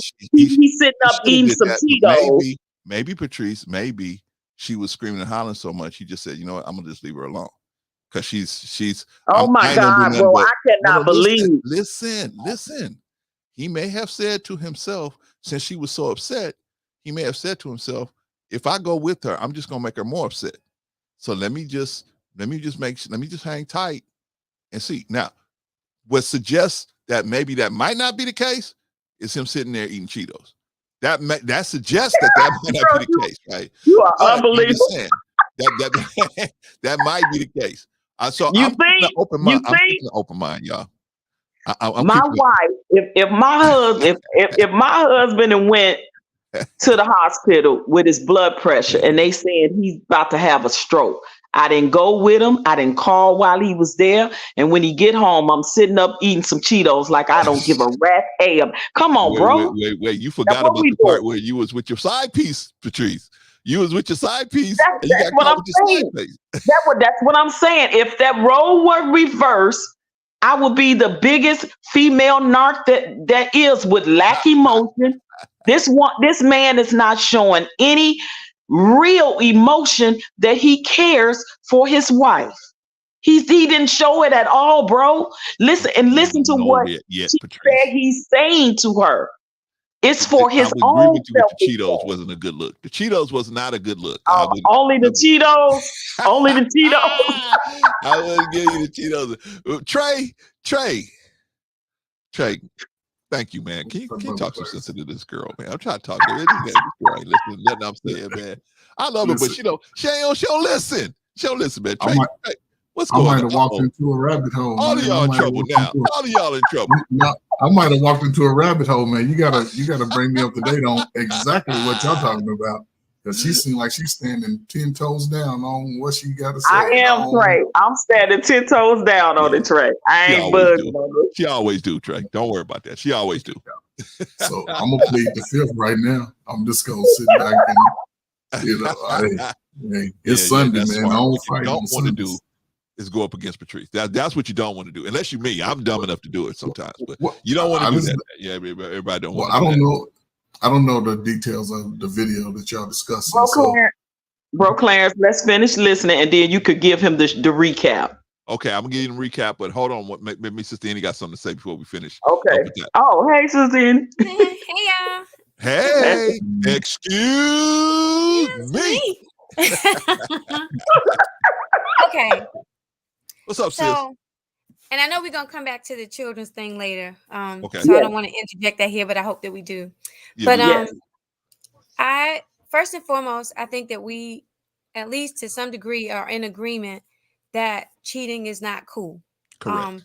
Cheating or people having open marriages, it works for some, but I would say, at least for us on the panel, it sounds like that we're all agreeing that cheating is not right. Agreed. Now, I think that we have to also expand our inspection of this to see. So for 2 years, first of all, she said that she doesn't pay any attention to any of her bills, right? For 2 years, this man has been doing something. He felt so comfortable with his credit card bill that was hers, that he put somebody's name on it. There's something about her that let him know he could be that comfortable and not worry about her checking him. Something about their relationship did not make it attractive for him to have her on his business trips. Whatever that was. I'm not saying that he's right or wrong, but you got to at least look at that. What is it that in 2 years he was able to have a whole relationship with someone else? And I think sometimes we think that just because beauty is not going to stop somebody from cheating. Cooking every day ain't going to stop somebody from cheating. No. Being the best mom, they ain't gonna stop somebody from cheating. If somebody gonna cheat, they gonna cheat. Yeah. Now his gall with the Cheetos and stuff like that shows the level of his care. He didn't care. He didn't care so much. He didn't care whether she made a decision or not, because he had already made his. he didn't care about her health. And I can't think that that is just something that just popped up because she found out that he was cheating. He didn't care for a long time. Right. Now, the question would be, when did that lack of caring start? You know, are they both at least willing to, is she willing to still be in a marriage with a man that's saying that he's going to have somebody on the side? She may decide, you know what? I don't really have a whole lot of other stuff going except me keeping myself looking pretty going for me. So I'm willing to accept this thing. We don't really know, but we don't know the dynamics of, we know what she's saying. I'm sure that if he came on, that his conversation would be totally different. Right. But I wonder, or I would say that they would at least need to have a conversation about, when did it shift that he just stopped caring? He don't care about her. Yeah. It's like he's being functional within their marriage. You know what I'm saying? So probably for the that's kid. what I think. Probably for the kid. She said she had a son. I'm thinking, you know, after he found this woman and he really started feeling for her, he probably said, you know what, my marriage is just a shell, and let's get this kid out of high school, because that's how men think about it. Let's get this kid out of high school, and then I'll be able to move on and do what I really want to do. All right, y'all, let's finish up with this lady, Trey. Let me give you the short version. She found her, she called the airport. Her husband goes on these business trips. So she called the airport one day just to get information when he was returning. And the person, I don't think they're supposed to do this at the airport, but anyway, the representative said, oh yeah, him and so-and-so, who's both on this, flight, they just landed. The wife's like, no, he's traveling by himself. The flight, the service rep is like, no, he's traveling with this person, right? Yeah, I don't know why they would do that, but Atlanta's messy, so maybe that's how they get down in Atlanta, right? Oh wait, real quick, Brother Clarence, sorry. Is this like a reality show or something? I don't know. No, this is real life. This is not reality. No, what? So I'm gonna tell you what makes me think it's reality. First of all, it's Atlanta. They have a lot of reality shows. The second thing is because from an airline, first of all, she could have gone on her own phone and checked the flights to see if there was a delay. You can call the airline. Airport protocol is not different because it's in Atlanta. The fact that this seems to be a point of making sure that it was known that the person at the airline made that point to say it. To me, it sounds reality showish. I'll be curious. Like, what's her name? I'm gonna look it up. What's her name again? I don't know. I'll look we it haven't up. got there yet. It sounds like a reality show, though. But okay, we haven't got there yet. So, anyway, Trey, the lady finds out, hey, that so she confronts him. Hey, bro, what's up, man? You know, they said you traveling with Tina. Oh no, girl. And we went to the man code, right? Oh no, deny. No, girl, I don't know what you're talking about. They made a mistake. No. So the wife's like, okay. So the next day, the wife's like, hey man, come on, tell me the truth. He's like, no. Okay, so then she gets so upset that she has to go to the doctor, and he didn't drive her, he didn't take her, nothing, right? They said she had a stroke blood pressure when she got there, right? So they had to calm her down, give her some meds, and they sent her back home. She gets home, my man is sitting there on the couch eating Cheetos, man. Cheetos, man. He had the Cheetos stuff on his fingertips. Man, hey, baby, can you close the door? Come on, I can't close the door. I got Cheetos on my fingertips, right? So now she's talking about how she confronted him the second time, and he finally admitted it.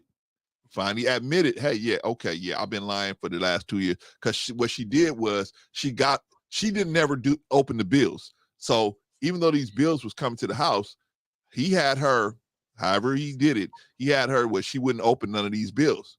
So he was taking care of everything, right? So she wouldn't open the bills. She went back 10 months. Oh, girl been on all these different flights, going all these different places, right?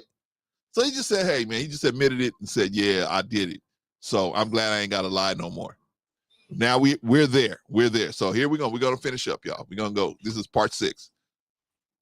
I'm taking the blame. And he was like, oh, it's not you. Like, it's not you. So But I'm like, no, like it's got to be me. He was like, no, he's like, you're a good wife. You've been a really good wife.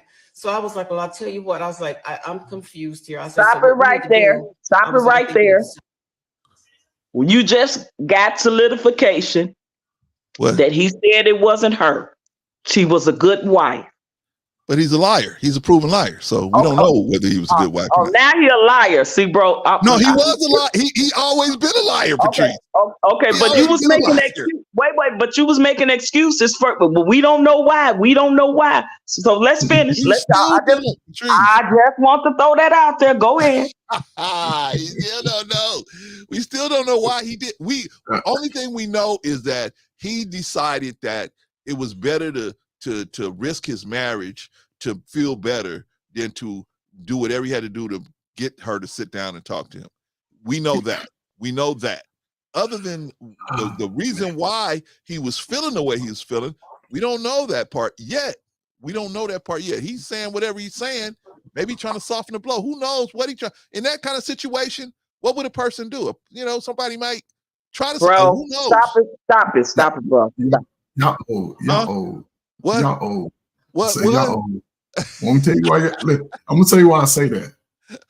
This took place. Where did this take place? Atlanta, Georgia. Where it's 12 women to one man. This woman already knew what she already knew what he was doing. She just didn't know that he was taking these flights out like that. She knew he had. She already knew, Trey. How do you think she already knew? Because you can tell just the way she's talking about it.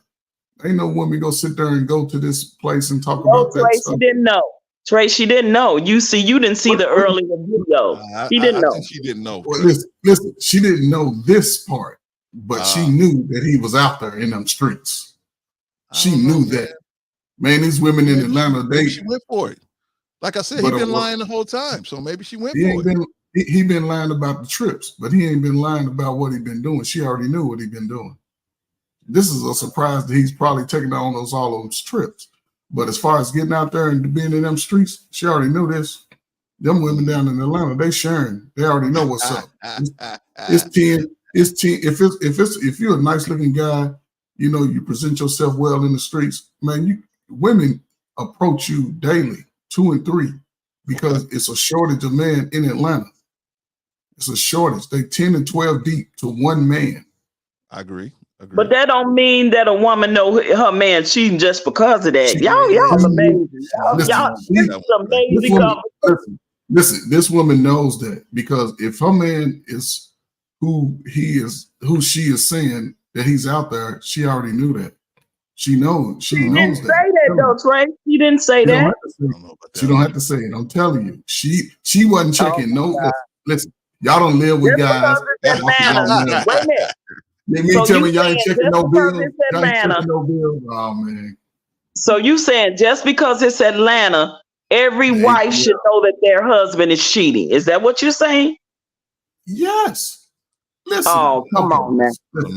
Check this out. I don't know about that one. Listen, you in Atlanta. If you're Slipping up now, Trey. Men are simple to find out. Men are simple. We easy to find out if we cheating because we ain't showing up when we say we supposed to. It's easy to find out if you're cheating, but knowing that you're doing it, that's two different things.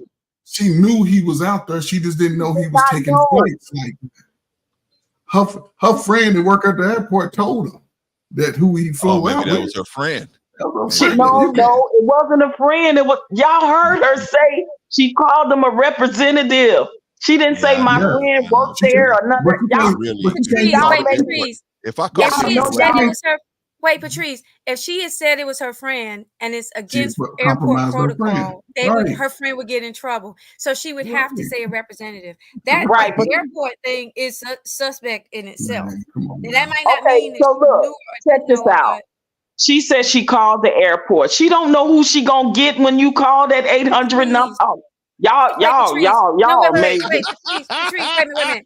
Patrice, you don't know anybody. Patrice, you never heard where some people know people that work at phone companies, airports, at different places that have access to stuff, and they've given their friend information, even though it's unethical.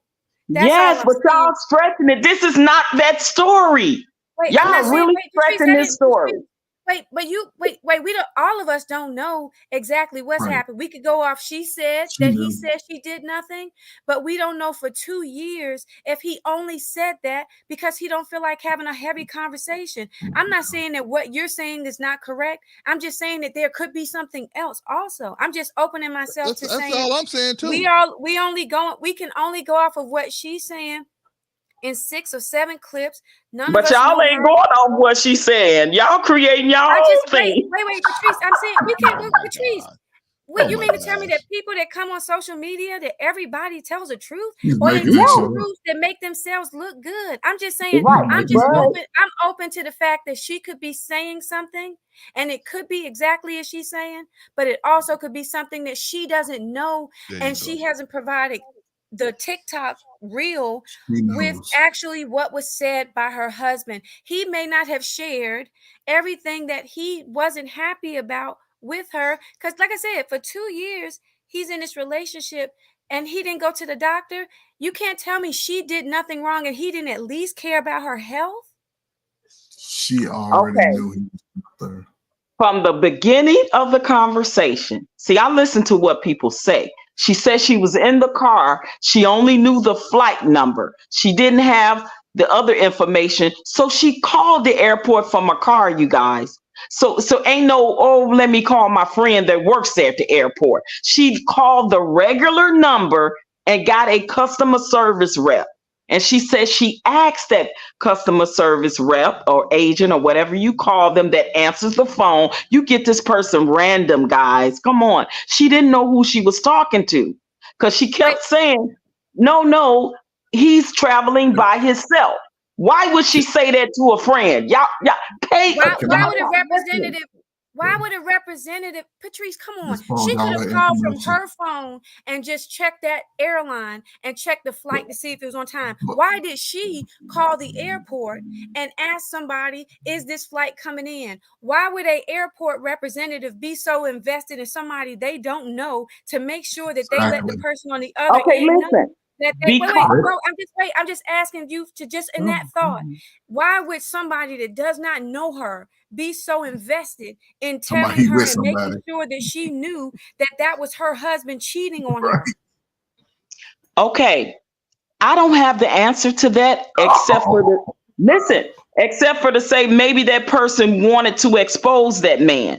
But the one she literally said she was in her car driving. She only had the flight information. She wanted to know what time her husband was coming in, right? Yeah, we all So- heard. so- Yeah, we so- heard her say that. So here's the caveat though. If she only knew the time, she didn't know No, who she he didn't was know talking the to. time. She What? didn't know She the didn't time. know the time, Trey. She She was knew trying the to find out the flight time so only. she could Right. Okay. get herself She knew the together flight before he only. came home. She knew the flight only. So she didn't know if he was traveling with somebody or not. He could have been with No. 15 people. So how Right. could you know that? There's no way you can call an airport right now and say, my boo is flying back. Is he with somebody? Man, we can't tell I you mean, that. We I know. don't think that's Oh, I God. don't think that They would cannot actually do. happen. Listen, I don't think my that they would friend works actually at the say that. airport. My friend works at the airport. My friend works at they call it LG&E. Like, listen, they call me at work. This is my line number right here. This is where I'm working. If you need me, call me right here on this number right here. The person is going to call and answer the phone in their professional voice. And they're going to say, yeah, girl, this is Quita. Yeah, I found your man is flying with somebody. There's no way that you can tell that somebody's flying with somebody. Even if me and my wife fly together, they're not going to be like, yeah, they husband and wife, they together. There's going to be Trey. two Fergusons on the plane. Trey, she didn't call her friend. She called the airport. She didn't call a direct She number to said- get her friend. I don't believe what she's saying. called She the already knew he airport. was in there. And listen, I and don't- because he paid for both of their flights with the credit card, that's why both of their flights was connected together. So that's why the agent told her, Mr. So-and-so and Mrs. So-and-so will arrive at such and such. And she went, no, I think, no, I'm only looking for only my husband. And they reiterated again, no, Mr. So-and-so and Mrs. So-and-so arrived 20 minutes ago. Yeah, I don't think they can do that. That's Patrice. not a friend saying. You cannot do that. I You will believe get if you- fired. and Yeah, first of they all, I broke don't the think you law can- for I don't think sure. you They can- definitely broke the law. Wait, Yeah, wait, the Patrice, agent broke the Somebody law. they did not but, know. but what I'm saying, and- Patrice, is I don't think that they would do that. I think we all agree that would be out of pocket for them to do that, right? Okay, so my point is, and I think that's everybody's point is, they may have been that it's possible that this lady here and the person she actually talked to might have a deeper relationship than just a random call. Now, it's possible that what you said that may happen, but I mean, because I normally, if you call, I can't call and say, hey, I want to know what time Patrice landed. They're not gonna tell me. They'll tell if I say the plane landed at this, I want to know what time this plane is landing, then I think that they'll tell me that. But I don't think they're gonna that's not public information who's on the plane. Right. So, bro, Clarence, do you remember when she was in the car talking to the agent? She said she asked the agent, "Why do you need to know my husband's name? You don't need to know the name." And the agent insisted, "Ma'am, what's the name?" And then that's when she gave her the name. That is not her talking to a friend. That's her talking to a stranger. Okay, so that may be something that has something to do with that. But why would that person need a name? If you've got the flight, wait, let's just think about it. Just asking outside of this scenario, Patrice, if you were calling to check a flight, if this has nothing to do with the situation we're talking about, if you were calling to check a flight, there are a few ways that you could check it. You could check it online, or you can call the airline and ask them if it's on time. Would you at least agree that if you called and asked if a flight was on schedule, that they would not need to know who you're calling about? Yeah, that sounded kind of weird to me. I just said that. I just said okay, that. I didn't hear that. Okay, I didn't hear you say that. Yeah, I just said that was absolutely not the protocol. That agent absolutely broke a rule and regulation to the airline, because she said to the agent, "You don't need to know his name. I gave you the flight number." And then the agent, she said, agent insisted on the name, so she went on ahead and gave the name. Well, why? Why would the agent insist? Okay, let's say they're not friends. She's not even invested in that. Why would the agent insist on that information? Because that agent obviously was intended on her finding out that her husband would cheat on her. I'm not saying it's right, but that agent intentionally stuck his or her nose in something that wasn't their business. That's possible. And it was wrong, and they should be fired for it. But I'm listening to how she said she got the information. But Matt, if it's a stranger, listen, this agent, if what you're saying, has no vested interest in this man or this woman on this plane. If you call, because it is a safety protocol, you cannot disclose whether or not somebody's name specific is on a plane. You can only get that ticket, or I don't know what. You cannot get somebody's name. It's safety issue. You don't. That agent don't know. So what this lady's saying is the agent broke the law. The agent basically broke the law. So so the man and the woman can sue the airlines for $50 million a piece. Oh, that's true. So and nobody's going to jeopardize their job for this unless it's your friend Shaquita, who don't give a damn. And Shaquita go, girl, I saw him. Matter of fact, I saw him boarding the plane. Now he's coming back Friday, and this is his flight number, blah, blah, blah. And he was with this. How about this, y'all? How about this, y'all? Let's agree that both possibilities are possible. Both scenarios are possible, right? Yeah. The agent is not a friend. The representative wasn't a friend, and the representative could have been a friend, right? Mm-hmm. Both scenarios are possible. Yes, anything's possible. Yeah, and friend or not, it was not legal. Yeah, definitely. Right, exactly. I agree. So brother, if you're listening through the airport, brother, if you're listening through the airport. Right now, we have to because nobody has spoken but her. So right now, my conversation is based off of what she is saying. That's all we have to go on right now, right? We can have our assumptions and things like that, but we cannot negate the fact of what she's saying because she's the only one that's spoken thus far. Agree. So I'm not negating it. I'm just saying because so many things that is like very odd that I'm trying to keep my options open for what's actually going on. I understand her position, but I'm saying that because of the odyssey, like that's very odd that the airline would say, no, give me the name of the person. Let me go look at the flight log and let me go through all the names and give you the name. That's very odd. So, I agree with all of that. Okay, I absolutely agree with you all on that. So that's all we're trying to do is have some different scenarios that might account for the oddities that are coming up. That's all. All right, so let's finish up with the lady because Patrice is saying all this stuff and we going at her and this lady might answer all our questions. So hold on, let's go through it. Sell the house, let's move away, try to start over. You go to counseling, I go to counseling, we do some counseling, and we start over. So he was kind of like real smug with it, like, well, if that's what you want, like, yeah, we can do that. So I was like, well, what about her? Are you going to stop seeing her? So he paused for like 20 seconds and kind of tilted his head to the side. He was like, I ain't gonna tell you I'm gonna stop seeing her. And I was like, then you want a divorce? He was like, oh, I don't want a divorce. He was like, I ain't gonna let nobody fuck up my money. And I was blown away. So by this time. Okay. We just did part 5. Or did we just do part 6? Let me see what we did. It says 5 right there on the screen. Oh, okay. Yeah. Let's do part 6. He didn't say he's staying because he love her. He's talking about the money. Thank you. Pay attention. All of this is selfish motives. I pay attention to what people say. Now I'm saying that it's not, Patrice. Nobody. We just saying there might be some other stuff going on. Injury. He tells me he needs to go away for 3 to 6 months for me to think about some things and to think some things over.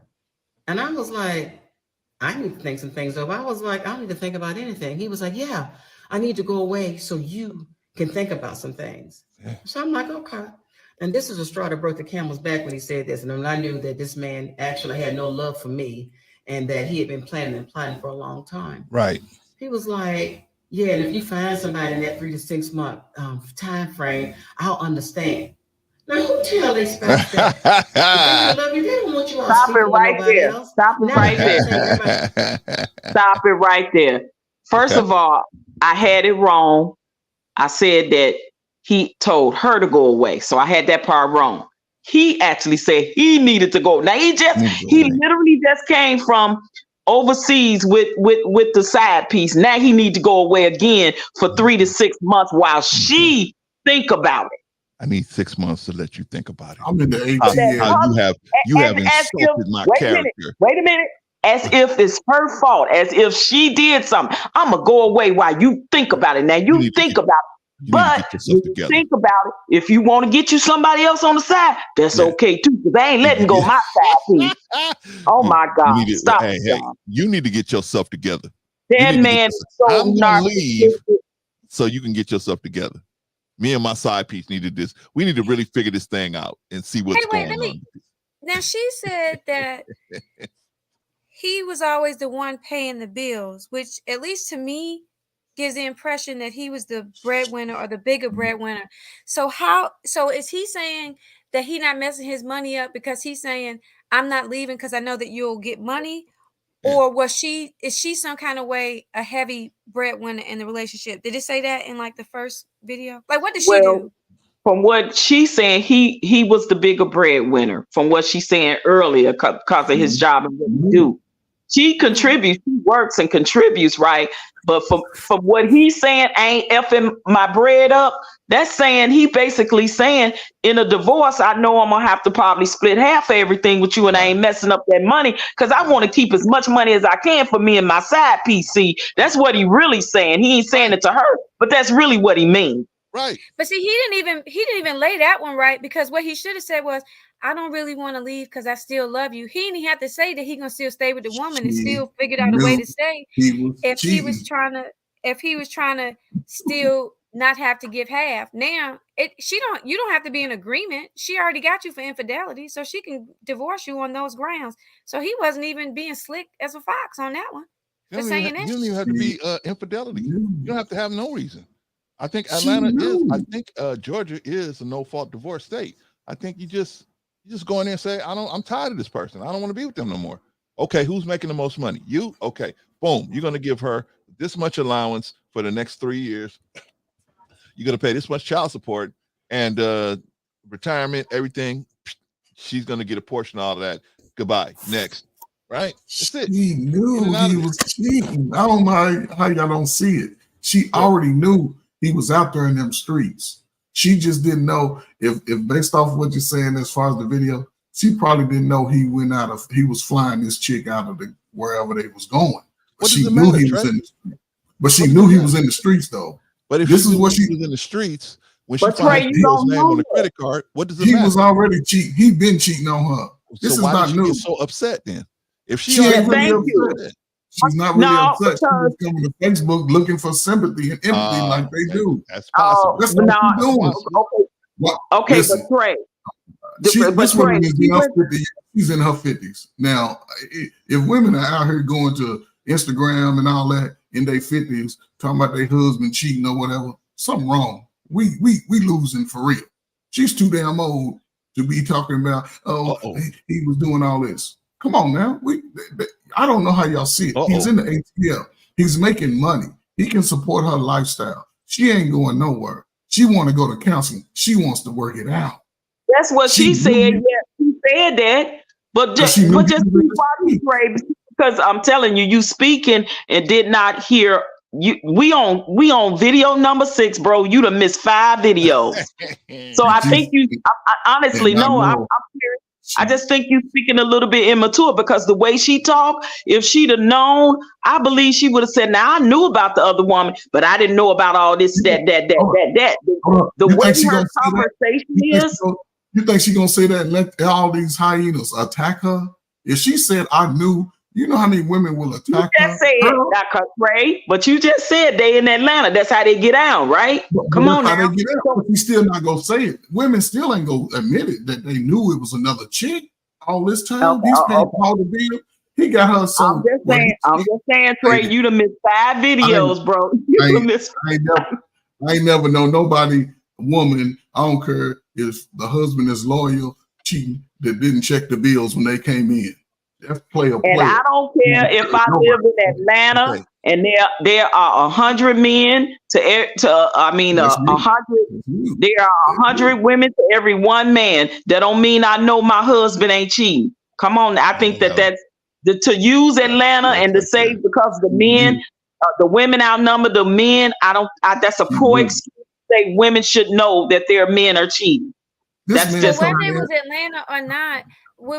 Could we all at least agree that, like, for 2 years, if she's not been looking at her bill, and I'm not, because I know that I hear sometimes like where there's in some marriages, one person is responsible for taking care of the bills. It seems like if he works a lot and he's what seems like to be the breadwinner, unless she was bad with money, it seemed like she would be the person responsible for the finances and paying the bills. But I know that everybody's marriage their dynamics is right. Unique. What I would say, at least for this, that I hope that we all get some wisdom from is that regardless if you're married or not, be aware of y'all finances, because I know sometimes in marriages when people get divorced, they rely so heavily on the other person for finances, and then they have to kind of like regroup, and depending on what attorney you have, you don't know how much money you're gonna be able to get, so you're gonna have to like start from scratch. And I would not want to have to start straight from scratch just because I was so reliant on on my spouse. But this I want to be in the game just as much as he's in there. But that's not, I'm not attacking her on it. This is just something that I think could help us grow in some wisdom for ourselves. I think that they have been married so long, I think that she became very complacent in the marriage. That's what I Yes. think. That's You what I know was what I'm saying? getting to. Yes. Yeah, I really do. And that happens a lot in marriages. If the person was agreed upon that he the breadwinner, so he might have been better with the bills. You heard her say she didn't even bother with the bills. She didn't even open them because he paid them. So she trusted that. She was very complacent and comfortable in that part of their marriage, where she said he's always taking care of the bills. We good. I don't even have to look at the bills, even though the credit card was in her name and she added him to the credit card. So Maybe she she was- entrusted in her husband and got very complacent in the marriage to feel comfortable enough to continue to allow him to pay the bills without her even touching them. Now people do that in marriages all the time, become very complacent. Right. Hold That was on. my point, Patrice. Maybe she was complacent in other areas. If she was complacent in that area, because it sounds like to me, he was the type of dude like my father. My mother never had to pay no bills. Her checks were her checks. She got to do whatever she wanted to do with her checks. He was the major breadwinner, so he paid all the bills. He did all of that, and he never asked her to actually put in any money into the pot. She was just able to buy clothes or do whatever she wanted to do with her money. I remember one time, this is back in the day, y'all, all of y'all too young for this. My mother used to get them paper checks. We talking about the 80s and the 70s. You got those paper checks. And one time my father found like 6 of those checks stacked up, 6 of her paychecks stacked up. He was like, you got to cash these, man. They ain't gonna be no good after a while, right? So, but the point was she never had to really contribute financially to stuff. She was able to send money home to her parents, to her father and her mother who are not doing so well financially, just different situations like that. So maybe it sounds like maybe it might be in one of them situations. So because she didn't have to kick in, she didn't really ask no questions, right? He taking care of all that. I ain't really got to ask no questions. She kind of got complacent on that. But the point I'm trying to drive home is if she could get complacent on the money, she could also get complacent in other areas of the marriage. Well, Brooklyn, I would definitely say, I agree with that, but I would definitely say specifically in this area, because when you think about American Express, people use it mostly for travel, and he traveled for his job. So she probably didn't travel that much. So when she got the credit card, she added him on and was like, well, I ain't got to worry about this because this is really for him and his travels. So Right. We don't know if it was for all the bills. We can specifically say it was for that bill. Well, she's not saying that she had to contribute any other way so far, right? So She said he paid the bills. Bro, Clarence, did you hear her earlier? I really don't think y'all listened to her.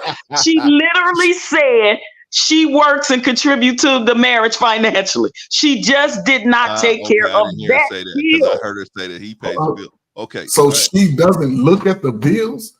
I ain't She- oh my God. Okay. She's looking at the particular bills. Trey. She may not pay them, but okay. So you mean tell me, if there's women out there in this world, in this modern world, who so focused on finances, and you got bills in your name, and you're not looking at them just to see what's on it, something's wrong. I do not believe this woman at all. But He was wrong for doing what he was doing. but Trey, this woman is But saying Trey, she you don't can tell pay that the their bills. marriage is more traditional. This is a couple in their mid This is 50s. not They're not in their 20s and 30s. But They're this in is their not 50s. their marriage is not traditional. She knew that he was cheating, and he's been cheating for a very long No, time. I'm talking about the bill wise. He paid the bill. bill-wise. It's specifically that bill because he traveled. So y'all parents didn't look at the bills whether they paid it or not. They just threw them over her. I ain't gonna come on, man. Oh, come on. these- That happened in many marriages now. Just They like looked at the bill. just like in They a looked lot of at the bill. traditional just like in a lot of traditional marriages, because I remember my father used to do it. He would just come home and lay that money on the dresser, and my mother took care of everything. That's how I grew up. That's a woman. Let's A keep woman that's, go look at the bills. but A woman but go look but, at but the role can be reversed if the person is better at paying the bill. The role can be reversed, right? I didn't say paying. I said just look at them. A bill come in your name, you ain't gonna look at it. You just gonna say, "God, he got it." Come on, That doesn't make sense. That what she's saying is all cap. That's what they do. They get on her. They look for sympathy. They look for empathy. This woman knew what he was doing, and now she's at a point that he's done too far. He done added stuff on her bill with another woman, and she's still okay. Well, we're gonna agree to disagree on that, Trey. We're gonna agree to disagree. I digress. All right, y'all. We gonna let's hear the rest of it. This is part 7 of the lady caught her husband with the side piece. Everybody normal, ain't nobody sick of doing anything like that. So I knew then, I was like, I don't have but one other option. Divorce is the only option for me. And I tell you, I prayed about it, asked God about it. And when I tell you, he was sending me signs. If you listen, he will send you signs. And he sent me sign after sign after sign, y'all. So I did. I filed for divorce. And each day I've gotten stronger. And I think my husband thought that, I don't know what he thought about me or what kind of person I was, but because he knew how I felt about infidelity. And I always used to tell him, you know, hey, if something ever happens, tell me on the front end. Because I don't hurt one way or the other, on the front end or on the back end. Just let me know. But don't play me for no fool. So he thought he got boo-boo the fool over here. So I was like, okay. And from this girl that you saw in the video, yeah, she knew about me. He would have her at restaurants, hotels, games, had other women serving me my drink. They'd feet under my table speaking to me. And he's sleeping with all these women. That is humiliating, y'all. Wait. Now he's sleeping with all these different women? That's what she just said. Maybe Trey was right. Maybe Trey was on to something here. Okay, y'all, let's move on. I was like, maybe not. Give me shit to taste. I'm gonna let you taste it back. So to the airport video. Yeah, I was shocked. I was dismayed because that was my first time seeing them. I knew it eventually that I would see them out somewhere. It's Atlanta, and hey, it's a small town. So it's a big town, but it's a small town too. So I was like, okay, I'm gonna try my best to be classy and all that kind of stuff. Sometimes that just don't work. Because when you go in a gutter, when people go gutter with you, and I have to apologize to Michelle Obama. Girl, when you said that, when they go low, we go high. That ain't my motto. Because when they go low, I go lower. I go gutter. I'm going gutter. I'm going to swim down with the rats with your ass. So I was like, okay, yeah. So she knew, and she was on Instagram sending all her little subliminal messages and all of that. Oh, wait. How do you know she's on Instagram? How? Unless she's following her around. Obviously, yeah. But that's crazy. The man has already shown you that he don't want to be with you. He doesn't want to be with you. And he's fine with you being with other people. Right? Why are you chasing a girl around on Instagram? What's going on? What's going on there? I'm gonna be honest with you. As a human being, she probably wanted to see, was she getting treated better than he treated her. I think that's probably a natural thing as a woman that she felt, because remember when she said, when she found out about her and saw how young and pretty she was, right? And she said, and she started losing her own self-esteem because she was older. She thought it was her. I'm getting older. Maybe he don't want me because I'm older, blah, blah, blah. And he told her it wasn't that. You were a good wife. It's just that he wanted to be with somebody younger to make himself feel good. That's what men tend to do when they date younger. That might not be all of it. That's what I'm saying. No, I'm pretty sure it's a lot more to it. I'm just saying, bro. I'm just kind of giving a synopsis from her conversation. So even after she filed for divorce, right, and they separated now, he's still with the side piece doing the thing. So of course, now she like, I got, the side piece. I got the man. Yeah. And she all on her Instagram pictures. Look at me and my boo. Cheesy. We over here. We over there. We doing us. We, how they say it, we living good couple goals out. Like of course she flashing. So the wife is looking and saying, well, I'm a human being. Let me see how he treating her. If he treating her better than he treat me. We tend to do that as a human being, as a woman, and I think men do it too. They just don't. They just don't say anything. You see what I'm saying? I'm being honest about that, and I think that as that woman, That's why she did it. That's why she saw on Instagram throwing out subliminal messages and stuff like that. Absolutely. I get it. But what I'm saying is it's counterproductive, right? It's counterproductive. You're trying to move on, yet you're tapping back in and re-traumatizing yourself by tapping back in. It's an unconscious thing that we are doing, right? Because if I'm trying to break away from a person that did me wrong, why am I re-tapping back into anything that had anything to do with that? Right? Now, here I'm saying that logically because I'm not involved in something like that. But if my emotions was all over the place, of course I might be doing that, right? I'm just saying as a act, it's counterproductive. Oh, I just broke up with this person. Let me see who they with now. For what? They gone. They're gone. They're gone. They're gone. And so that's how we should look at it. It's easy to say when you're not going through it. Oh yeah, it's easy to say for me because I ain't going through it. But I'm just saying that's the way we should be because every time you go and to look at this stuff, you just re-traumatizing yourself. Why do it? It's like you are taking a baseball bat and boop hitting yourself in the head. Why? I agree, but bro, that's again, as a human being and as a person, that's what we tend to do. And just to answer Kovan's question, I think that the husband put her name on there because he didn't give a rat's if his wife saw it or not, or what she thought about it. Obviously, he didn't. To even I think he's asking legally how can you add some? She said that was her card initially, and her husband was added. I could be wrong. I could be wrong with what Vaughn is asking, but I thought he was asking legally how can someone else be added and she not be notified? No, Annie, I think he's asking how did the side piece's name get on the bill? Yeah, right. That's what I'm. And Vaughn can clarify his point. Definitely, but and the only way that could be is the husband had to add it on there. The husband. Wait, I know the functional thing. The question that I would ask is, how can legally someone on my credit card, they can't just add somebody on my credit card.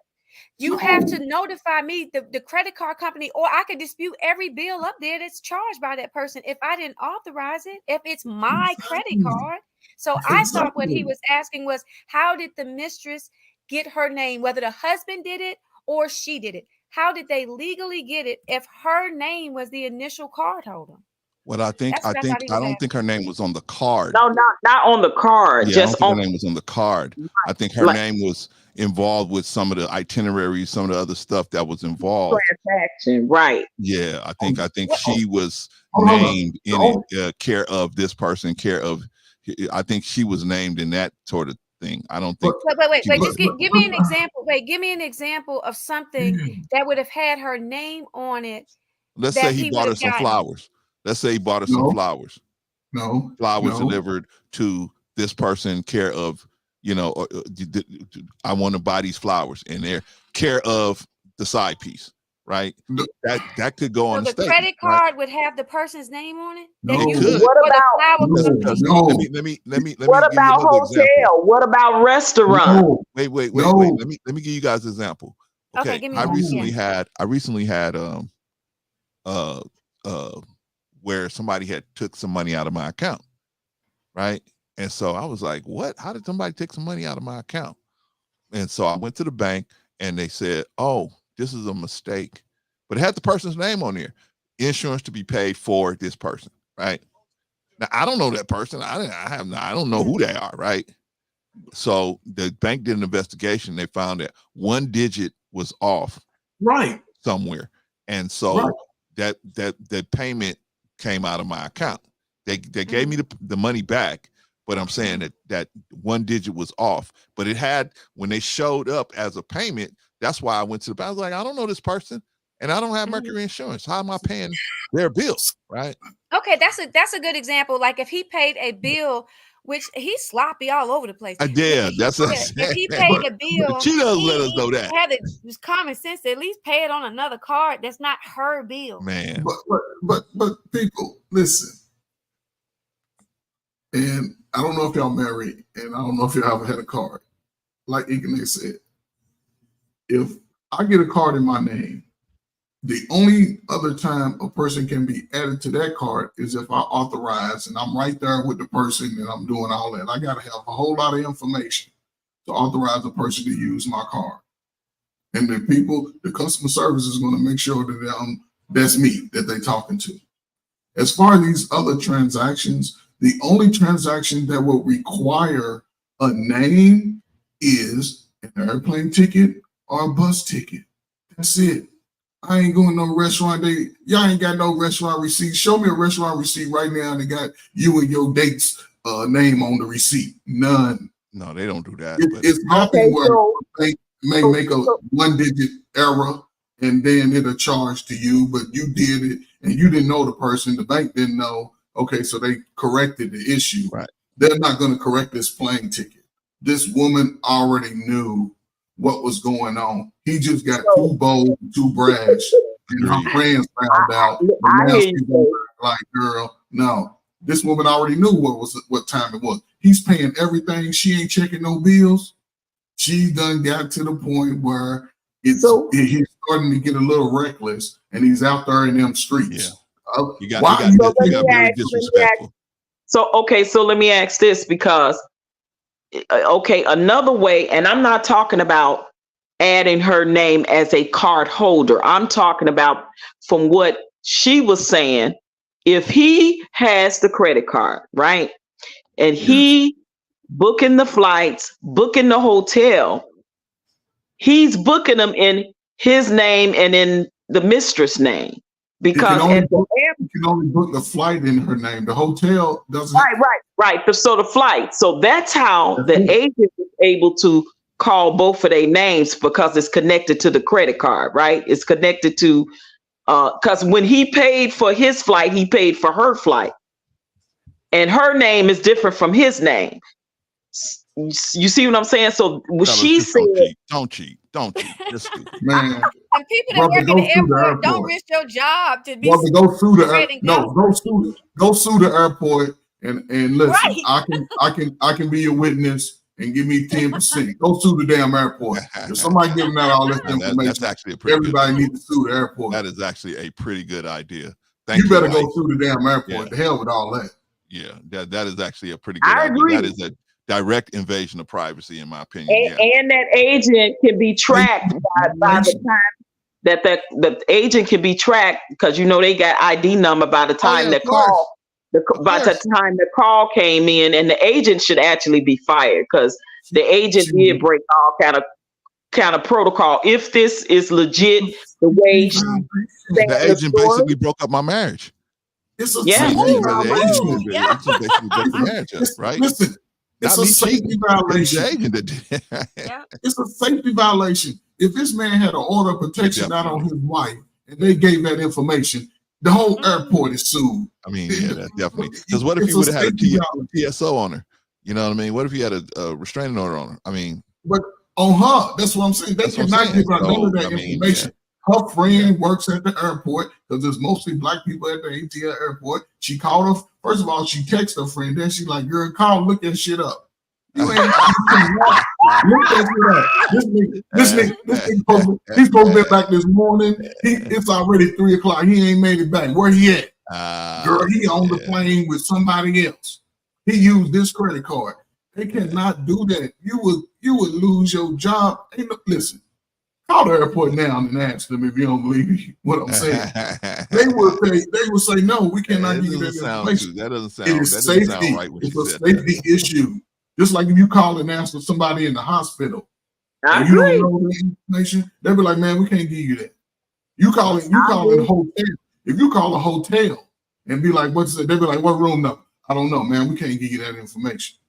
You can sue them for everything they got. You own the hotel and the airport. No, she knew everything was going on. I'm telling you.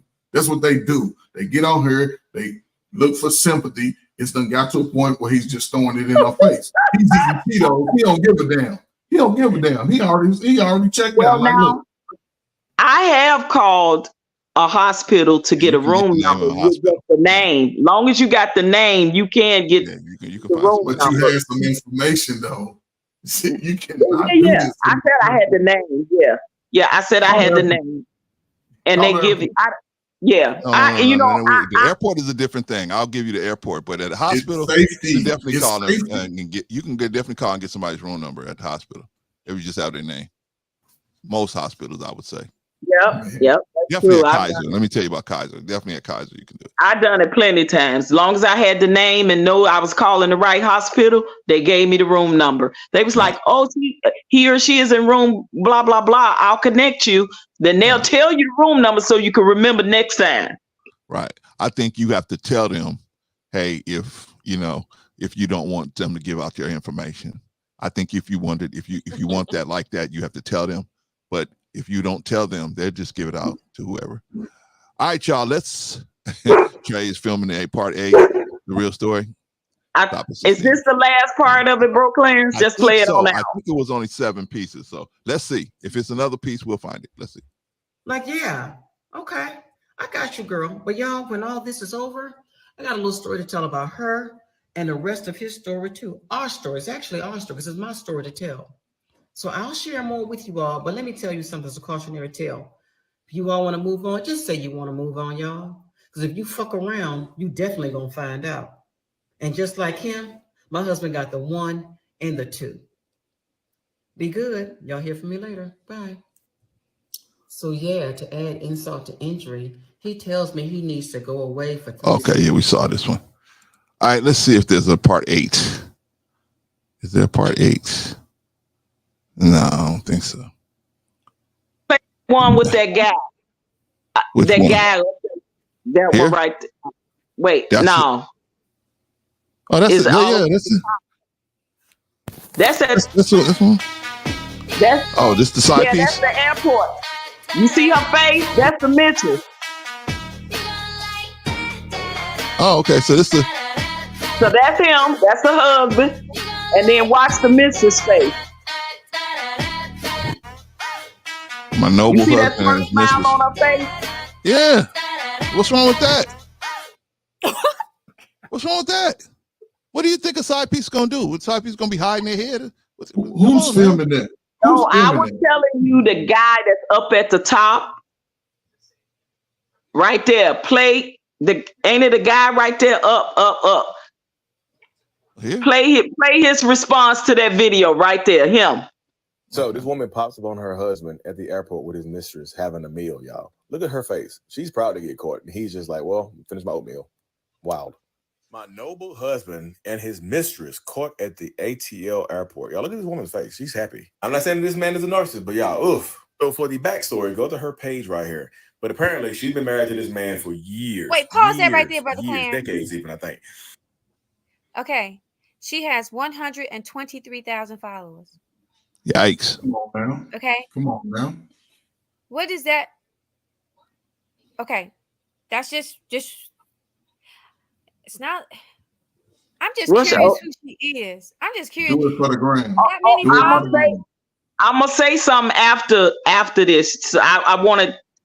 Now this guy is a diagnosed narcissist, and I love the soliloquist he gave on this scenario. That's why I wanted y'all to hear it.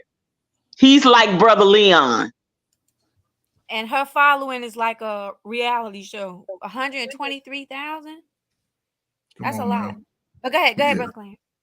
All right. Let's see. And she caught him cheating with this woman allegedly at the airport. She confronted him. She asked him questions. He said, no, I don't know who that is. I don't know who that is. You making this stuff up, trying to gaslight her and whatnot.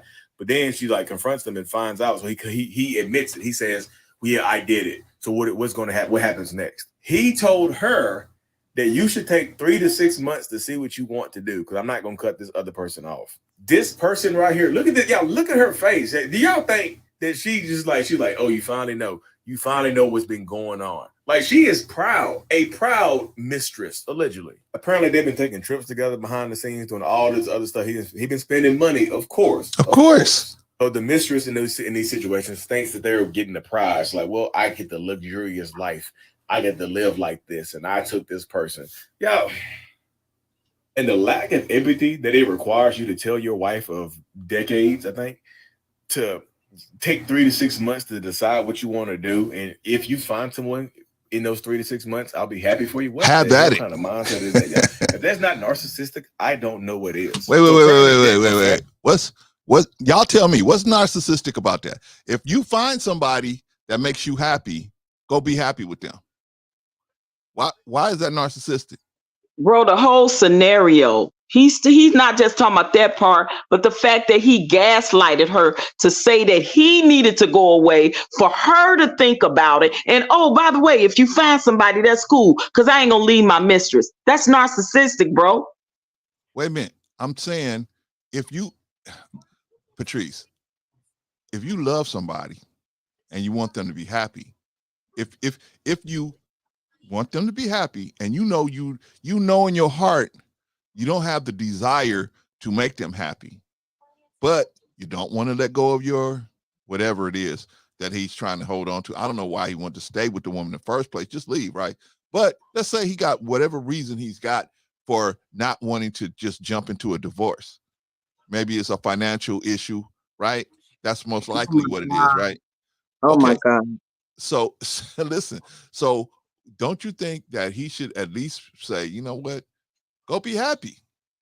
Or should he just be like, hey, yeah, I'm gonna go to counseling, yeah, let's go, and just put on a face and not really be into it and not do it? Would that be better?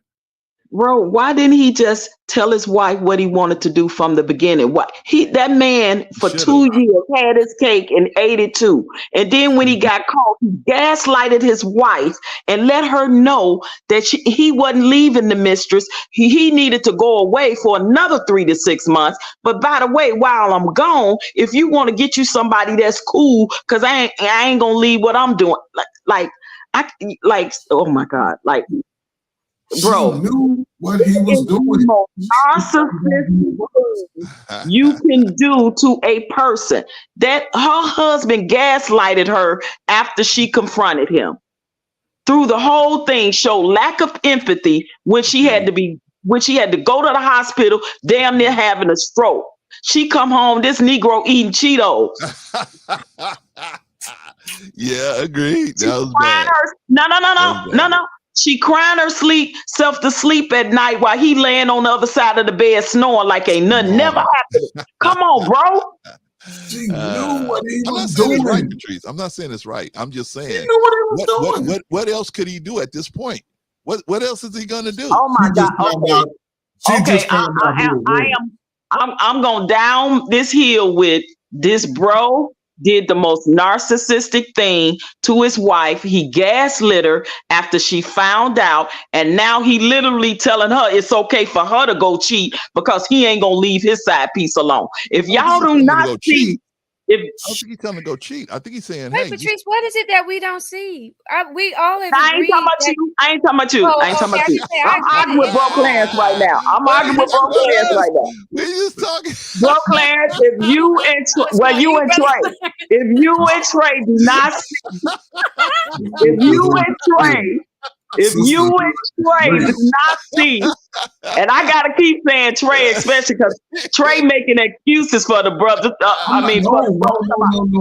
She knew. She did not know. I don't believe she knew, Trey. I don't believe she knew. That's all I'm saying. Patrice, you heard her in the last one. She said that he had been seeing people and she had been finding out. People been telling her about it for a while. She knew about some of it.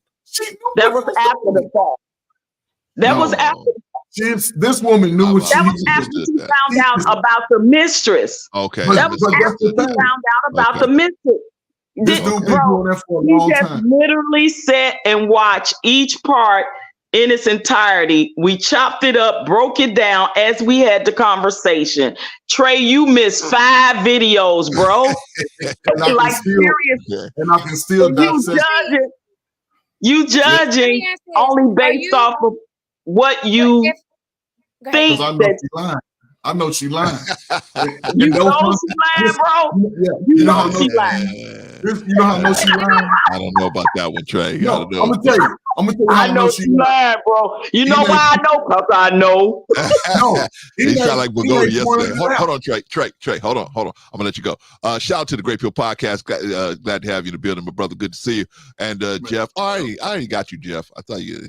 Jeff said, "OG Patrice want that man to be begging, please, baby." she No, I she don't. do, Jeff. Jeff, she does. Jeff, she does. All right, that man looks like one of those old school nonsense players from back in the day. Yeah, he looked like he don't take no mess, man. He don't. What James Brown said, Papa don't take no mess. Yeah, he looked like he don't take no mess, man. I'm doing this. This is my side piece. What? He like what? All right, Trey. I'm sorry about that, man. Go ahead. Go ahead, Trey. This woman knew what he'd been doing down in the Oh, my ATL God. all along. The problem is this. The problem is, listen, just based on that video, she just found out who this particular woman was.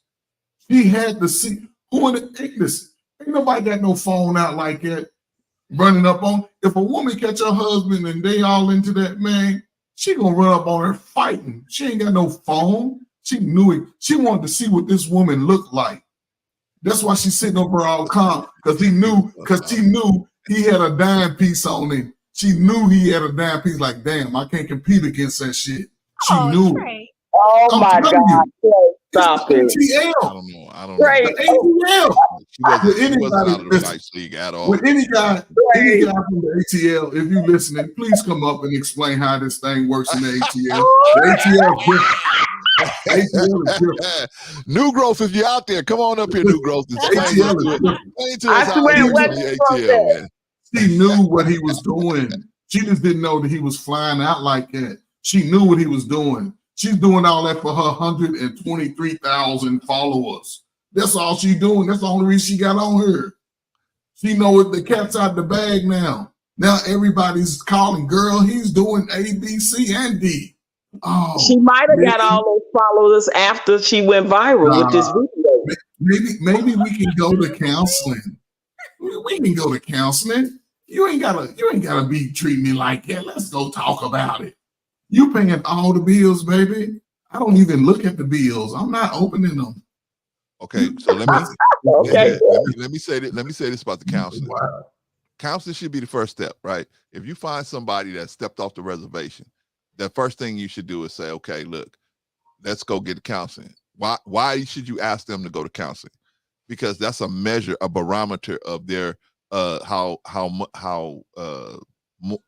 deep they want to stay in a relationship. You know, if they don't really want to stay in a relationship, they'll give you an answer like this. Well, if that's what you want to do, we can do that, you know. But a person that's really want to go to counseling say, I'm sorry, you know, I want to go to counseling. I don't know how I did, you know, I made a mistake. I want to do, you know, you could tell by the way they want to do it. And if they're sincere about trying to fix the situation, because not all marriages go through stuff like this and need to end in divorce, right? Sometimes somebody just made a mistake, man. They wasn't thinking right, and they didn't keep their value system in order, right? Because they got to the point where they just said F it, right? But sometimes people have moved on. Like this man obviously has moved on. He's been moved on. So the wife is not understanding that he's not grieving the situation like her, because he already put it in the ground. It's gone to him. With that. Now, what he told her, remember when she suggested the counseling, he was like, all right, I'll go. But he still was letting her know, I'm not going to leave my side piece. We can go to counseling, but she ain't going nowhere. Like literally, you know, yeah. So I agree with if that. If you're going to counseling for the wrong reason, I agree. What she wanted to do it because she's a Christian, and that's the first thing Christians suggest in the marriage is let's go to marriage counseling. See, so it was not uncommon that she said that to him, because that's the first. That's what that it's very common in the church. Because remember, she's a Christian. She said she went to church. Da, da, da. I said it's common when things like that go wrong in the marriage. That's the first thing that they come up, you know, that they say is let's go to counseling and get to the bottom of it. And see what's I don't think now you doing what Trey did. You doing it in no. Listen, that are married sometimes, not just if you go to church. If you married, and I thought people go to counseling. Yeah, I think that's across. I think that's going to be the suggestion across the board. Okay, so it's a suggestion across the board, right? But my main thing that I was saying is that he was saying it doesn't matter if we go to counseling. I'm still not going to let my side piece go. That's what I'm saying. That's why you should bring it up, Patrice, because that'll let you know right there. Okay, he still wants a side piece. There ain't no point in going to counseling. Why Yeah, would we because go he when didn't you make still the gonna keep the suggestion. side She piece? did. Let me just get a Right. He girl. didn't say, okay, baby, I'll change. Let's go to counseling. I'll leave her alone. He didn't say none of that. Right. She made the suggestion. So that should have let her know right That's then not and his there. only side piece. That's not his only side piece. That's not his Maybe only not. side piece. Maybe not. That's the one that he's flying out. That's Where the way that's he gonna treated her, put- she must be the main one. The way he treated No. her, it looks like she was the main one. That man got the means to treat them all the same. Ain't none of them special. He got the means for that. I'm telling you, that is not Well, his I don't only know. side. I don't know nothing about the other ones. We just talking about this one right now. So I'm But I'm saying just this saying, one the woman knew. She is just didn't real know. special right now because she all on her social media bragging with this man with pictures and all of that. Remember, the wife said she went on her social media and she was sending subliminal messages, and the side piece know what she was doing. She was sending them subliminal messages to the wife because she knew the wife was looking at her social media That's what I'm page. saying. You ain't gonna get no subliminal messages if you ain't looking. This Don't go woman has looking seen for it. this guy. Oh my God. That to I me can't see doesn't it. make any sense. But Don't y'all go to Atlanta. Don't none of y'all go down to the ATL. Don't y'all go down there. Stay away from the ATL. Y'all too old. Stay away. Stay away. Because the ATL ain't nothing like the ATL. Oh, is yeah. wild. You right, Trey. 'Cause first of all, I'll be scared to date any man in the ATL because there's so many of them on the DL. Yeah, that's what I'm saying. So that's why it's 12-1. 12-1. I've been to the ATL several times. I dated women, and they were like, "Well, if you want to have another girlfriend on the side, it's okay," because they know that they outnumber the men. They're not. And this was 15, 20 years ago. It's worse now. They're coming up to you while you with a woman like, "Look, I like what you." This man has the the balls means. to do that, man. He has the Holy means. smoke. This man Oh, has the that's means. why Trey is saying that she knew. This man, he's simping on the side piece. He's simping on all those women because it takes a lot of resources to fly women out. Yes, I don't care how you look at it. And if they going on several trips, it's not the only woman that he's flying out. They gotta eat. They gotta have clothes. They gotta have all that. This woman knows. Now it's just starting to come back to her. People are starting to, hey, girl, I see I your will husband. say that she didn't know about her. I'll just say that because I can't say she knew. She didn't know about It this doesn't woman. look like she knew about this chick. Yeah, She didn't know what she looked like. She knew it was somebody. She didn't know what she looked like. Now But she see, this got is the thing. This is the thing, Trey. If the A is like that, why did she get so upset with this particular chick? If she knows, okay, I know he's doing whatever he's doing. Okay, I should mind my business. I shouldn't have never. Thank opened you. this in the Her first place. behavior, Why did she her just do that? Why behavior didn't she is just the continue behavior doing of a that? woman that That's did what not know. That's what I'm saying. Why did Her behavior is the behavior of a woman that did not know about that woman. Why did the side piece look so calm? Saprita would have got up and like, who in the hell is this? Why did the side piece just sit there and look like, The yeah? side piece know about the wife, Trey. Yeah, And the wife about know everybody about in the this side situation. piece. The wife didn't know what she looked like. She got a picture, and now she's sad and mad because she know what she looked like now. So what? She knows she can't compete against that young girl, and that's why she he knew ain't that leaving. from the beginning. Obviously, she can't. She can't compete. Now she's now this is the problem I have with a lot of times with the way women will think about it is they think the competition is over just only the looks, but there are much more. There are many more issues that might be in the situation where she just can't compete. Like I tried to explain earlier, maybe the old man said, "Hey, baby, I want to do this. I want to deflower you in this type of way here." That dude got the feel. I'm a God-fearing woman, Trey. You can't do that to me, Trey. Trey, how could you? I'm a God-fearing woman. You my I would wife. never do something like that. Man, you my wife for 20 years. You've been deflowered. You my wife for 20 years. You've been deflowered. But Trey, Okay, but Trey, that woman said, "I'm healthy. I take care of myself." She said, and that woman, and she's a nice looking woman. She not overweight, none of that. So it wasn't about that. No. I'm answering Trey. The man does that for his own ego to make him feel good and young inside. Has nothing to do with the wife. Nothing to do with the wife. That blue pill. There's more to it than that, and I'm trying to tell you that it's much more He got to that blue that than pill. that. Yeah, Listen, she looks. only thing it comes down to is the wife sex. is a Only thing very it's gonna come down attractive to is lady sex. for her age. Very attractive lady. It Nice. only comes down to sex. That little young girl ain't cooking. That little young girl ain't doing nothing but I don't laying know, up. Trey. She ain't cooking. She ain't doing doing nothing. something. She got This nails man on. threw She his whole ain't cooking. marriage She away ain't for doing her. nothing. She doing something. Yeah, she's taking that blue pill and she's riding that. She's Exactly. enjoying that blue She pill. does. She Patrice, doing let me ask you this something. question real quick. Let me just Exactly. ask you a question, Patrice. Okay, let's say if you were in a relationship with a man, right? And he wasn't taking care of his business. Like he was getting lazy, still keeping himself up, going to get his hair cut, all that stuff, still handsome and all of that. But he lazy, no ambition.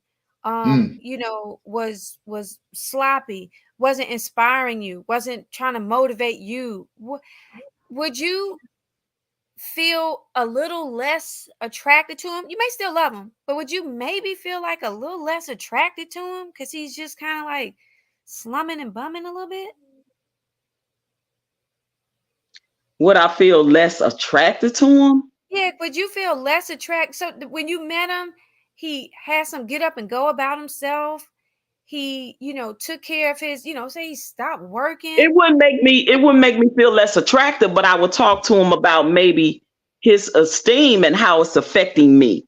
But it wouldn't That make would me not. be less Oh, I would. attracted to him. If he's I'm not still, talking about just if I'm physically. I'm not still, just talking about physically. I'm talking about just something about. you mean emotionally attractive to him?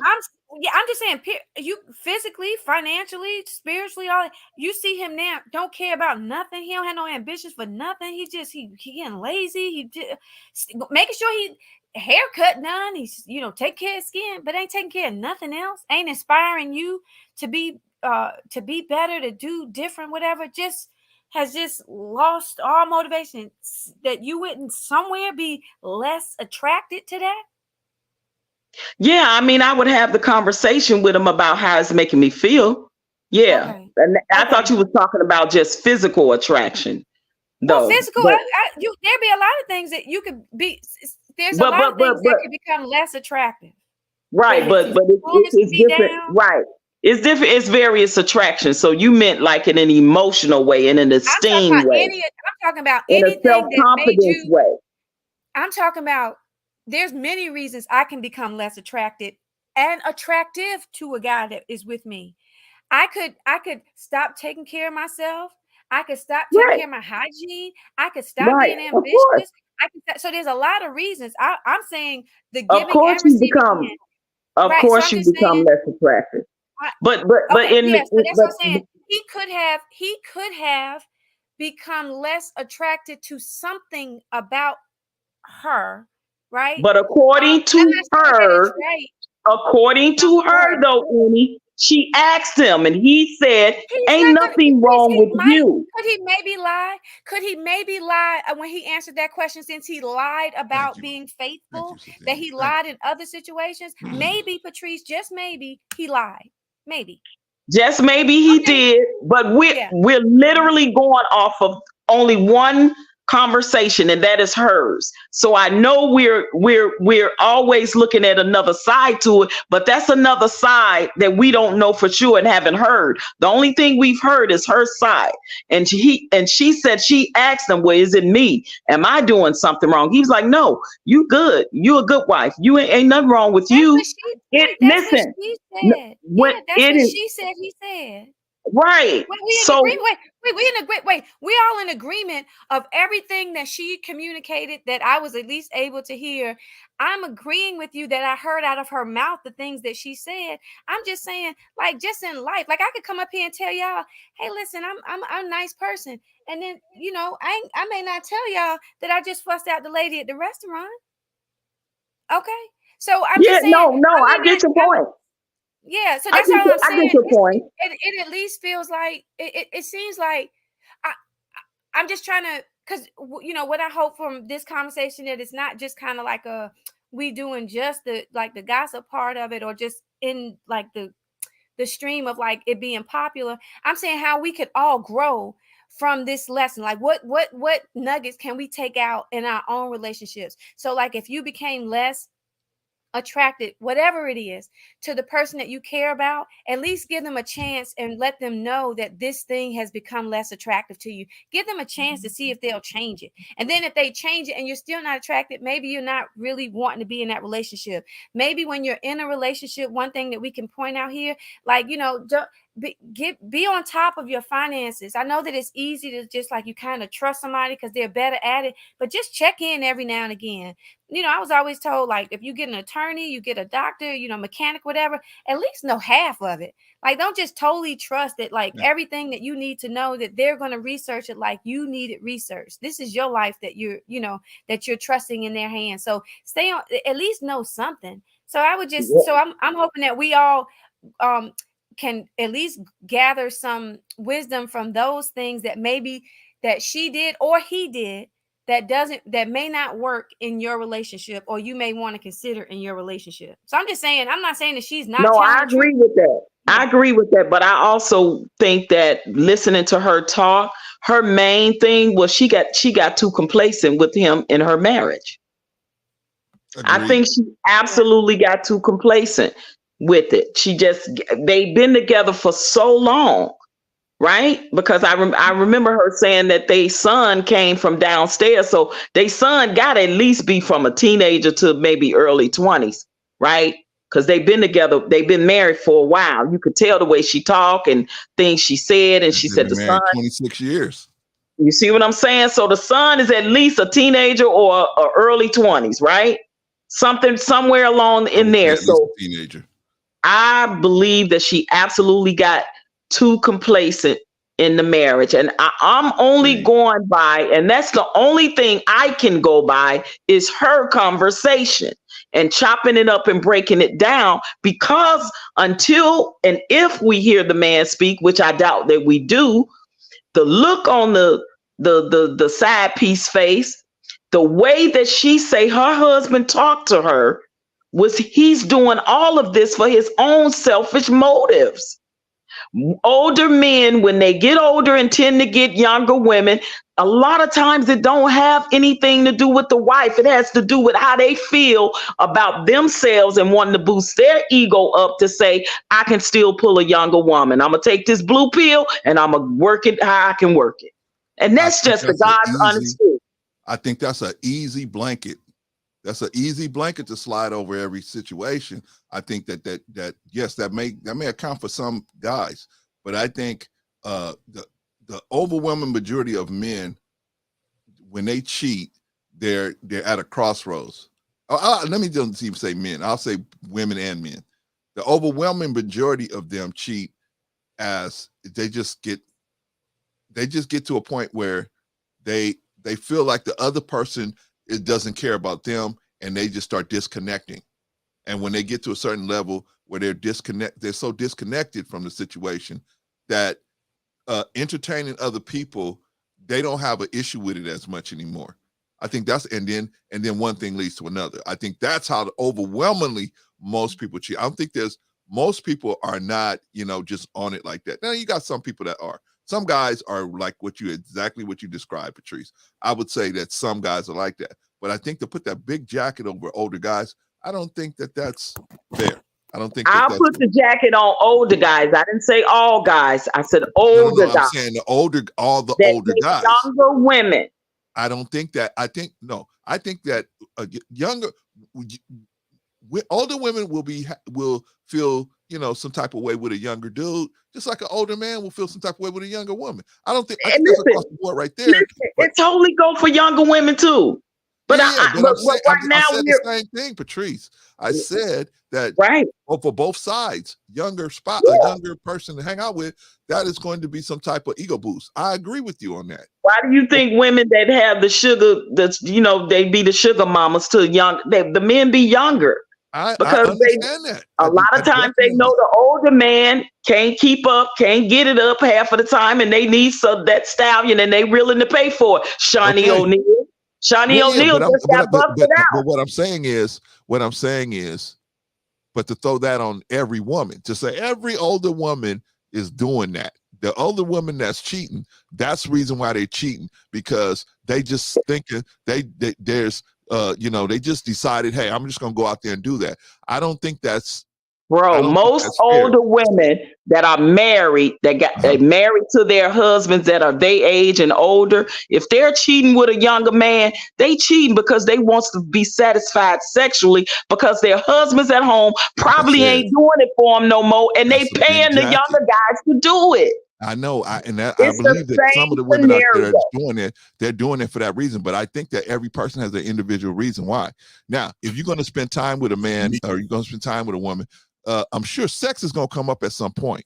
So you're going to have to understand that if you're going to spend time with somebody outside of your marriage, at a certain point, the other person's going to say, when are we going to have sex? Right? So that's part of the deal. But what I'm saying is that I don't think every older woman is doing it for that exact reason. I think most older women that cheat with a younger man is cheating with they just cheating because there's an issue in the marriage that's not being resolved. This other person is providing the attention and showing it's attention and it's sexual too. Shawnee O'Neal. I don't think it might be. I don't think that was the initial situation. Shawnee O'Neal is 49 years old. The rapper that just exposed her for her being his sugar mama. She bought him a $200,000 watch, and she cheated on her now spouse 2 weeks before she got married, from what this guy is saying, this rapper.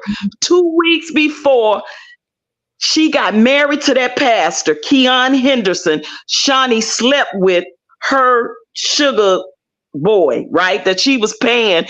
And guess how much she paid him said she needed to get hit right before she got married.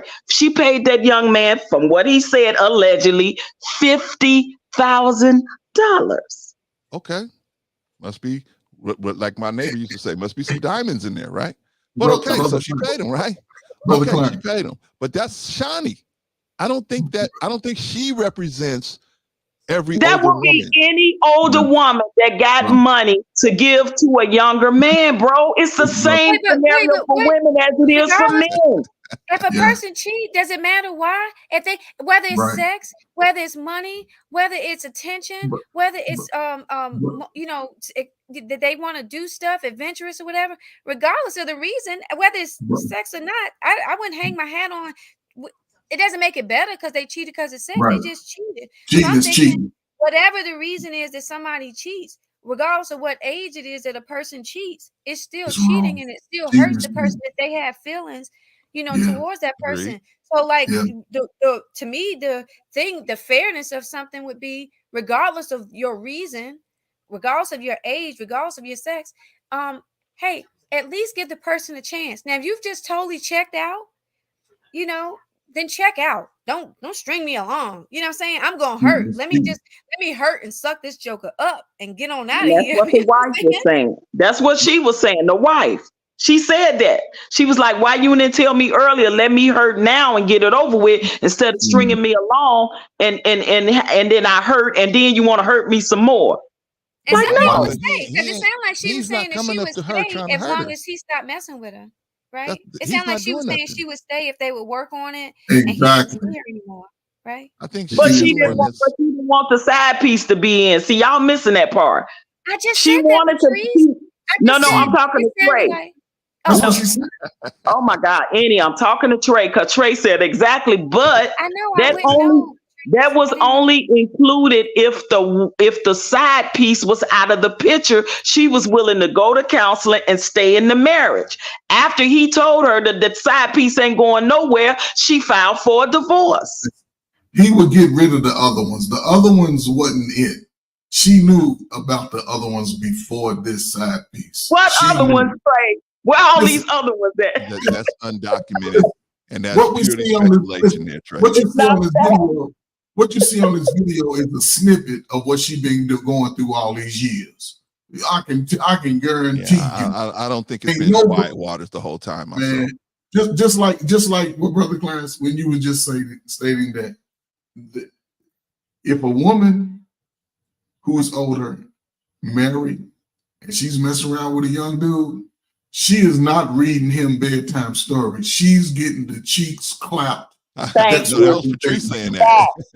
That's why she's dating him. He's clapping the cheeks. He's in a little bit too deep, and she ain't getting that feeling at home. And she'll come home and be the nicest wife because she know the husband ain't rising to the occasion. That part. He gonna come over.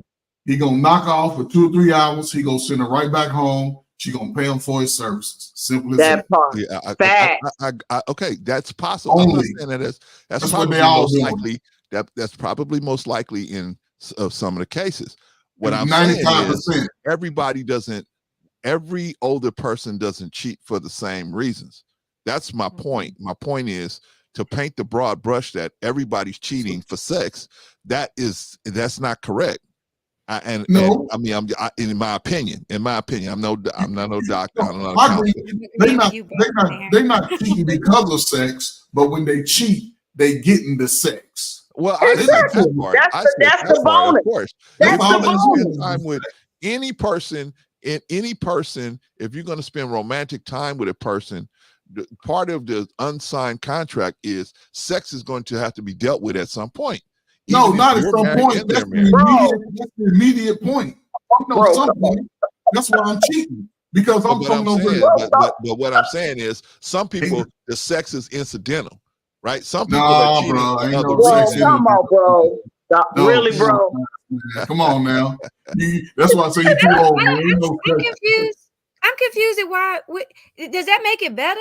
Like if somebody cheat on you, and then we're not saying that. So I'm just trying to figure out why y'all are hanging your hat on the cheating. I mean, on the sex part. Whether that sparked it, because I mean, you could desire somebody and assume that they're going to feel a certain way, and then when you actually lay with them, you're disappointed. So now your intention may have been to sleep with them, and you would think that you would be pleased, and then was not. So now you could wait. Let me ask this. I've heard a whole lot that women don't cheat. They cheat emotionally first. So if a woman cheats, if that's the consensus of what I would hear a lot, that women cheat emotionally, then it cannot be that it was the sex first, right? It would be the emotional attachment. Hold on. So you're saying the woman, now I agree with as far as emotion, when a woman checks out, she's checked out of this man, but ain't no emotions poured into this man. It's just like, come on over here and blow my back out so I can go home and deal with this emotional wreck over here. They ain't got no emotions tied to the cheater. The guy that's hitting them. If people, and I could be incorrect in what I thought that I used to hear a whole lot, that they said that women will cheat emotionally and men, when they cheat, is a physical thing. So if that holds true, that women cheat emotionally. So if women cheat emotionally, that means that they have already gone emotionally. So that thing that man gave them was something emotional first before it was physical. That's true. That is true. You're right. You are correct. But even with that being said, when it comes to the women, the emotion, once they cross that line, it always leads to the physical. But you're right. Absolutely right. The emotion, most of the time when a woman cheat, it do start with emotion and the way the other man is making her feel, that she feels she's lacking in her marriage or relationship. So you're right. Mostly with men, it's physical. It's usually always physical. Okay. She got a fat butt. She got big boob. She got, whatever. It's usually a physical with them. That's all a man is going to care about initially. That's why women choose the man. If we standing 50 feet apart and we look at each other, our first attraction is physical. Absolutely. I don't care where you work at. I don't care if you work at the White House. I don't care if you work at the corner store. If you look good to me and we want to clap, we gonna clap. If I look good to you and you want to clap, you gonna clap. And the thing that men know and how they get women easily with the emotional cheating is because they usually say the things to that woman that the husband or the man at home is no longer saying or making her feel. And the outside man knows that. So he's coming to her in that way, even though physically he's attracted to her physically first. She will look at him and say, oh, he's a nice looking man or whatever. But when he starts to connect with her emotionally, then That's the way she usually crosses the line and allow her emotions to become now physical with that man. So you're right, Annie. It's all Okay, wrong. y'all. It's all Right. It's wrong. all wrong. Right. It's all wrong. Because here's the thing I'm trying to make it clear that there are some reasons why people cheat that can be you can do something about them. You can try to go to counseling. Sexual performance is not typically a thing that you can, a certain person has certain ailments, certain things happening where they can't do things that they used to do. That's that, right? I mean, you can do other things, but if you really want this type of interaction and somebody just not able to do it, that's something that's okay. That's what they used to say. That's not an objection. That's a condition, right? They used to tell you when you selling stuff, you can do something about an objection, right? Somebody's objecting because they don't understand what's going on. But a condition is a something hard situation that can't be changed, right? So I'm saying there's some reasons why people cheat that are performance based, right? Hey, that person, I'm just not going to do it. I can't do it. Okay, then why not just walk out of the situation, right? But there are some reasons why people cheat because they felt neglected, they misunderstood some type of issue, and they ended up getting caught up with somebody else. And so the sex just ended up becoming part of that's the emotion part, bro. But I'm saying sex ended up becoming part of the issue. Sex was never the original issue. Was never sex. The original issue was there's a problem that this person's not being addressed for whatever reasons, not being addressed, and the person may misunderstand that as neglect because the other person doesn't understand the depth of the issue with the other person. They don't understand the depth of it. That's what we explained about the emotion going to the physical. But what I'm saying is you are saying that every woman that cheats is cheating for sex. And what I'm saying is that not necessarily be correct. I'm not saying sex is not involved. What I'm saying is that may not be the initial initiator of the situation, right? That might not be what's actually started the situation. Now, sex actually, I mean, you can't hang out with a man, you can't hang out with a woman. After a while, somebody's going to say, hey, when are we going to have sex, right? So that's going to be part of the process. That's part of the process, even though that might not be why. You just want the attention. You just want somebody to make you feel like you're worthy and so on and so forth, man or woman. But eventually, well, we as men, we know, man, we know we're going to have to put up a shut up. I think women sometimes are more naive, thinking, hey, you know what? This guy wants to just hang out with me. He wants to do this. And then I think by the time they get a clue, no, bro, they're already in their clutches. No, bro. Women are not naive when it comes to that. I'm saying some of them are. A 17-year-old, look, I'll go say 6. If she's 16, if she's 16, 17, okay, yeah, she got caught up in the word. Okay. 35, 40, man, they know exactly what time it is. Why you think they spending time with you? I would really have to agree with Trey on this. Most likely, but some women are so caught up in the previous relationship, Trey. They're so caught up in the marriage. They're so caught up in the primary relationship that they just think they're not thinking clearly. They should be aware, but they may not be thinking clearly because. Listen, okay. Right, bro. Clarence been out of the game for a long time. Yeah. I'm married. Right? I'm married. Okay, yes, sir. My wife will tell you, her best friend is me. Okay. We have our best times are with each other. Okay. And we had discussions. Okay. I'm not gonna give nobody else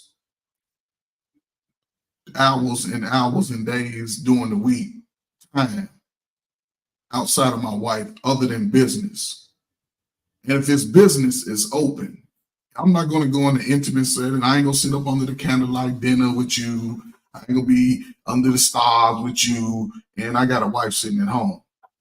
This woman especially if she knows that I'm married, she know exactly what time it is. No woman is going, even if she's married, the other woman, she's not going to be spending intimate moments with me. She knows exactly what it is. The only thing I can do at that point is talk myself out the booty. The booty's mine. I agree, Trey.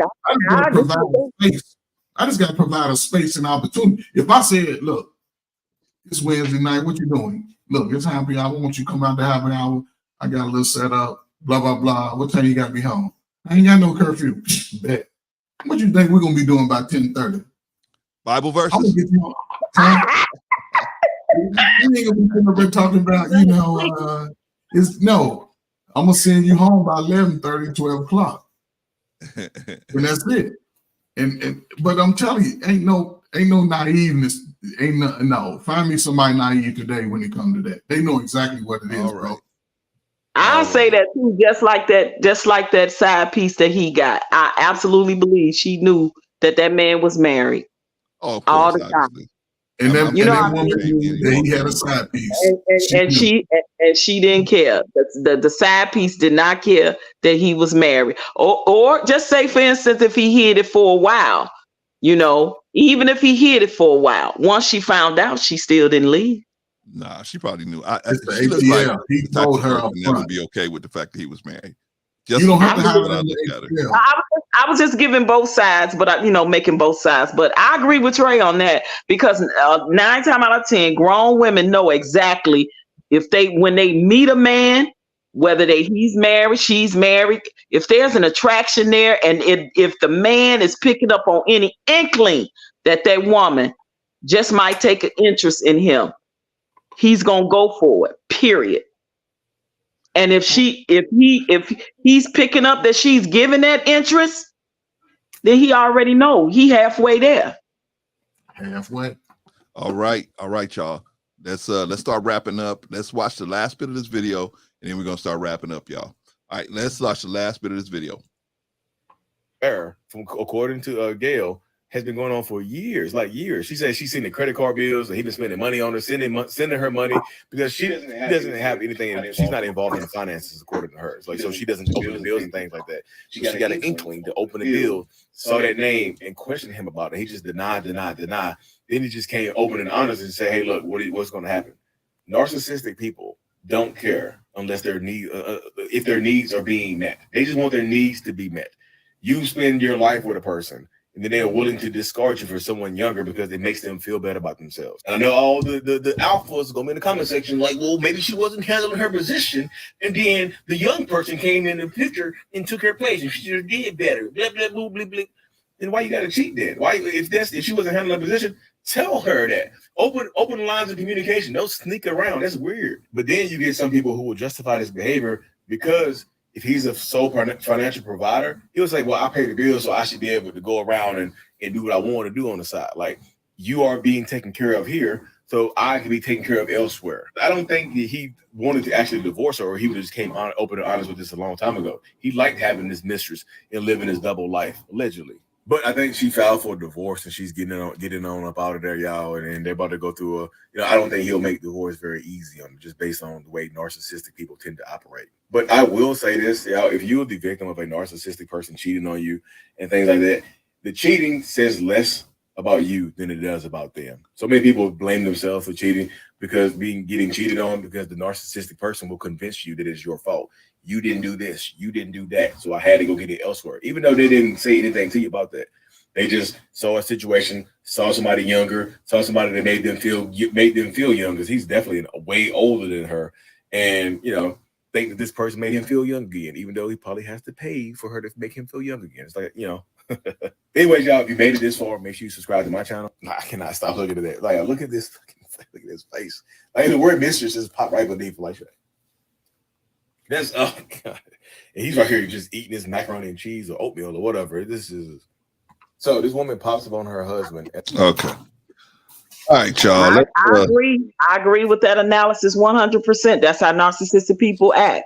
And that's how he gaslighted his wife. He acted exactly that way. He was blaming her for her busting him, cheating on him, and then just the options that he gave her was totally gaslighting her. the whole scenario to me, in my humble opinion. I will say that. And I honestly believe that she did not know about this woman. And I'm only speaking about this woman because there's no proof that there's other women. So that's how I land that plane there. All right, y'all. Real quick, before we go, I want to hear you guys. We all talked about that situation. We all have different opinions on it, but it is what it is, right? The main thing is, fellas, just don't cheat, man. I mean, and women, just don't cheat. Why cheat? I mean, yeah, you can have some fun and all of that, but eventually, if you really care about your wife or your spouse or whatever, if you really care about them, you're showing them a massive amount of disrespect by not telling them up front. And then it's just, man, it just puts you in a bad situation, man. A bad situation. Puts everybody. You have children. The children are affected by the situation. Everybody's affected by the situation. Just don't do it. This is my advice. All right, y'all, let's get back to the video here, man, because I want you guys to say something about this video in your closing remarks as well. So let's go. This is a video of there's a little girl walking down the street, and a man pulls up and tries to throw her in the car.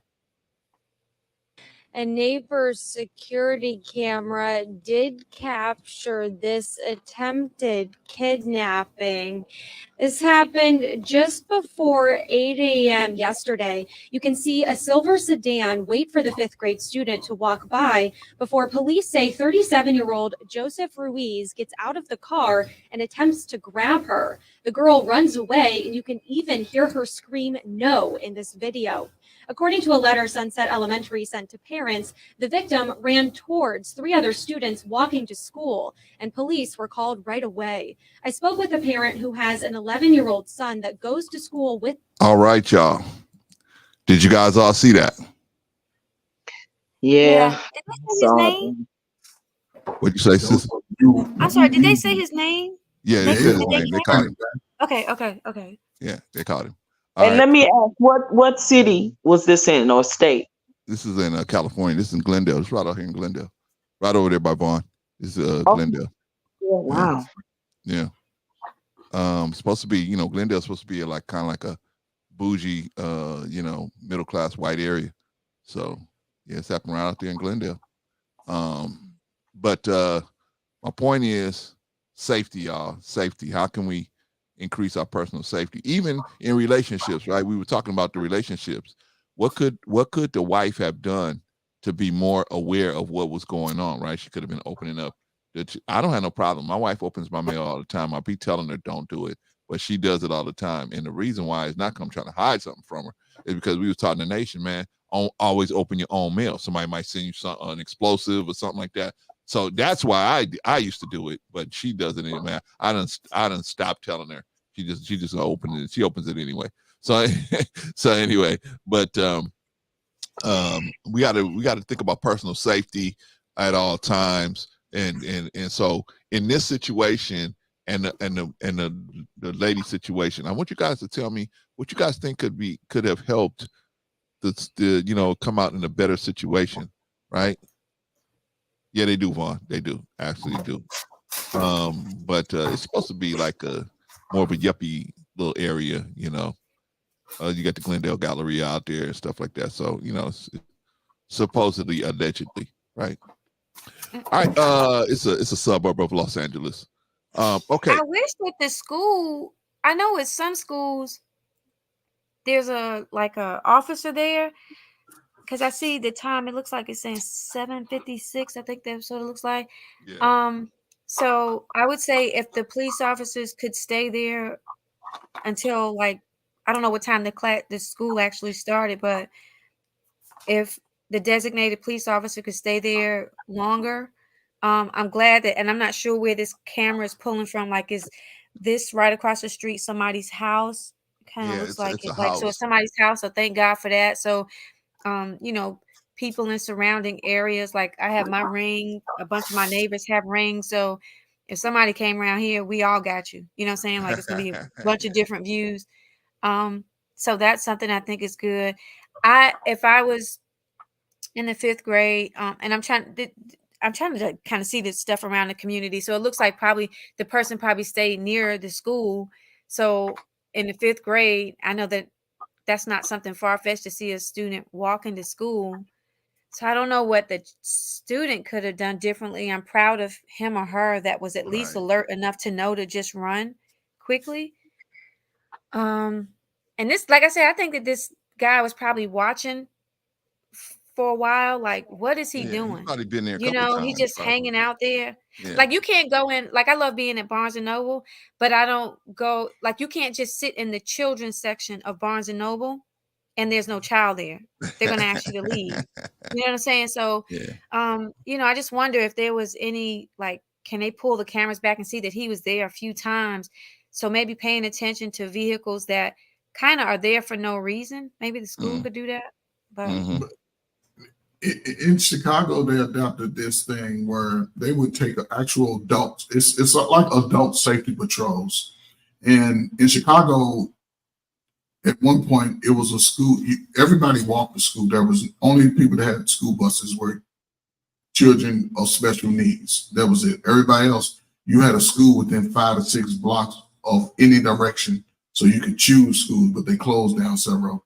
But what they did, they adapted these adult safety patrols all the way. I think it went out at least 3/4 of a mile from the school. They would have adults at each corner patrolling that area just for safety reasons, whether it was a fight, the reasons like this, somebody getting abducted. So I think all states should adopt that model, just catch a lot of this crazy, erroneous behavior while children are on their way to schools, because now they're doing pretty much everything on their way to school. But this, you know, it should shed light on a lot of what needs to happen. You know, these children, just like the other video, I'm gonna tie this back to the other video. You messing around in Atlanta, your ass, you got a 50-50 chance of catching that package. So be damn careful, whatever you do. But in this right here, you know, they so busy policing us, but they need to police other races and other cultures because they the ones that do all this. Black people, we ain't got the patience to be staking out nobody. We gonna do it on instant posting. We ain't staking out too much nothing. We ain't sitting for hours. You know, there's some cases, but not a lot. Okay. So this right here should just open up the eyes for everybody in those positions, man. It's about the safety of the children. And this guy, just based on what he did, he should get at least 10 to 15 years just based on the attempt. Yeah. Because if he would have took her, then they probably wouldn't have never found her. And if they did, she probably would have been taken from her. So what alerted her to him was that he said something to her. If you look at if I rewind it, she was gonna walk right past his car. I see. He said something to her. She turned around and looked at him, and she obviously got a bad feeling about him. So, and then when she saw him getting out of the car, I guess he told her to get in the car. She said no. And so now she saw him getting out of the car. She just took off. Right. Mm-hmm. But what if he hadn't said nothing? Right. You know, just ran up behind him. Is they would put the child locks on the back doors, have the door open. Kid walks by the door, boom, push her in, and he would close the door and jump in the car and drive off. Right.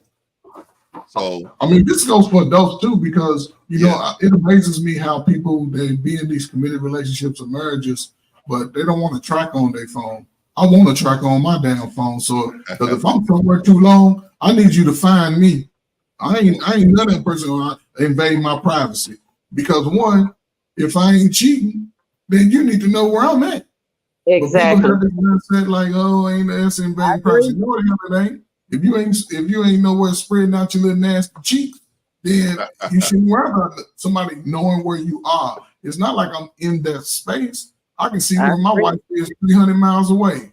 If something's going on the highway too long, I need to know instead of finding out when you come to my door talking about, there's some I got to tell you something. No, I need to know in that moment so I can react to it and not be just like, oh my God, the world is over. You know what I'm saying? So it's about safety today. I don't trust nobody.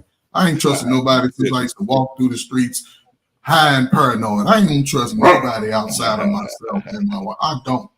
You know, I can. I agree with that, especially if you're in a marriage and if you ain't got nothing to hide, you and your spouse should have those trackers on each other's purpose, and you should also have them on your children's phones as well. So definitely on the children. Yeah, because I'm looking at, because most of the time, 9 times out of 10, these children got cell phones, because most of them are on the plan with their parents, you know what I mean, for that purpose. And there needs to be conversations again had about safety with your children. You need to sit down and have those conversations. Like I remember we used to have the stranger danger conversation. We used to have the pervert conversation, what to do in case somebody come up to you talking about help them find their puppy, or come over here, I'm gonna give you some candy. Like all of those talks was taught to us coming up, right? So, and now we're living in more modern technology where there are even easier ways for us to track down these pedos and these pervs that's, doing things to their children. If their children got phones and, hey, obviously this young lady, more than likely in this community, she probably missed her bus, because I'm pretty sure in that community they got school buses that pick them up. So she was running late. So that means she probably got to walk to school. Yeah. So now the child is unguarded and even more unsafe, because 9 times out of 10, the parents are already gone to work. And that's the whole thing now, because the parents have to be at work around the time the children have to be at school. They're not able to pick up and drop their kids off as much anymore as they used to. Yeah. So you relying on the school bus system to drop them off and pick them up. But when the child is running late and they miss the bus, now they got to walk to school. So now go ahead. You want to say something? I don't want to answer it, but this stuff is just all recent within the last 30, 35 years. This type of behaviors. Once crack hit the United States. I don't think so, Trey. It changed no, that was always stranger dangers. Now, even with us coming up, it wasn't. You learned about it, but it wasn't as active as it is today. I agree. Every state, every community. I would agree. It wasn't as active. That was cases, yes. But I was going to say it depends. It makes it harder on the parents too, right? Because when these type of scenarios happen, first of all, you need to tell your child that if they running late and miss their bus, number one, they need to call you, and you need to be able to have a relationship with your job, saying no matter what, if my child calling me when they should be at school, I need to pick up. I don't care where I am. Right. See, we lead these busy lives and we get so caught up in our jobs, have these strict rules and regulations. When you have children, hopefully you can work in a place where you can go to your boss and say, look, they know I have small children, because 9 times out of 10, they may have small children. In case of emergency, this is my emergency plan for my children or my child, right? So if my child is calling me when they should be at school, I don't care what I'm doing. I need to stop and be able to pick up my phone and answer when my child is calling. There needs to be a protocol that if you missed your bus, I need to pretty much talk to you the whole time on the phone while you walking to that bus stop. When you catching that bus, who are around you, look at your surroundings, what's happening. Like these type of conversations need to be had, and children need to know what to do. We used to have back in the day whistles. Remember, we could blow the whistle to alarm people. Like, I don't know, maybe they need to bring back some of these type of things, or have some kind of whistle or something, be able to scream, be able to run, have that cell phone. Call mama, I missed my bus. Okay, then talk to me while you're walking to the bus stop. Okay, where you at? How far are you from the bus stop? How far can you see the bus in sight? Do you see any more children? Can you run up and, join them? Like, this is the type of conversations we need to have when scenarios like this happen, to help prevent these type of things, because the schools has taken away so much funding. It's hard for them to hire police officers and security to stay a little late or stay a little longer for the children that may be, running late or whatever. They done taken so many things out of the school system and out of the funding for it, that this is the result of these type of things that happens. So we got to go the extra mile and do the extra thing. Yeah. I just want to say that. Plus, we got to teach our children, man, what to do if they come in contact with these people. Because some of these people don't care. They on camera. They don't care. And they know they're going to get caught. They're just going to do it anyway. Right. But they're going to get rid of the evidence however way they can. Right. So, we got to teach them, hey, this is how you handle this situation. Because more than likely, if they're a woman, if they're a black girl, they have a 75% chance of something like this happening to them. Right. Hey, Brother Clarence. Yes. Oh, sorry. I thought you finished. Sorry. Go ahead. No, go ahead. In this scenario right here, because I think he did the U-turn. When he did the U-turn, I can't where she was, but what could she have done?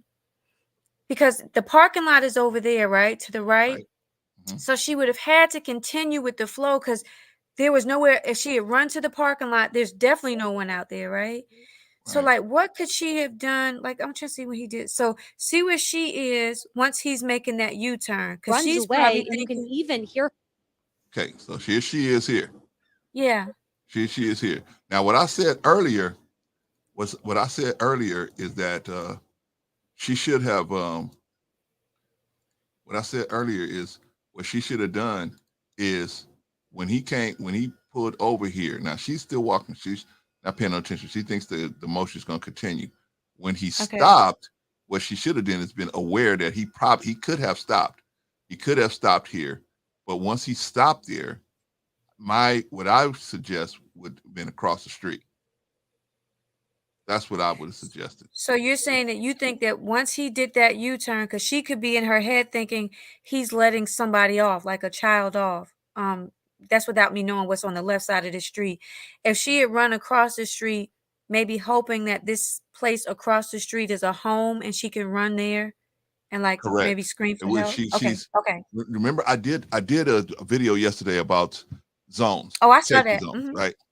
Okay, Yep. so what you're gonna have to do is maintain that zone. If that person's not gonna maintain they're gonna keep invading the zone. You're gonna have to maintain that zone by walking away from them or whatever, right, into a safer area. So this is me. I'm always going to assume that something bad is about to happen. And I think that that's the way we should train our children in a world like this, that something bad is most likely going to happen. Now, let's say the guy just pulls over, drops the kids off. Bye, daddy, bye, and he drives off. Okay, you cross back over to the street. You cross back over another side of the street. But anytime you see somebody, I have a list of strange movements. This is a strange movement, right? Why would you if you already parked here, there's nobody else around here. I'm walking down the street and all of a sudden you park by me. You pull over by me. Now, maybe it's just me. I'm from Los Angeles and we always looking for somebody doing a drive-by or something. And a lot of times you ain't gonna get to explain, hey, dude, I'm not that person. So we have to be like on 100 already, because you ain't gonna get to explain, oh damn, we shot the wrong guy. Oh well, they're just gonna drive off, right? So out here, and we're more susceptible to people in cars and how they move and stuff, typically in the hood. But I'm saying what this little girl should have done is once she saw that the dude pulled over there, okay, that's fine. But just assume that's something that he pulled over for a nefarious reason. Shout out to Patrice. She pulled over for a nefarious reason. Okay, I'm just gonna cross the street here. Okay, he alerted her to what he was doing, right? Thank God he said something to her. Because look, she's not even paying attention to him. She's looking straight ahead. She's not even paying attention to him. He actually said something to her. Now she turned around to see what he was talking about, right? She obviously said no. And then he said, well, I'm getting out the car and he's going to go get her, right? What an idiot, right? He's got the hood on. I mean, somebody pulls up to you with the hoodie on. Come on. So that's what I'm saying. We gotta, and it's unfortunate, right? Because our children should live in a world where they don't have to even think about stuff like this. But the reality of this world is that they have to. There's people out there that's looking to abuse them, take advantage of them, sometimes even take their lives, right? And we don't want our children running around, paranoid like that. But we want them always have that deer at the brook, mentality, right? Deer's drinking at the brook. They hear a little twig, they jump up, and if they don't feel good, they feel something bad, they just leave, right? Mm-hmm. So my point is, that's what I feel like we have to start teaching our children to be defensive minded, right? Defensive minded, where they look at everybody as a possible assailant, and if they're not, cool, right? Cool. But if they are they really, is an 11-year-old girl really ready to deal with a grown man? In most cases, I would say no. I agree with Prince. I agree with that wholeheartedly. We gotta teach these safety precautions. We used to get taught them in school, and then we'll get taught them at home. I don't even know if they teaching them in the schools anymore. They're So not, it is. Patrice. It is not doing that anymore. It is. Didn't you hear my singing? Didn't you hear my song this morning? They're not doing that no more. Oh no, I did. But it is absolutely imperative for the parents to have the safety precaution, just the same way you do it for fire breakout in your house. If somebody breaks in your house, like all these plans, like we need to have these conversations with children. Right. See, there y'all go. There y'all go thinking old again. See, y'all thinking in the minds of us. These younger parents, their mind is not focused on stuff like that. That's why these children are able to go in their room and lock their doors and do whatever they need to do without the parent even being aware of a lot of the stuff that they do, because they have to. It's hard when you're a single parent today because there's too many other distractions. And when you're a single parent and your child goes to public school, you put yourself in the worst situation. Because think about it. How can you work a full-time job and your kid go to school at 9 and get off at 3? You can't do it. You got to put yourself where you going to work after they go to school, then getting off work and getting back across town before they get out of school so you can be there. When you're a single parent, you put yourself in these bad situations. And unfortunately, a lot of young parent adults, and I'm not saying that this person is young, but this is a great teaching tool. Every woman that with a child should be showing their kid this video right here. That's why I tell your ass don't be on your cell phone when you're walking down the street. Be them damn headphones off. But ain't nobody saying that. They just think it's, well, I got them a phone so I can call them. But you ain't teaching them about the safety rules. You ain't teaching them how to dial now, hit that 911 panic button. See, you ain't tracking their phone. You just letting them go wander off. This little girl had enough wherewithal, her surroundings, to not even really let him get within arm's reach. Right. So this is a great learning tool. If I was a single parent, whether male or female, look at this. Tell me what you see. And if you don't understand it, I'm going to explain it to you, and we're going to practice this, because the last thing a parent want to do is find out their kid's been abducted and you can't find it. And that's the thing. And this is just a sad state we in as far as a society. I don't understand. Listen, I've always been this type of person, and I've tried to teach as many people as I can. You have to think like that. You cannot trust people. You have to be aware of your surroundings. I never walk, as a grown man, if I have my headphones, they're always at low level. I never put my hands in my pocket. I never carry anything in my hands when I'm out in the streets. You can't ask me for 50 cents. I ain't got nothing for you. And if you're white, stay away from me. Black, now I might help an old lady across the street, but I ain't got no money. I don't care. I can't help you. No. You want me to help you? Because I'm from the old school. Come and rake these leaves out of my damn yard. Over this damn snow.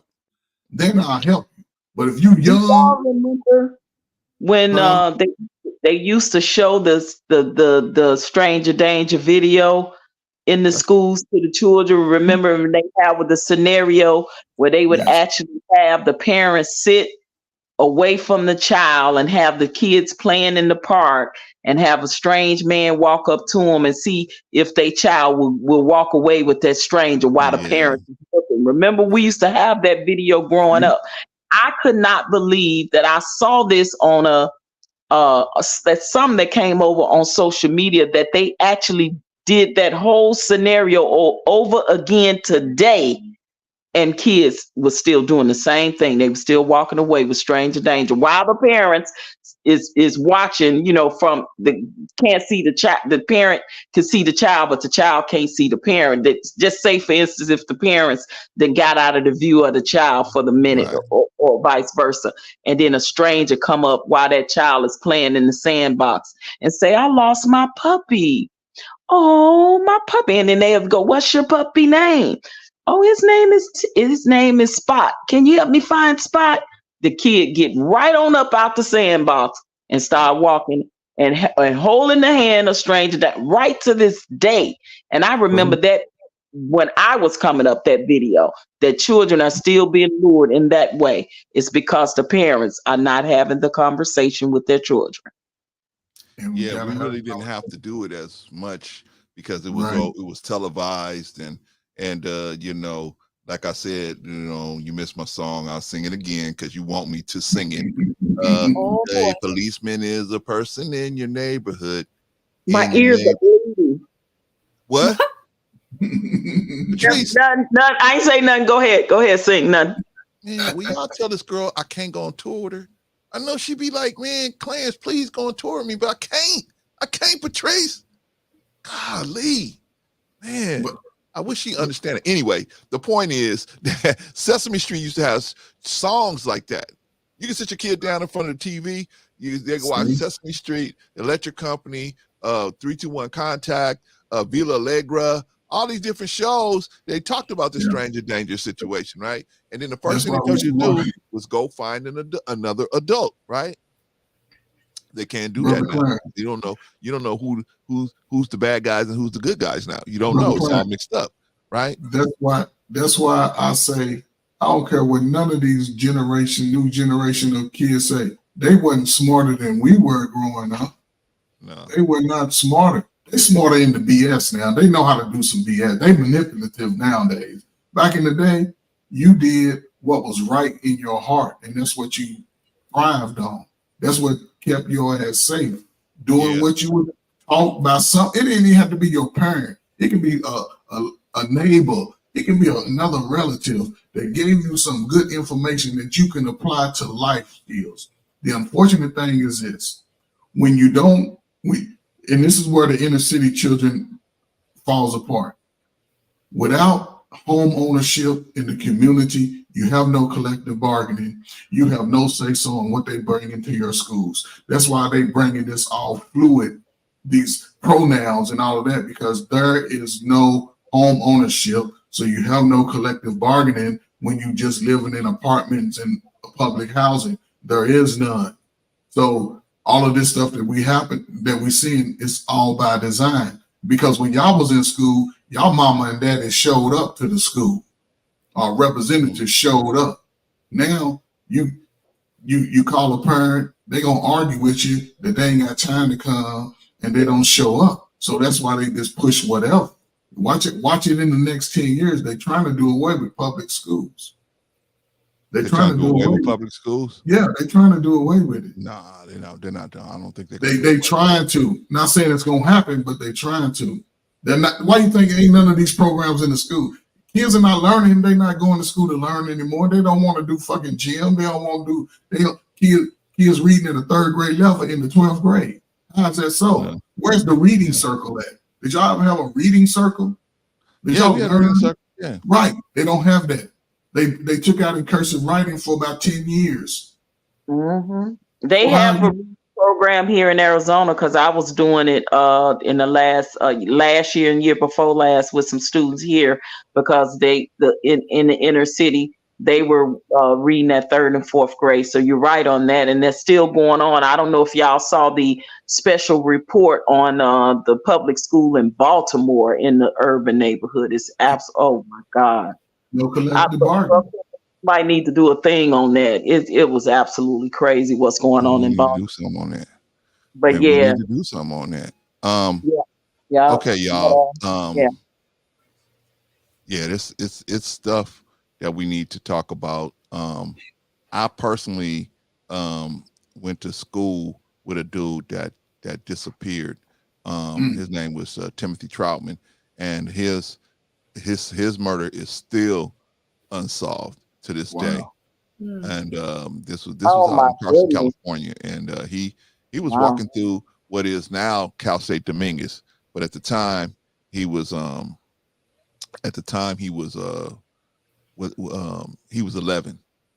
He was one of my neighbor's best friends. She was best friends with him, and she was never the same after this dude got murdered. But the point is, him and two of his buddies start hanging out with this dude in this open field. Right, it's built up now. It's Cal State Dominguez now, but it's a built up field. It was a field at that time, and next thing you know, the guy pulled a knife on them and grabbed Timothy and held him at knife point.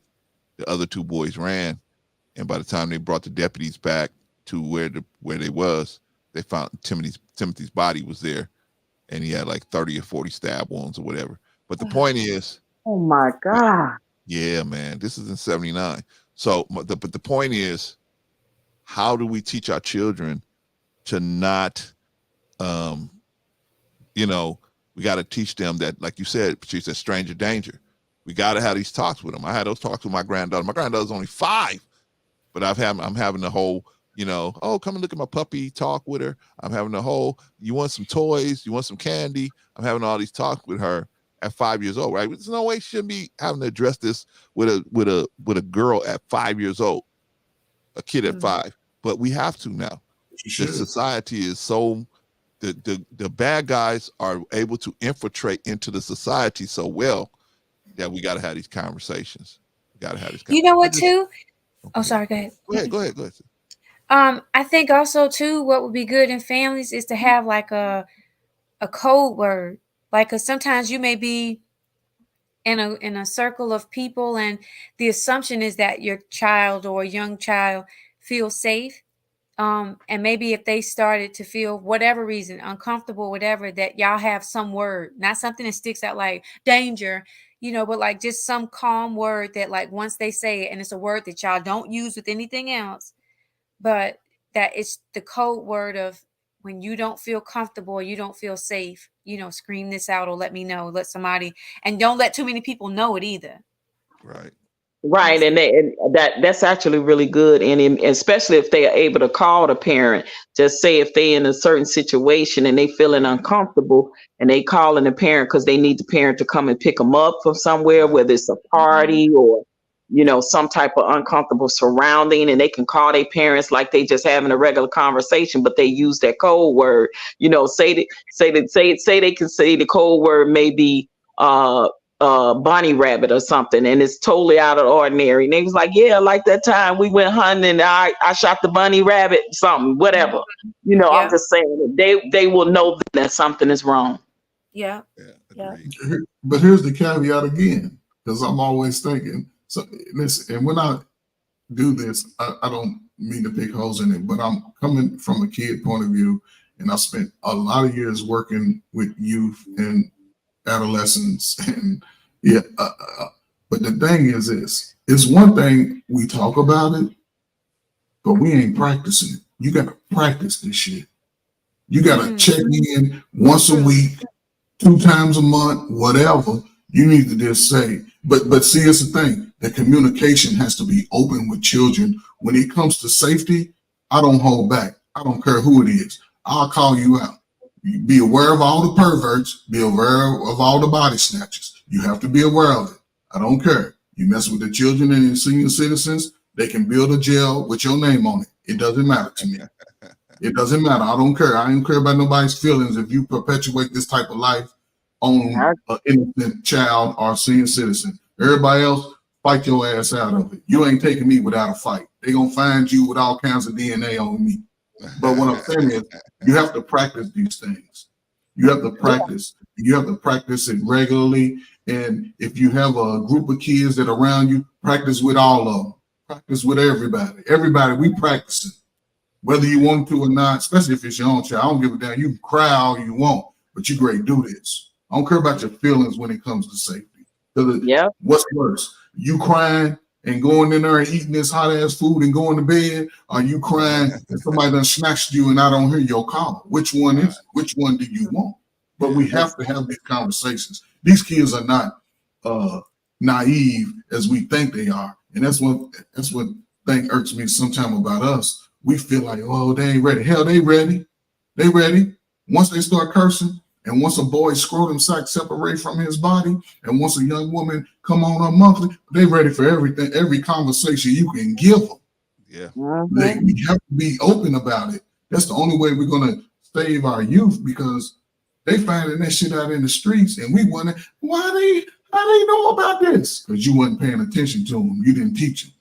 And that's male or female. We just have to be, we in that time now.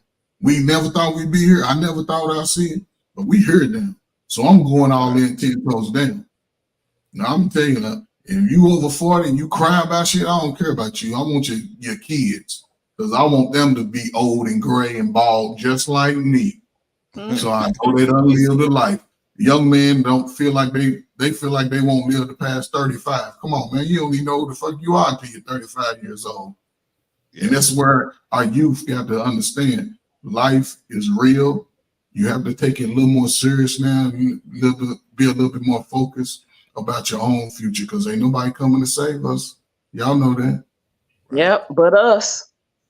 Appreciate you, Brother Clarence, man. It's always a pleasure. I can have a real conversation with real people. Thank you, brother. We appreciate you, man. It's always a pleasure, Brother Trey. And Brother Clarence, this is just a suggestion. And this is what I do when I used to work with the youth. Every time we meet, see if you can bring a friend, just one person. Just bring them in. Just tell them, come on, listen. Yeah, that's what I say, man. Hey. Just one friend. Just bring one friend. They can be in the background. They can be in the background. See, get the information is all I care about. Get the information. Yeah. I want you to be prepared for whatever comes your way, and then you can make the most rational decision from there. So that's all. Appreciate you, man. You know, this your home. This your home. No matter where you go running off to, this your home, man. You always got a seat here at the table, man. So thank you, brother, for appreciate you for always. Well, I'll be glad when the ladies bring something to eat. Then I like, you know. I just told Clarence I made some oxtail stew. He got that's what I made today. Y'all come on over and get some now. You hear? Don't listen to that girl. That girl ain't gonna save us nothing. She gonna eat it all up for herself, right? I don't know what happened. If you making food like that, if you making food like that, I don't know if you're married, but you need to go and get it done. Go on, hook it up. That's gonna make it happen quick. I know that's right, Trey. From your mouth to God's ears. With his check, like here, baby, the check. Yeah, man. Pay the bills. I'm going on a flight. I know that's All right, thank you, Brother Trey. I appreciate you, man. You're welcome here anytime, man. Always a home run with Trey. I am pull Trey down. All right, have a good one. All right, y'all. Let's start wrapping up. Any last words, ladies?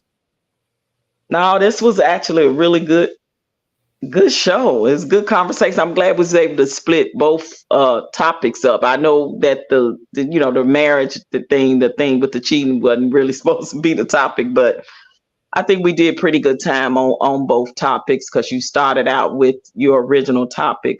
So and the ended on that was definitely the icing on the cake.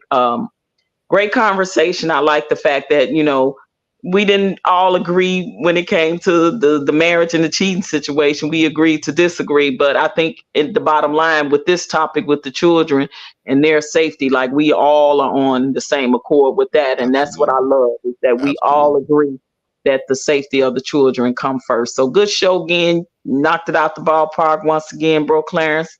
You too, sis. Everybody on the panel did a great job. The comments in the chat was great. Comments from Vaughn, from Risa, from Marcus, Great Pill, from Jeff. I mean, everybody was giving really, really good commentary. So yeah, absolutely good show. Yeah, thank you, sis. Appreciate you here. All right, I'm gonna pull you down then. Is that your last word? That's my last word, and I'm sticking to it. I love y'all. I love you, sis. Love you too. All right. Yeah. All right. That's Patrice, y'all. Okay. Then it was 2. Oh yeah. I think that from what Patrice was saying, I think that we all agreed on the most important part of that conversation with the marriage, that we all agree that it's not a good thing, you know. So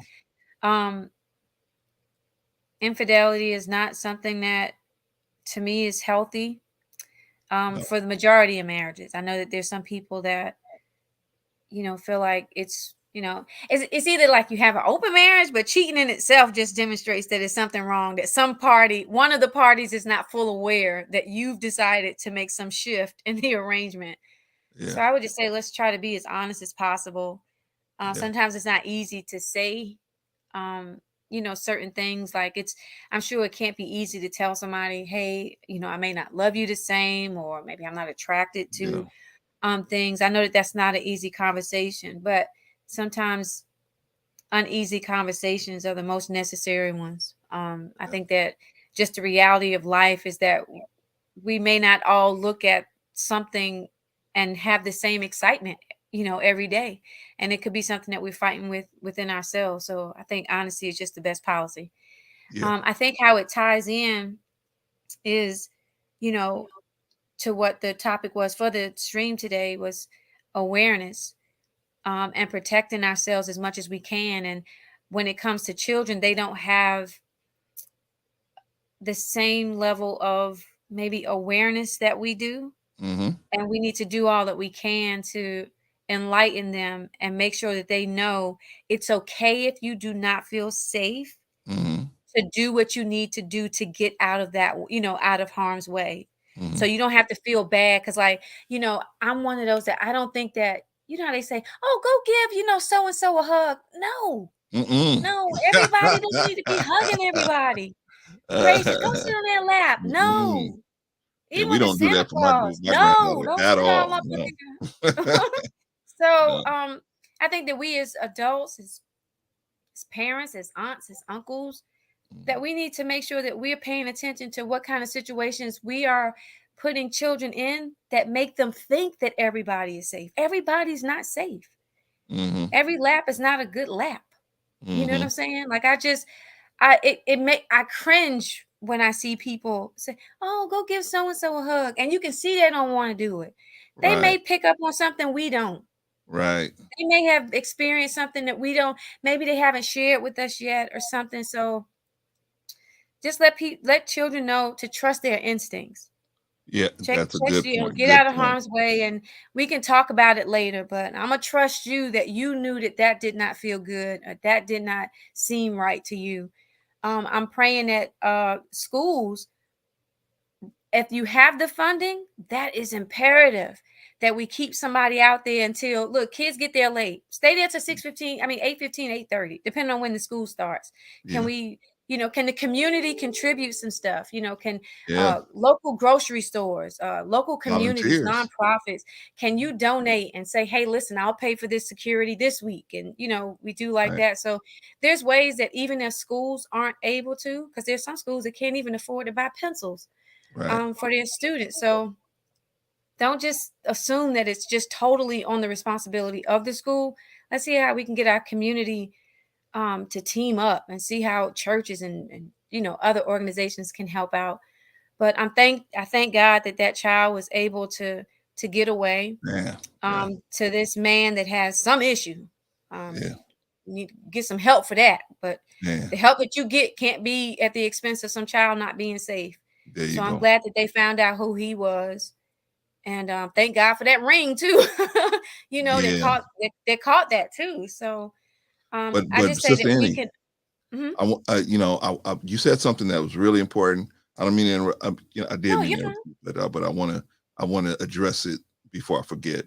You said something that's really poignant. You said that we need to start trusting our children if they have a bad feeling about a person. They don't want to go give them a hug, or they don't want to sit next to them, or they don't want to talk to them.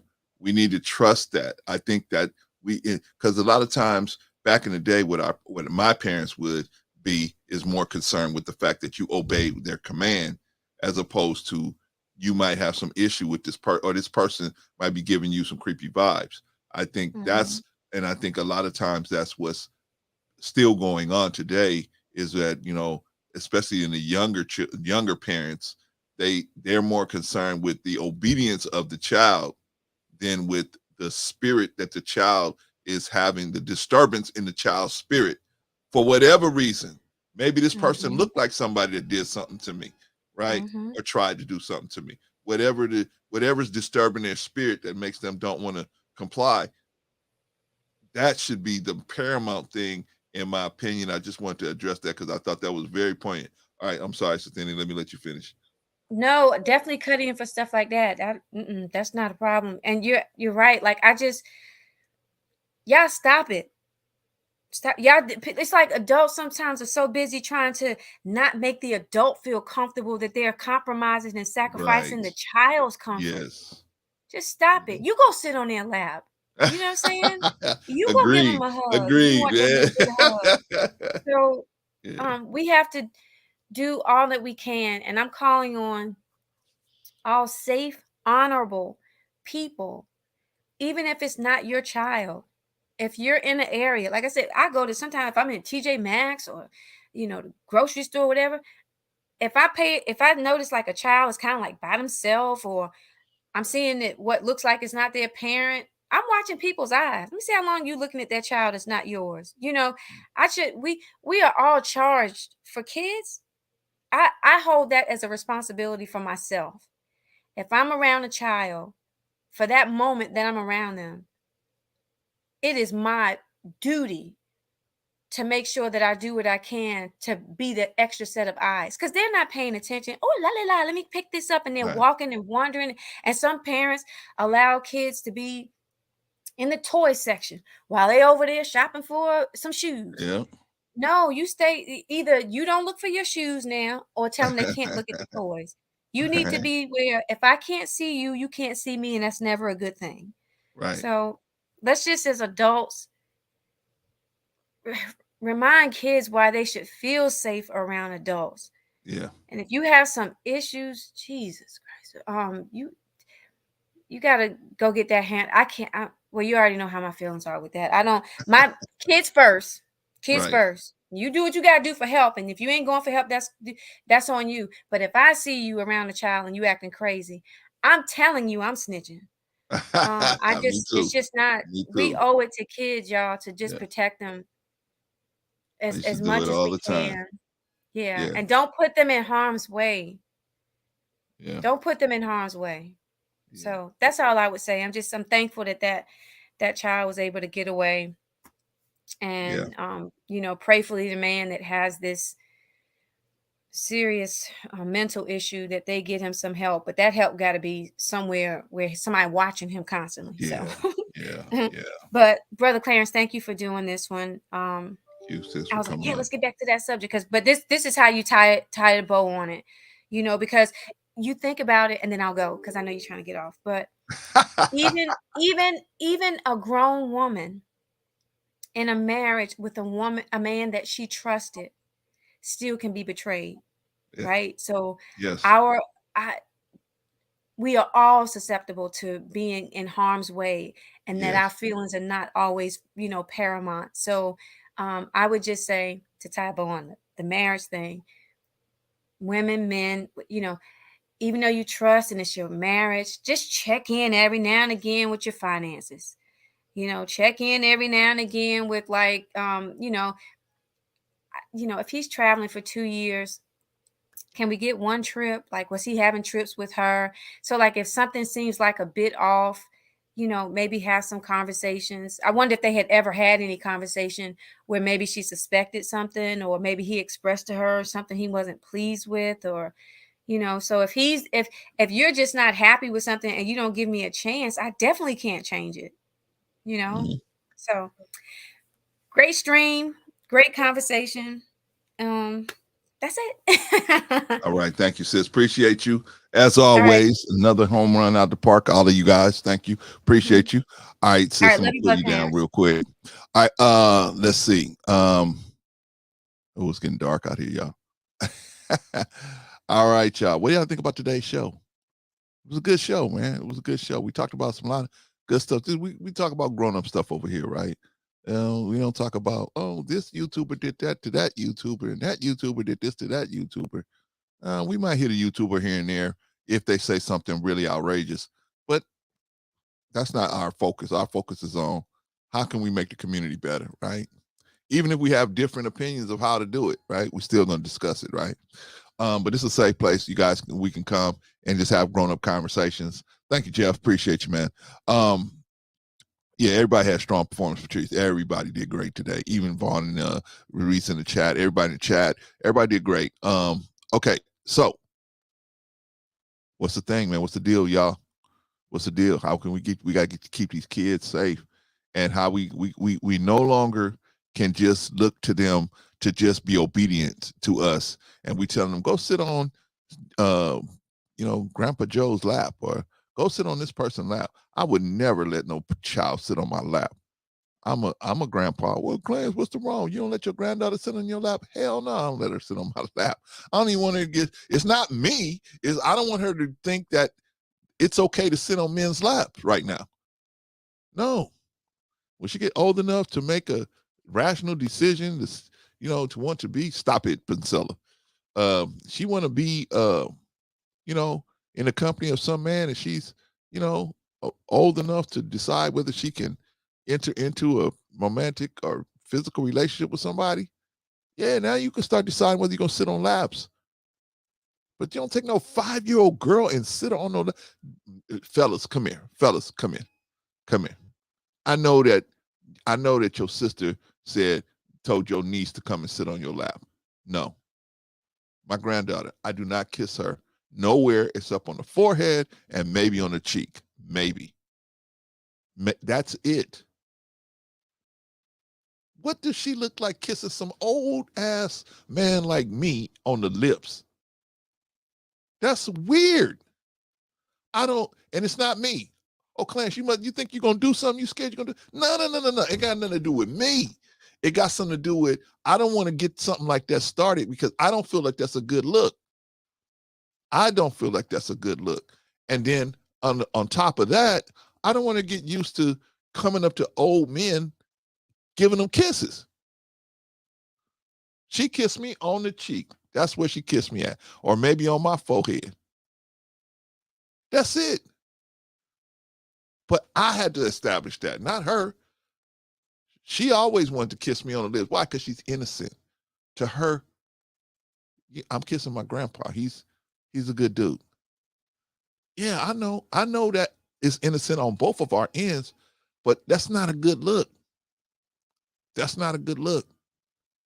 So I don't want to, and see, we as men,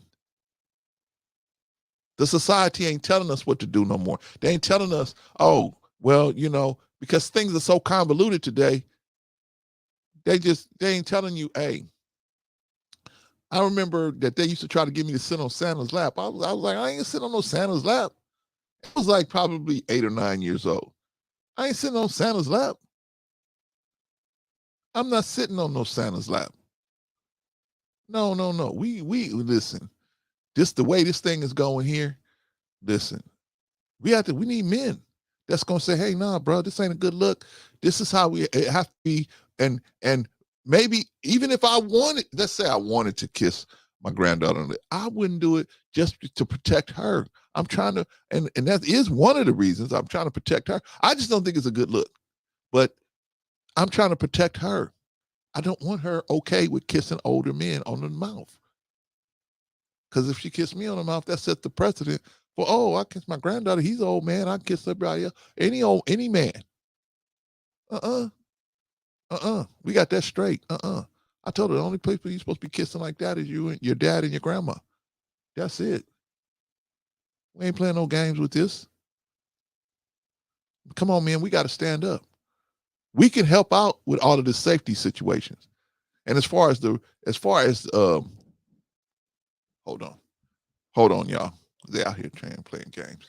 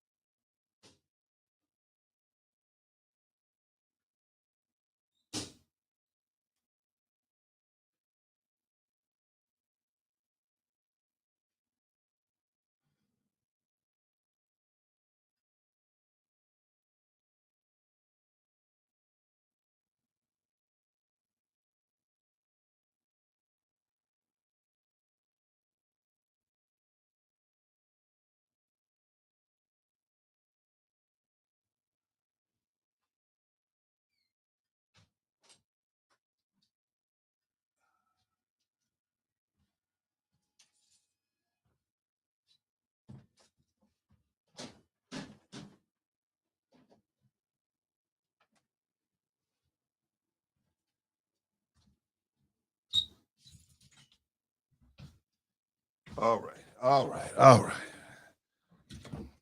Little goofies in the building playing games.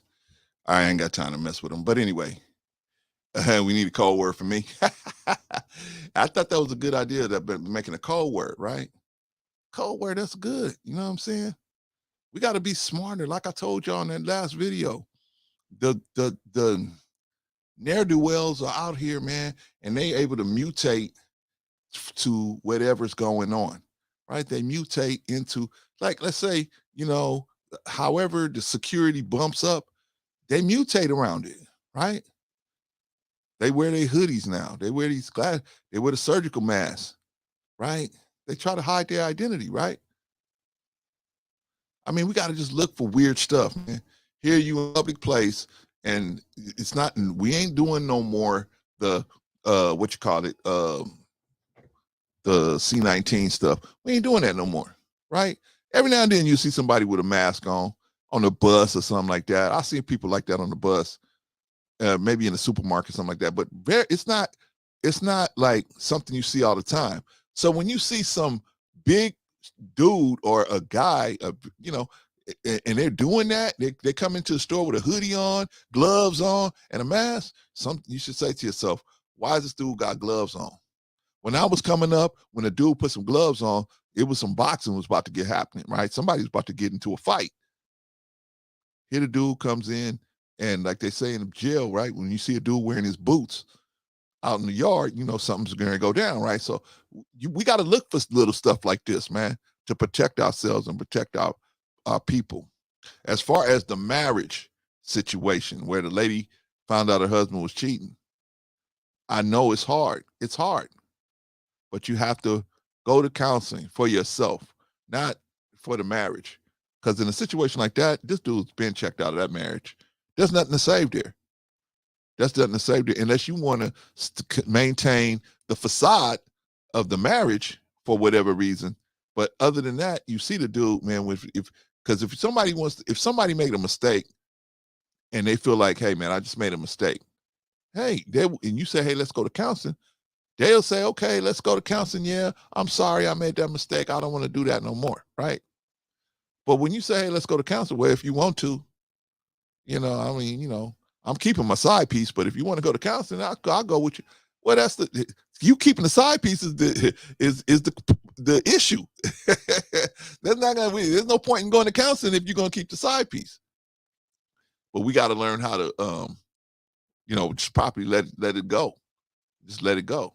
Because it feels like we are being told in America that we're in competition, but you in competition with yourself, not nobody else. I can't compete with there's a dude out there with one longer than mine, thicker than mine, I can't compete with. I'm not trying to compete with all of that. I'm just that. Oh well, now I'm gonna feel bad because I can't compete. So what? That is not where I'm competing. I'm competing as far as what's the word I want to use? As myself. I'm competing against myself. How much better can I present myself? How much better can I be of a person? How much better? I can constantly improve. That's the way I think about myself. I'm not competing with no other man. There's always going to be better looking dudes and, strapping and all. Who cares? I only have to compete with Clarence. And when we as men, we as people get that mentality in our head, you only competing with any. It's always going to be a younger one out there. It's always going to be a younger girl out there. It's always going to it's no, it's not. You're not competing against that. And if you are, then you're in the wrong relationship. You shouldn't have to compete with another person. You shouldn't. Only thing you should have to do is compete with yourself.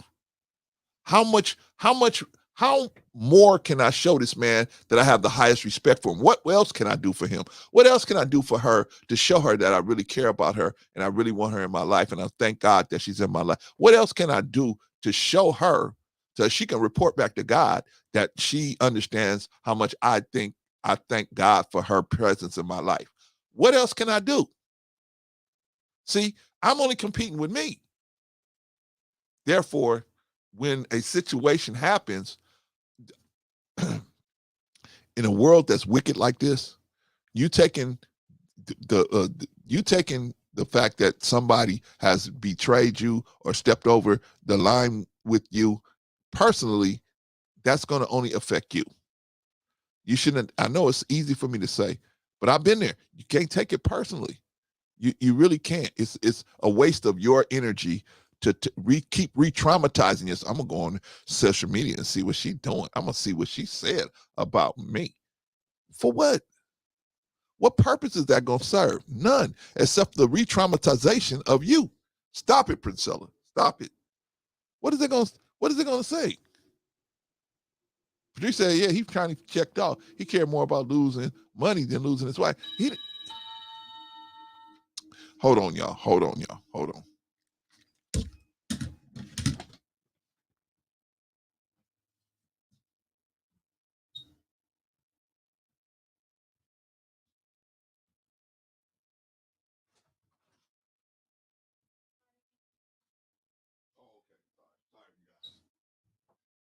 Yeah, some little kids came running up in here. So I locked it.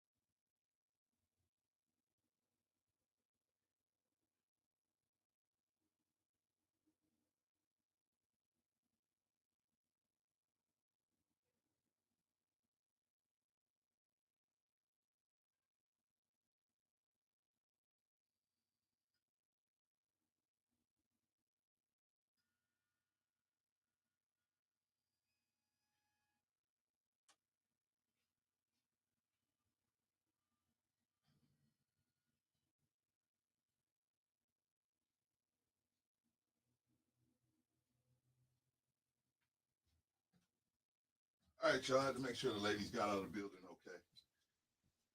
Got them to their cars and everything like that. All right. All right. Yeah. He already checked out, right? But he didn't excuse me, Patrice. He had definitely checked out, but it was like he had checked out a long time ago.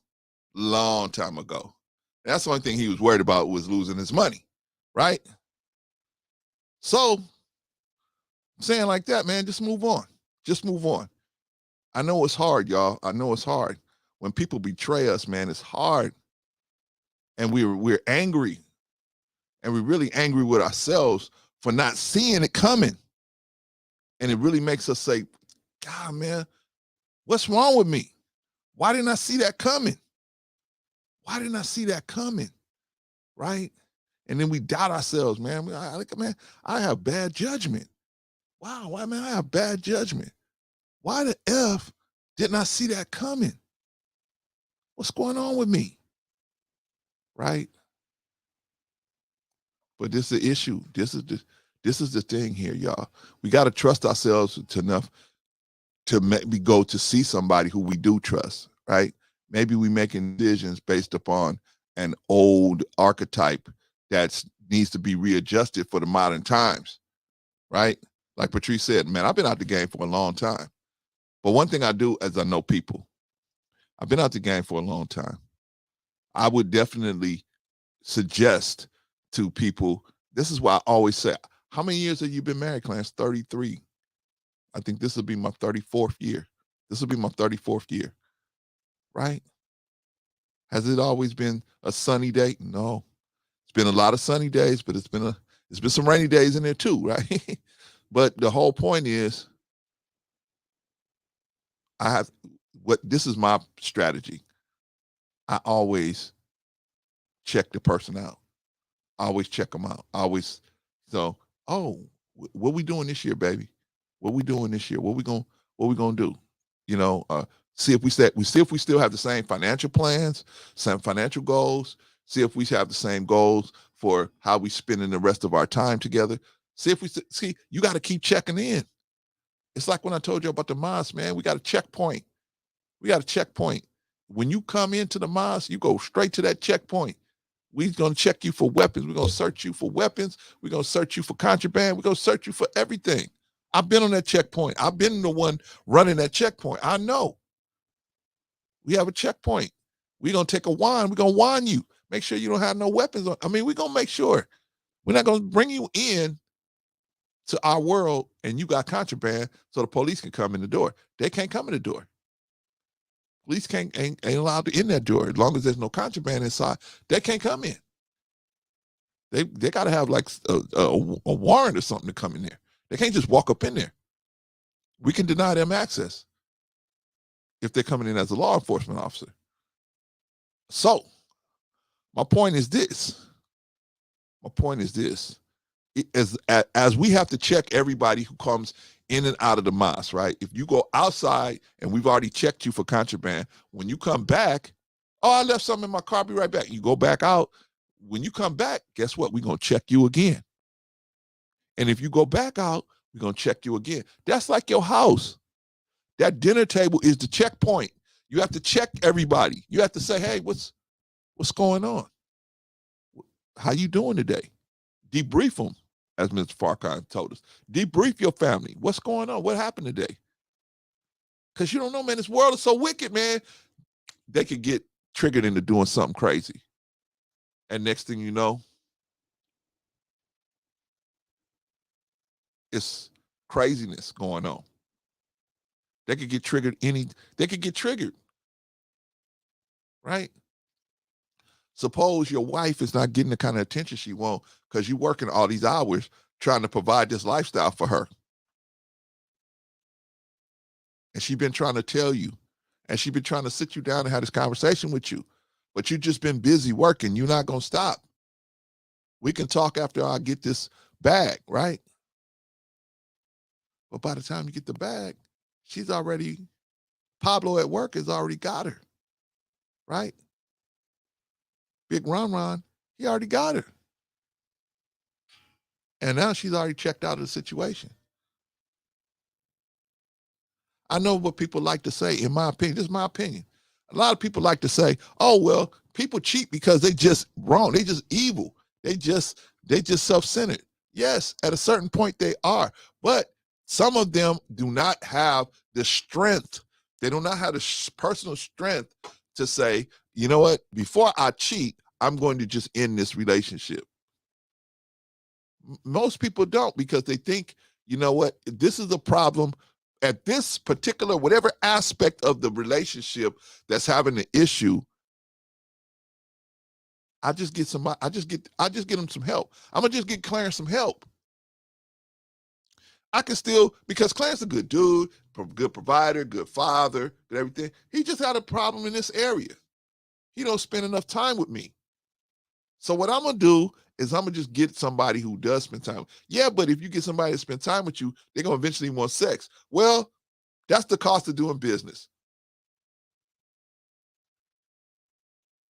Some people think like that. Now, there's other people that's like, hey, Clarence ain't hitting it like he used to hit it. Let me go with the young boy. The young boy going to hit it out the park. Well, why don't you just leave Clarence? Well, Clarence is a good dude, man, good provider, got a lot of ideas, you know, likable guy, you know what I mean? Don't put his hands on me. Don't verbally assault me. What more could I ask for? I'm good with this part of Clarence. But this part of Clarence, he just ain't knocking it down like he used to knock it down. He ain't knocking it down anymore. And he don't take them blue pills, so we can't get it rocking. And I've been trying to tell Clarence, him, hey, we need to get this rocking. But he keep telling me, oh no, don't worry, we'll get there. I'm working a lot right now, and once I'm not tired all the time, then we'll get back into it. Woman go out and do what she got to do, or vice versa, right? The guy go out and do what he got to do, right? Hey, girl, I want you to wear this. Your man going to work all day. He got to watch the BET Awards. He see Megan Thee Stallion, Cardi B, Nicki Minaj, and all these women with half their behind hanging out all day, all night, going YouTube videos. That's all he's seeing is breasts looking at him, behinds looking at him. His woman's talking about, yeah, I'm going back to get my master's degree. Okay, cool. You're getting your master's degree. How about this bedroom? What are we going to do about that? What? I'm a woman of God. I'm a child of God. Can't do no stuff like that. Yeah, but you was doing it before I met you, but that was before I got saved and sanctified. Now I'm saved and sanctified. I can't do it no more. I can't do that kind of stuff. How dare you even want me to do something like that? Right? I mean, there's all kinds of reasons why people cheat. But the main reason why people cheat is because they do not have the confidence that the other person will they can have an amicable conversation about the issue that's surrounding the thing that's making them even consider going out and getting you some help. They don't have confidence that you're going to take it well. They don't want to be the bearer of bad news. Most people, man, they don't want to be the bearer of bad news. I don't want to tell you, man, I'm having problems with you and the way you do things sexually, or the way you do things, the way you have the house set up, or the way you do.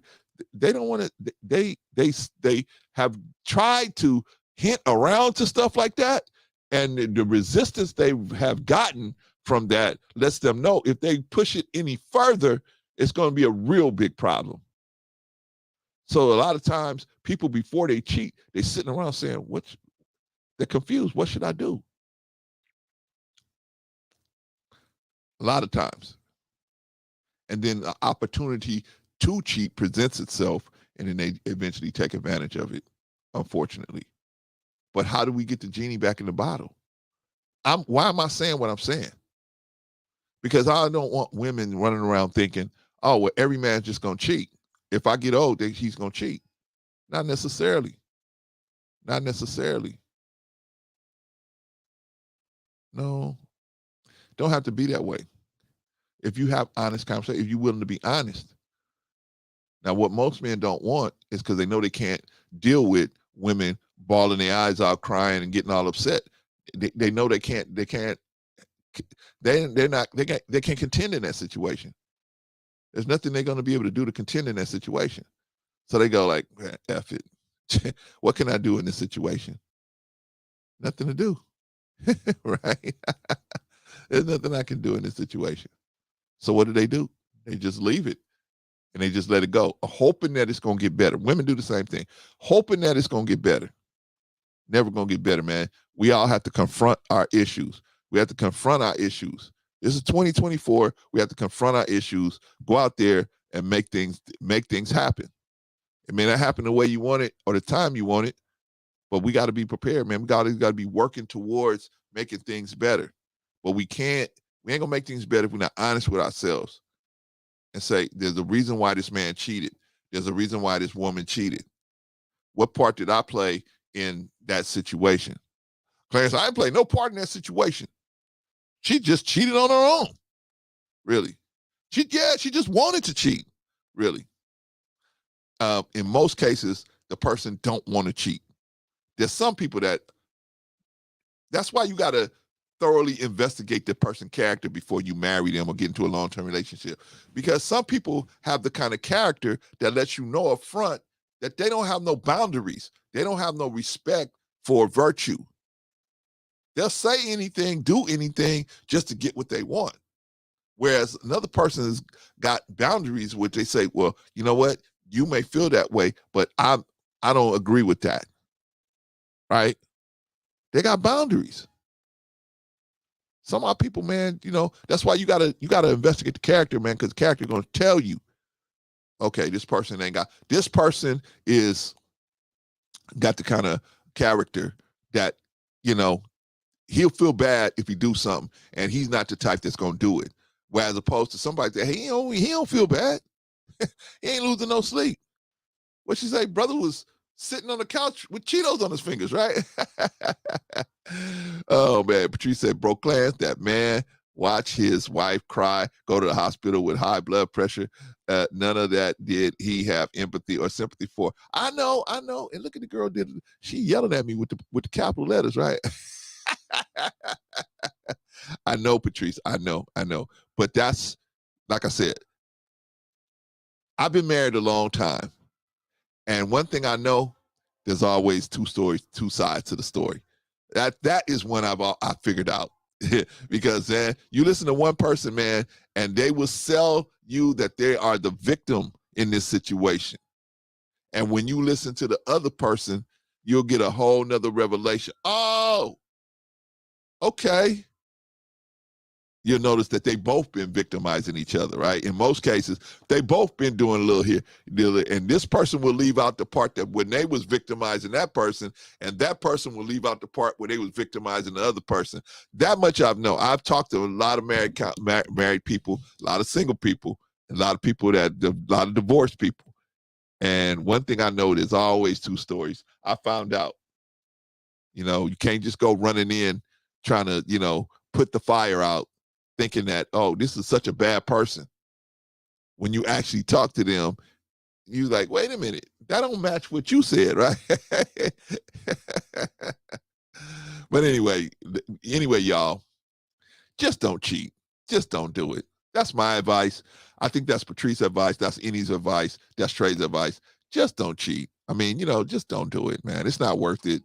If you have that big of a problem where something's happening, move out. You know what I'm saying? Go, move out. If you want to make a statement, move out. Even if you move out, you don't have to cheat. You can just move out. You can just create the space and let everybody see where they want to stand. But just to get into another relationship, that's not. Patrice said, no, it's not always two sides to a story. Sometimes it's one side. No, Patrice, nah. You haven't talked to enough people, man. It's always two sides to a story. Always. It's always two sides to a story. Now, is one side now in the right situation, both sides match, both sides of the story match, right? There's enough cohesion in those stories that one of the person is probably telling the most truth. I will give you that, right? I will give you that.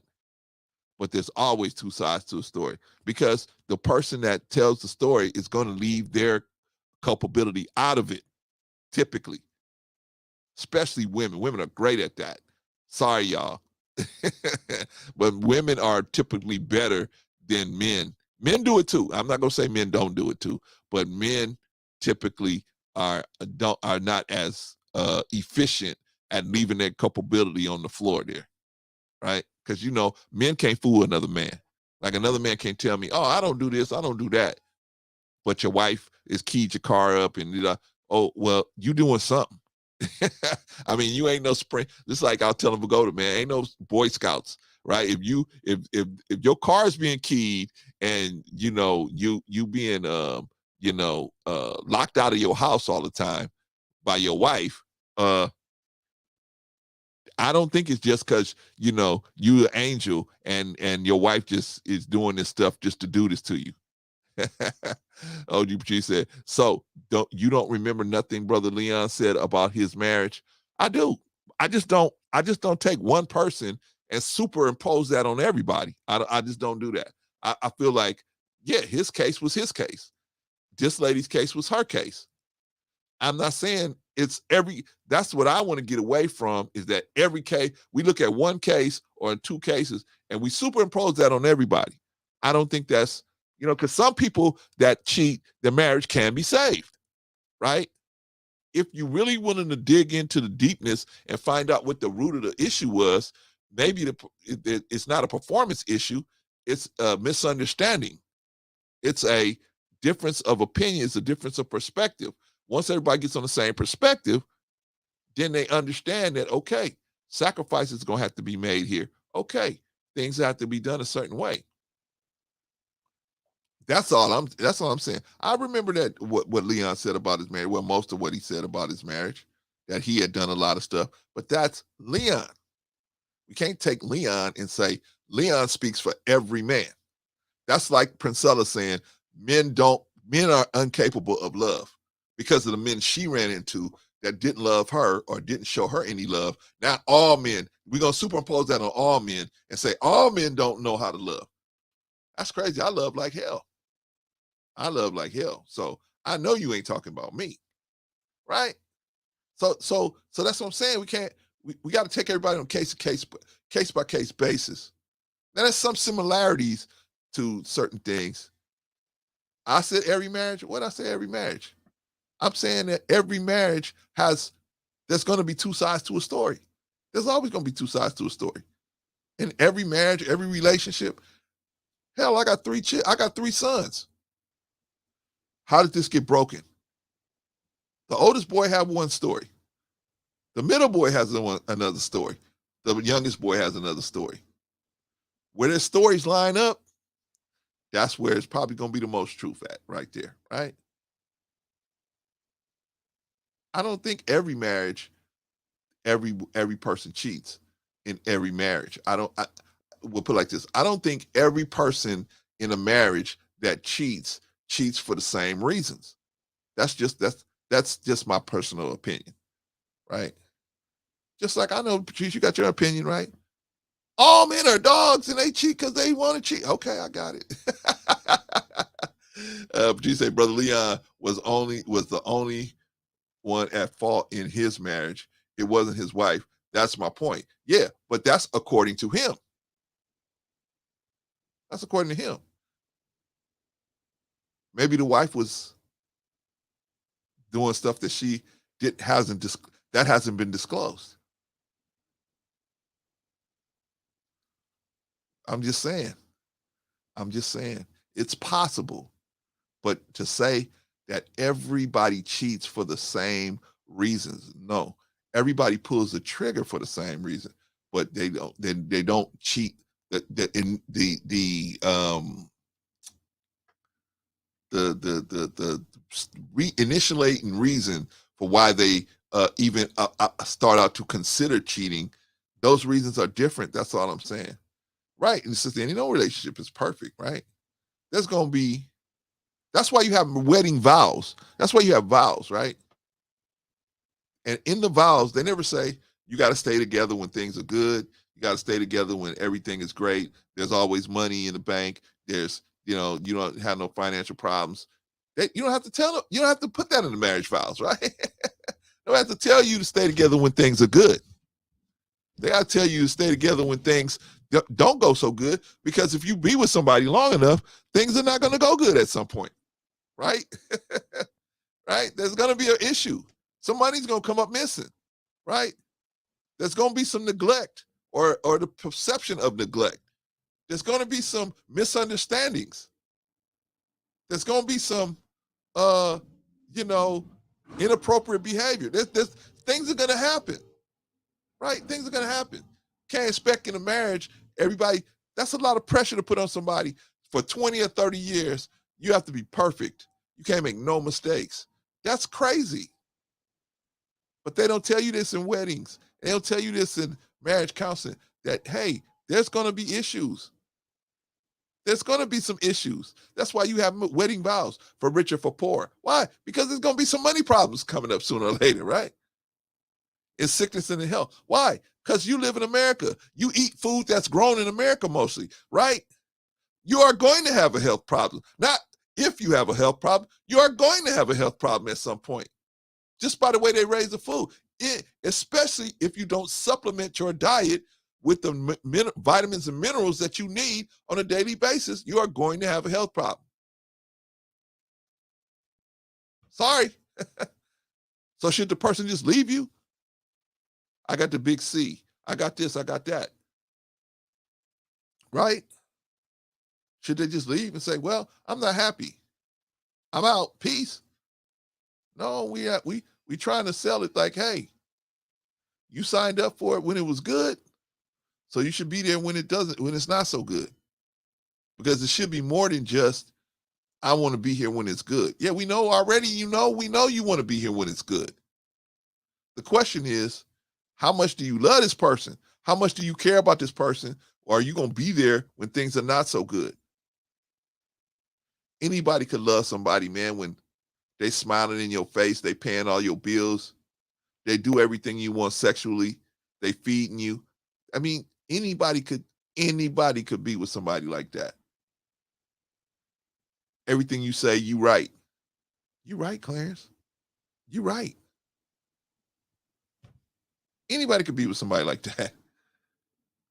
Who can be with somebody who's on their deathbed? You see them big and strong, and a few months later, man, they emaciated. How's that gonna go down? Where you know what I'm saying? Anyway, y'all, I'm going on and on and on and on and on. One thing I know about is relationships. I definitely know about relationships and how to keep them together, right? Or the best way, in my opinion, to keep them together. All right, y'all, let's get to it. Everybody on the panel did great. Sister Annie, Trey, Patrice, Vagoda, all of them did a great job today. Everybody, even Vagoda, man. Vagoda just checked in. Shout out to Vagoda, man. He's learning. He just checked in and said, hey, man, thanks, bro. C. Appreciate you for letting me have that conversation with you yesterday. Shout out to Vagoda, man. I hope he stays safe.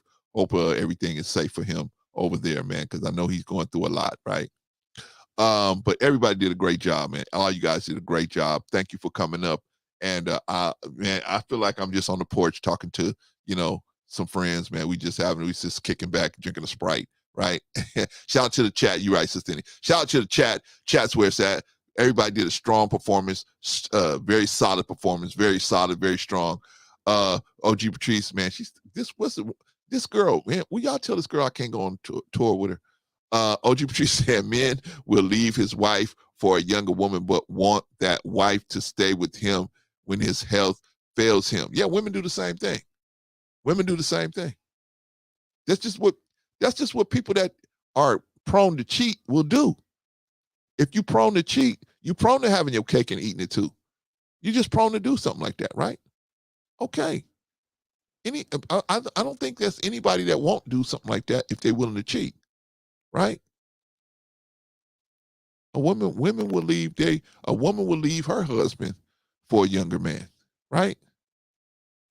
But when she get in trouble and she know that her husband really loved her, and a young man fly off and he go, because see, one thing about, I don't know about women, but one thing about men, young men, they do not want the full, especially ones that are participating in cheating on that date married women. They don't want the whole enchilada. They just want to keep chipping off a piece of the enchilada when they get a chance. When the woman's spending money on them, yeah, I think women are the same way, to a certain degree, right? Patrice said the percentage is low the other way around. Brooklyn, stop it. What percentage is low? The percentage of women that leave married men? Yeah, of course. Patrice, of course, older women are typically, the reason why they're still in relationships because they're smarter and they stay in relationships and they have found a way to make it work, even though they run across bumps like we all do. We all run across bumps in a relationship, but they have found a way. Of course, it's going to be lower. They don't, but men, because they earn the money most of the time, they feel like they can leave whenever they want to. And men get messages that the upgrade is always better. That's the message that men get all the time. You know what? You should upgrade. You should upgrade. Upgrade your car, upgrade your watch, upgrade this, upgrade your phone, upgrade everything. Then it got to the point where now, hey, you can go online and upgrade your woman. Christian singles, Muslim singles, right? Brown singles, black singles, gray singles, white singles, right? You can upgrade at any time. You can upgrade at any time. But I would say it's much, I agree with you. That's why it's much more difficult for women, single women, to find a single man of significance than it is for a single man of significance to find a single woman of significance. It's so much greater of a problem for women. I would agree with you. That makes that what you said make sense. Because yeah, man, it's just harder. Women are not told to go after the guy, so they don't do it as much. Where men are told, man, you need to upgrade. That's your woman. Damn, she look old as hell. That's your woman. Man, dog. I thought Keisha was giving you play in the office. Yeah, well, I'm married, man. So what? Keisha don't care, right? Men are always told to upgrade. I don't think women are getting that. They're doing it, but just not at the pace as men. I would agree with that because I think women know if women are. Let me see. I got to say this in the right way. Women understand that the odds of finding a man that is worthy of their time and them connecting themselves to when they get to a certain age, the odds of doing that is go way down. Just because it ain't that many guys like that out there, right? So if one is floating around out there, he's usually got his pick of the litter, right? But it's typically not a lot of guys like that out there. I'm talking about good dudes. It's not typically a lot of good dudes. Once you get past a certain age, the good dudes on the market they just drop. Boom. Right? So stepping back in there to try to find somebody like that, that's going to be difficult. Maybe it's better to just try and, resurrect this situation here. Sister Annie said, if the ratio of women to men were higher, I wonder if cheating percentage would be different. I think that women are more getting out of they're more in today's modern women are more prone to end a relationship. I think they're being told to end relationships earlier. I don't think they're being told at certain ages to end relationships. I think at certain ages they're being told, hey, go to counseling, do what they do. If you got somebody and he's halfway decent dude, try to work it out, right? But I think younger women are not being told how to shop for good dudes, and then they don't want good dudes. They want exciting men. They want men that's exciting, right? Instead of taking a man and making him exciting, right, and teaching him how to be exciting, they don't want to do that. That's too much work. They want to walk into a situation where the dude is exciting, got a bunch of money, got all these options on other women, yet he wants her. And that kind of dude that has a lot of options. He has a lot of options. You have to deal with a guy that has a lot of options, right?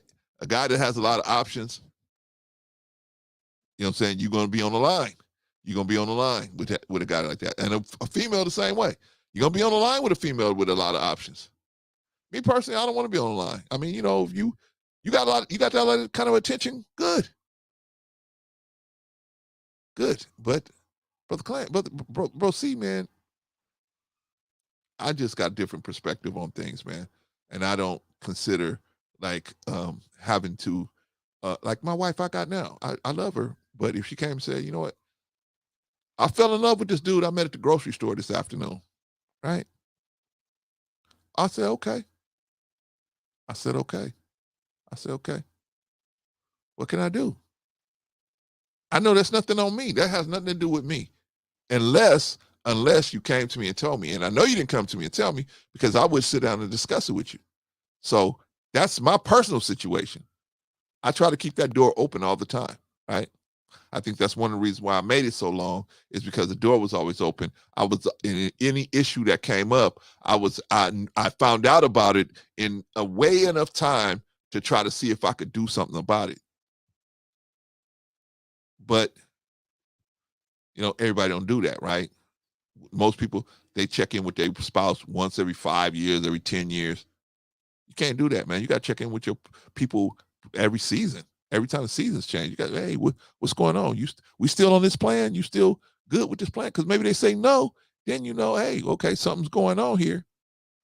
I got a fox in the hen house. Okay, got to watch this fox. And you see how it play out. Or if they tell you straight out, hey, I don't want to be in a relationship no more. You should never want to be in a relationship with somebody that don't want to be in a relationship with you. They have expressed that they don't want to be in a relationship. I don't want to be in a relationship with you, Clarence. Oh, okay. I'll find somebody else. Or not. No matter. But see, I look at it like this. I got God. Right? And so I know if I really need that and I ask God for it, it'll come. And if it don't come, it's because He's looking out for me and maybe I'm not ready for it. Whatever. But I trust His judgment. I ask. If I get it, I get it. If I don't, I don't. Point is, His judgment is the judgment I'm going off of, not my own. I think I want this. But if He say, no, not now, Clarence, you still need time to heal. Okay. Ain't no person worth you sacrificing your personal what you think about yourself. No person is worth that. No person is worth that. You should always think of yourself in high regard. Why? Because you're not competing with no one else. See, the whole point of social competition is for one person to make you feel like you are less than them and they are better or more valuable sexual marketplace wise. They're more valuable, and they're going to show you by inflicting some type of dishonor on you, so that other females will look at you and discard you and lower your value as far as in the pecking order, so for the sexual selection, right? Because everything boils down to sexual selection, man. Everybody, white supremacy, white tribal supremacy, all of that boils down to sexual selection. That's what it all boils down to. But I'll get into that later. Thank you, family, for listening to me. I appreciate y'all for spending 6 hours and a half, holy smokes, with me. I appreciate y'all. And let's see what we're going to do next week, man. I'll let you guys know what's happening. All right, y'all. Peace.